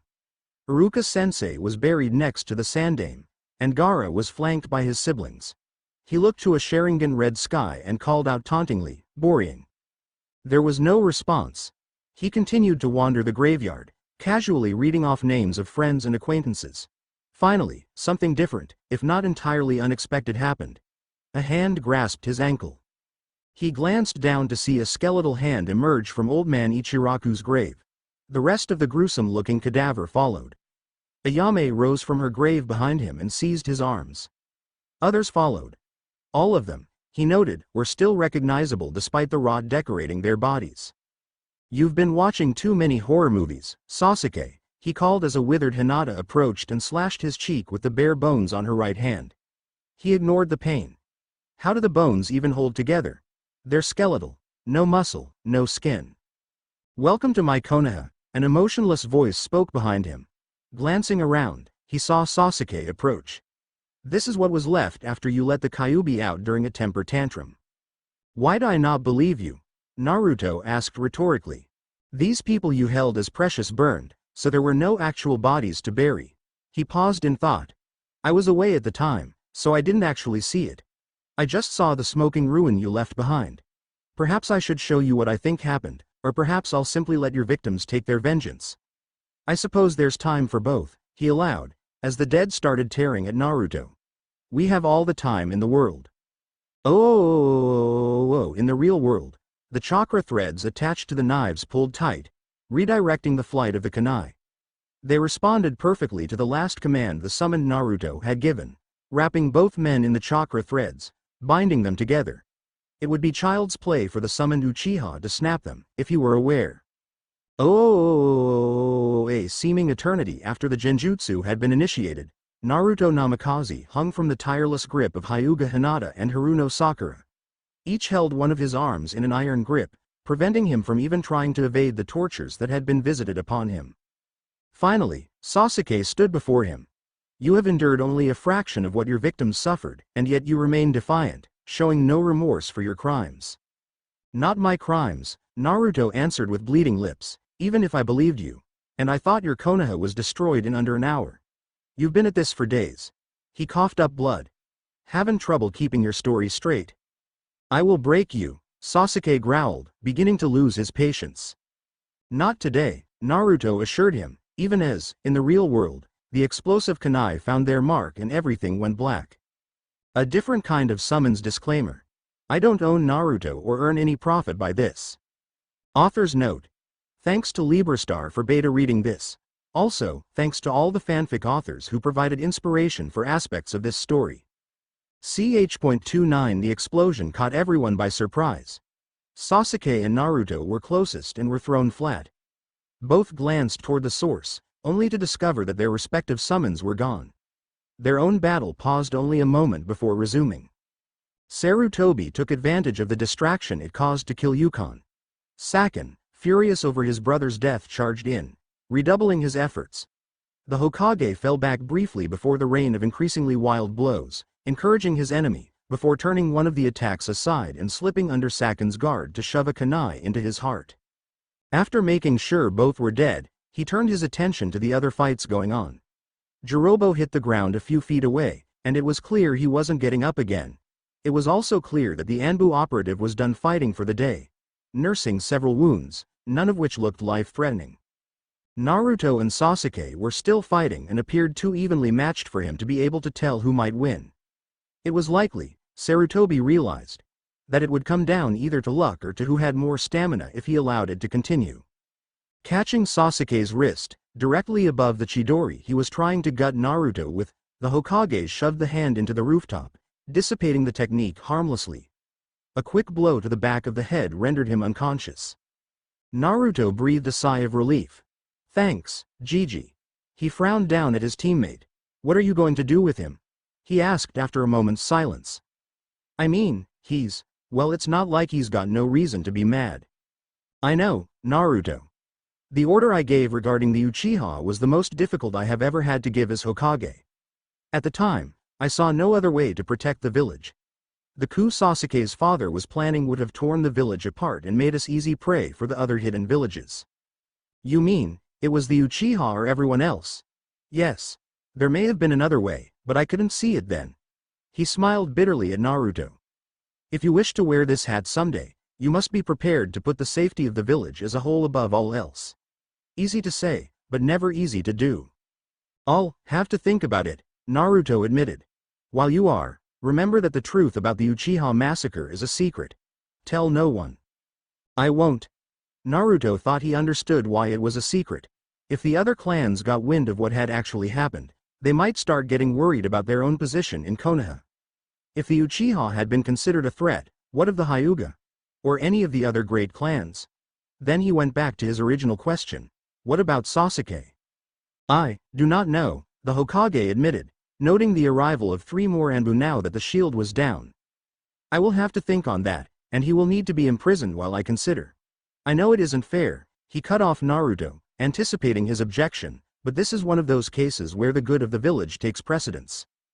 I understand, Naruto said glumly, then glanced out over the village, and there's still a lot of work to do out there. With the barrier down, they could see smoke rising from several points across the village and a fierce battle raging. Sarutobi nodded.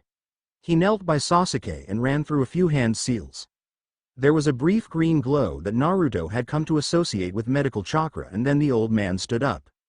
That should keep him unconscious for some time. He turned to the newly arrived Anbu. Take him and the injured operative to the medics. Be sure he does not wake until I can deal with him. The Anbu nodded, and one hoisted the Uchiha boy over one shoulder and vanished. Well, Naruto, the Hokage smiled without humor. Shall we dispense with these invaders? Right beside you, Gigi, Naruto grinned confidently. The next few hours were a blur for Naruto. Once the Hokage entered the fray, the tide turned as the Konoha shinobi saw their leader alive and well. Naruto dispatched over 100 clones to shore up Konoha's defenses, providing the Hokage with updates whenever one was dispelled. As Naruto had used the technique taught to him by the summons in Wave, each clone got the memories of those that dispelled.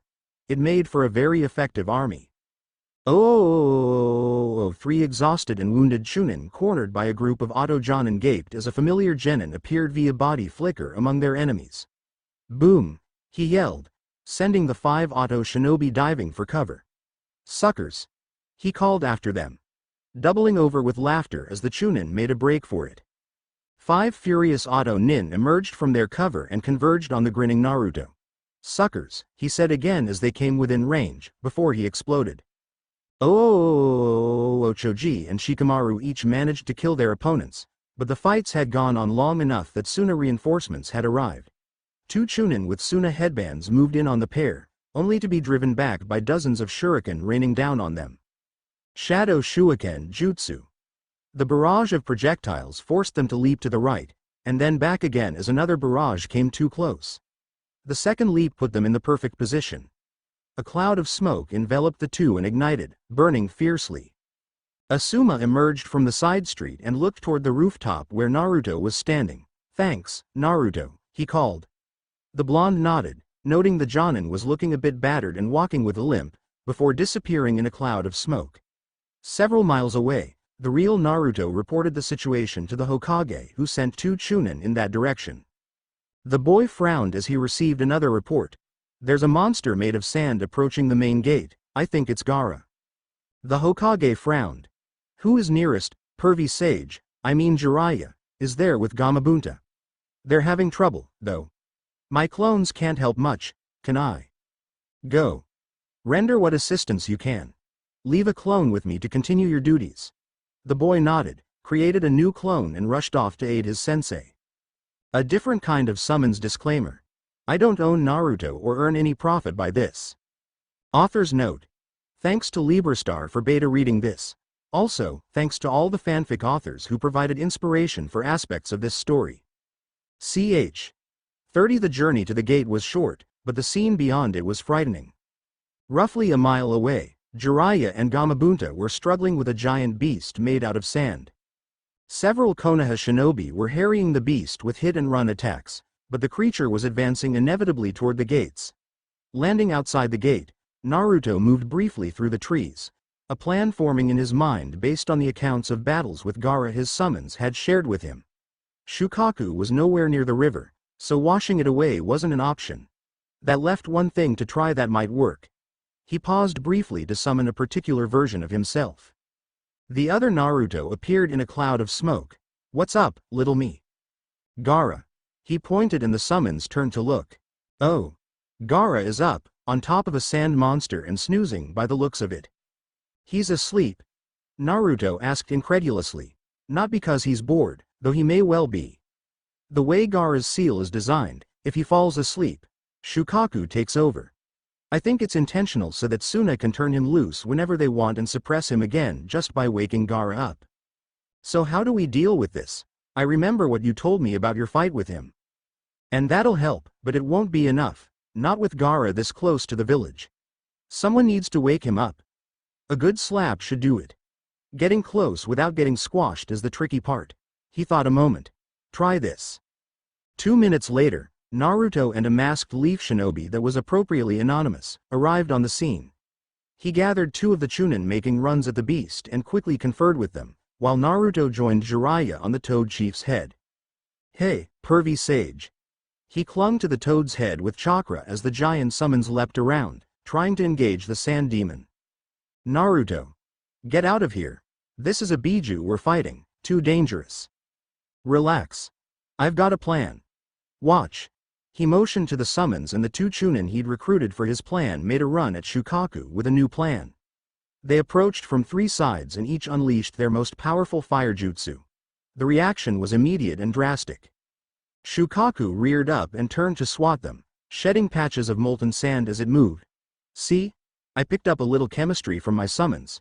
Fire plus sand equals glass. Huh. Not bad, kid, but it's too big. This'll only slow it down. That's not the whole plan. Naruto quickly shared what he had learned of Gaara's problem and what happened when he fell asleep. Damn. What were those idiots in Suna thinking? Why don't we rescue Gaara now and worry about that later? Rescue him? Jiraiya stared at his student in astonishment. He's attacking us. Shukaku has been messing with his head since he was a baby. He refers to it as mother, if you can believe that. It's that damn seal that's to blame. That may be, but he's like me. When I look at him I can't help but think that that could be me. He gave Jiraiya a pleading look and after a moment, his godfather caved. Okay. We wake up Gaara and take him prisoner. I'll see to the seal. Whatever you 2 are going to do, the giant toad butted in, breathing heavily, do it fast. Someone needs to get close enough to give him a good smack, Naruto said. We need to get him to hold still, first. The way he's thrashing around now, no one's getting close to Gaara. I'm not really built for grabbing onto things, the Toad Chief grunted. How about a combined transformation? Naruto suggested. That could work, Jiraiya eyed him suspiciously, pretty sure that the plan hadn't come from this Naruto. How much chakra do you have left? With the boss Toad's help. Plenty, just get the others attacking Shukaku to back off. This is gonna get messy. Jiraiya nodded. I'll get him clear. I'm not so good at transformations, Gamabunta admitted. I'll lend my chakra but you'll have to guide the technique. I can do that. It'll need to be something with claws, the toad reminded him. Something that can get a good grip. Right. He glanced at Jiraiya. Be ready to wake him. Jiraiya nodded and took off to pick a good spot. Let's do this.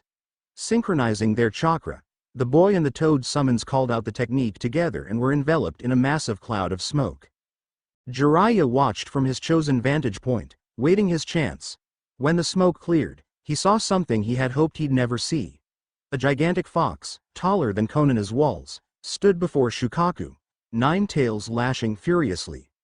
With a great roar, it leapt upon Shukaku, and the 2 began to struggle. The fox's claws tore huge chunks of sand free and sent them flying. Legs and torso both suffered deep wounds, but the head was avoided. Shukaku did its best to rebuild itself while fighting back, but the speed and ferocity of the fox's attack left little time for either.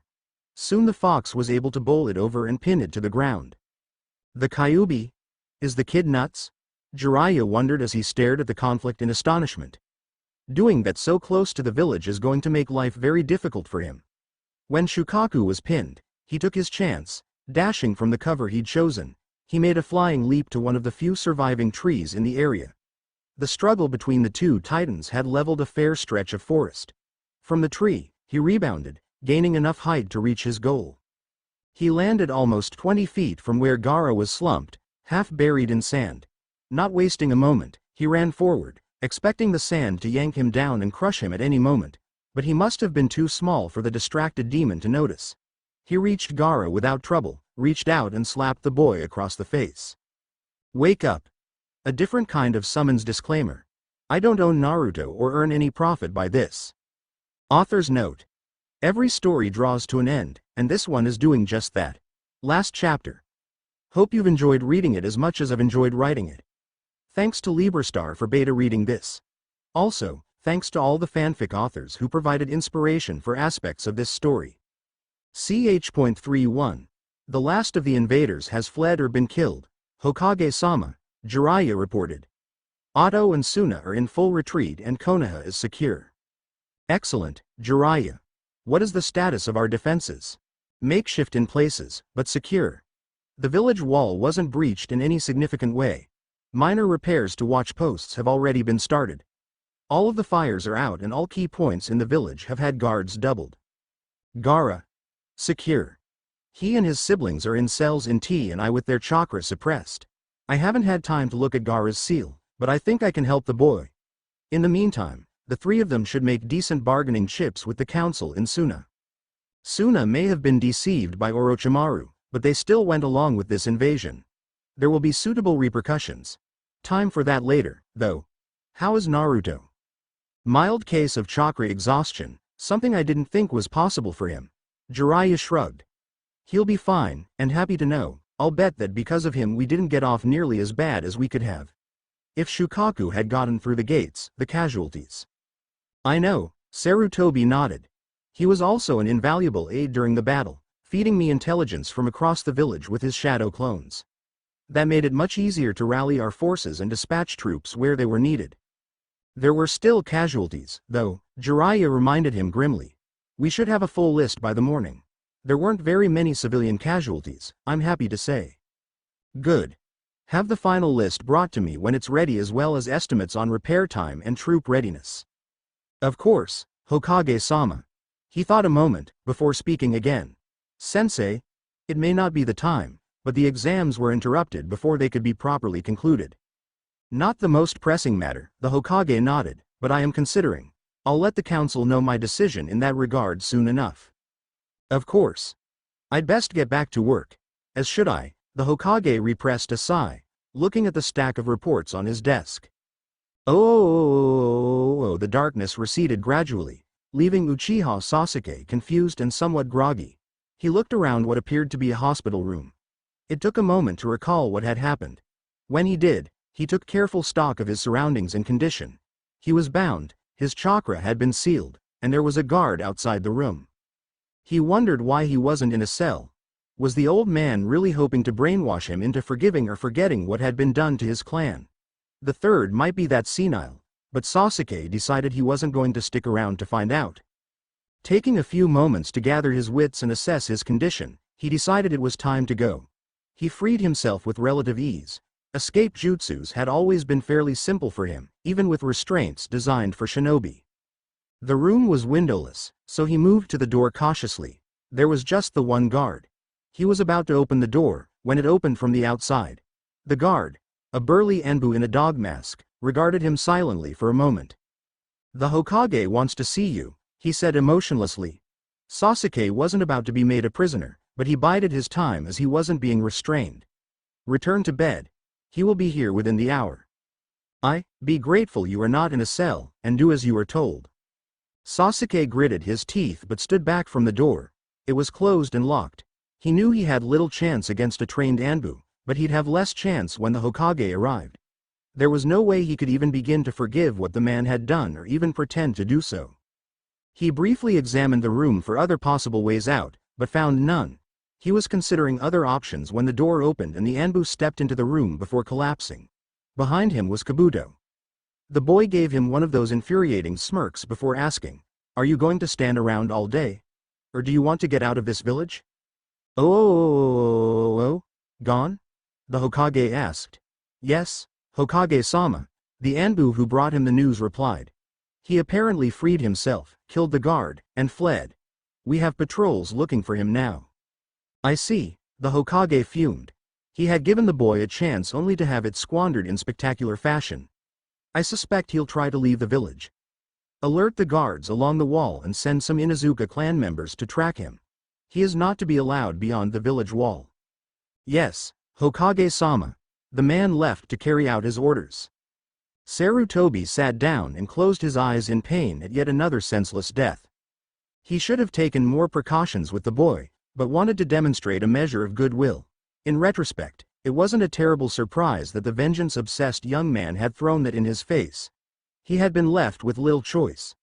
The boy had murdered a fellow leaf shinobi and was no doubt attempting to flee the village. He would be punished for this as village law dictated, and he would be labeled a missing nin if he escaped the walls of Konoha.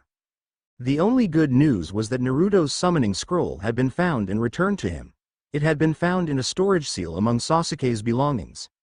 At least the little traitor wasn't going anywhere with that. Sarutobi was not looking forward to informing the council, and dreaded the message he would have to send to Itachi. On the upside, the term in prison would be far safer than life as an active duty shinobi. Perhaps Itachi would be satisfied with that. Until the search was completed, regardless of outcome, he did have other duties. Happier duties. A signal to his waiting guards later and 3 people entered his office. They arrayed themselves before him and stood to attention, even if the one on the end fidgeted a bit. The exams were not completed, he began, but I saw enough to be sure of my decision. The council and the daimyo have endorsed my choices, making this official. He rose and nodded to an aide who brought in 3 Chunin vests. Nara Shikamaru, Rock Lee, Uzumaki Naruto. You have demonstrated not only the skill levels and aptitude of Chunin, but the ability to think strategically and adapt quickly and effectively to unexpected circumstances. More to the point, you have proven yourselves loyal to the Hidden Leaf Village, demonstrating a willingness to put the safety of Konoha above your own desires and above your own lives. For this, you have each earned the rank of Chunin. Shikamaru nodded lazily while putting his fingers in his ears. The Hokage blinked at this in confusion until the other 2 started cheering and he had to resist the temptation to plug his own ears. He gestured for silence and got it after a moment. You've all done well. This is merely a step on the path, though. Your missions will become more difficult and dangerous. Konoha expects a great deal from you 3. We won't let you down, Hokage-sama, Shikamaru promised. Indeed not, we won't fail you, Gigi, believe it. Oh. So why help me? Sasuke asked suspiciously once they had reached an isolated spot several miles from the village. Mutual interest, Kabuto answered. Konoha has taken something important from each of us. Otto lost many fine shinobi today as well as our Otokage. Orochimaru, Sasuke grunted, having learned the details from his summons. Indeed. Do my loyalties disturb you? No, Sasuke answered honestly. Otto sounds like a good place to get stronger. Kabuto smiled winningly. I assure you, it is.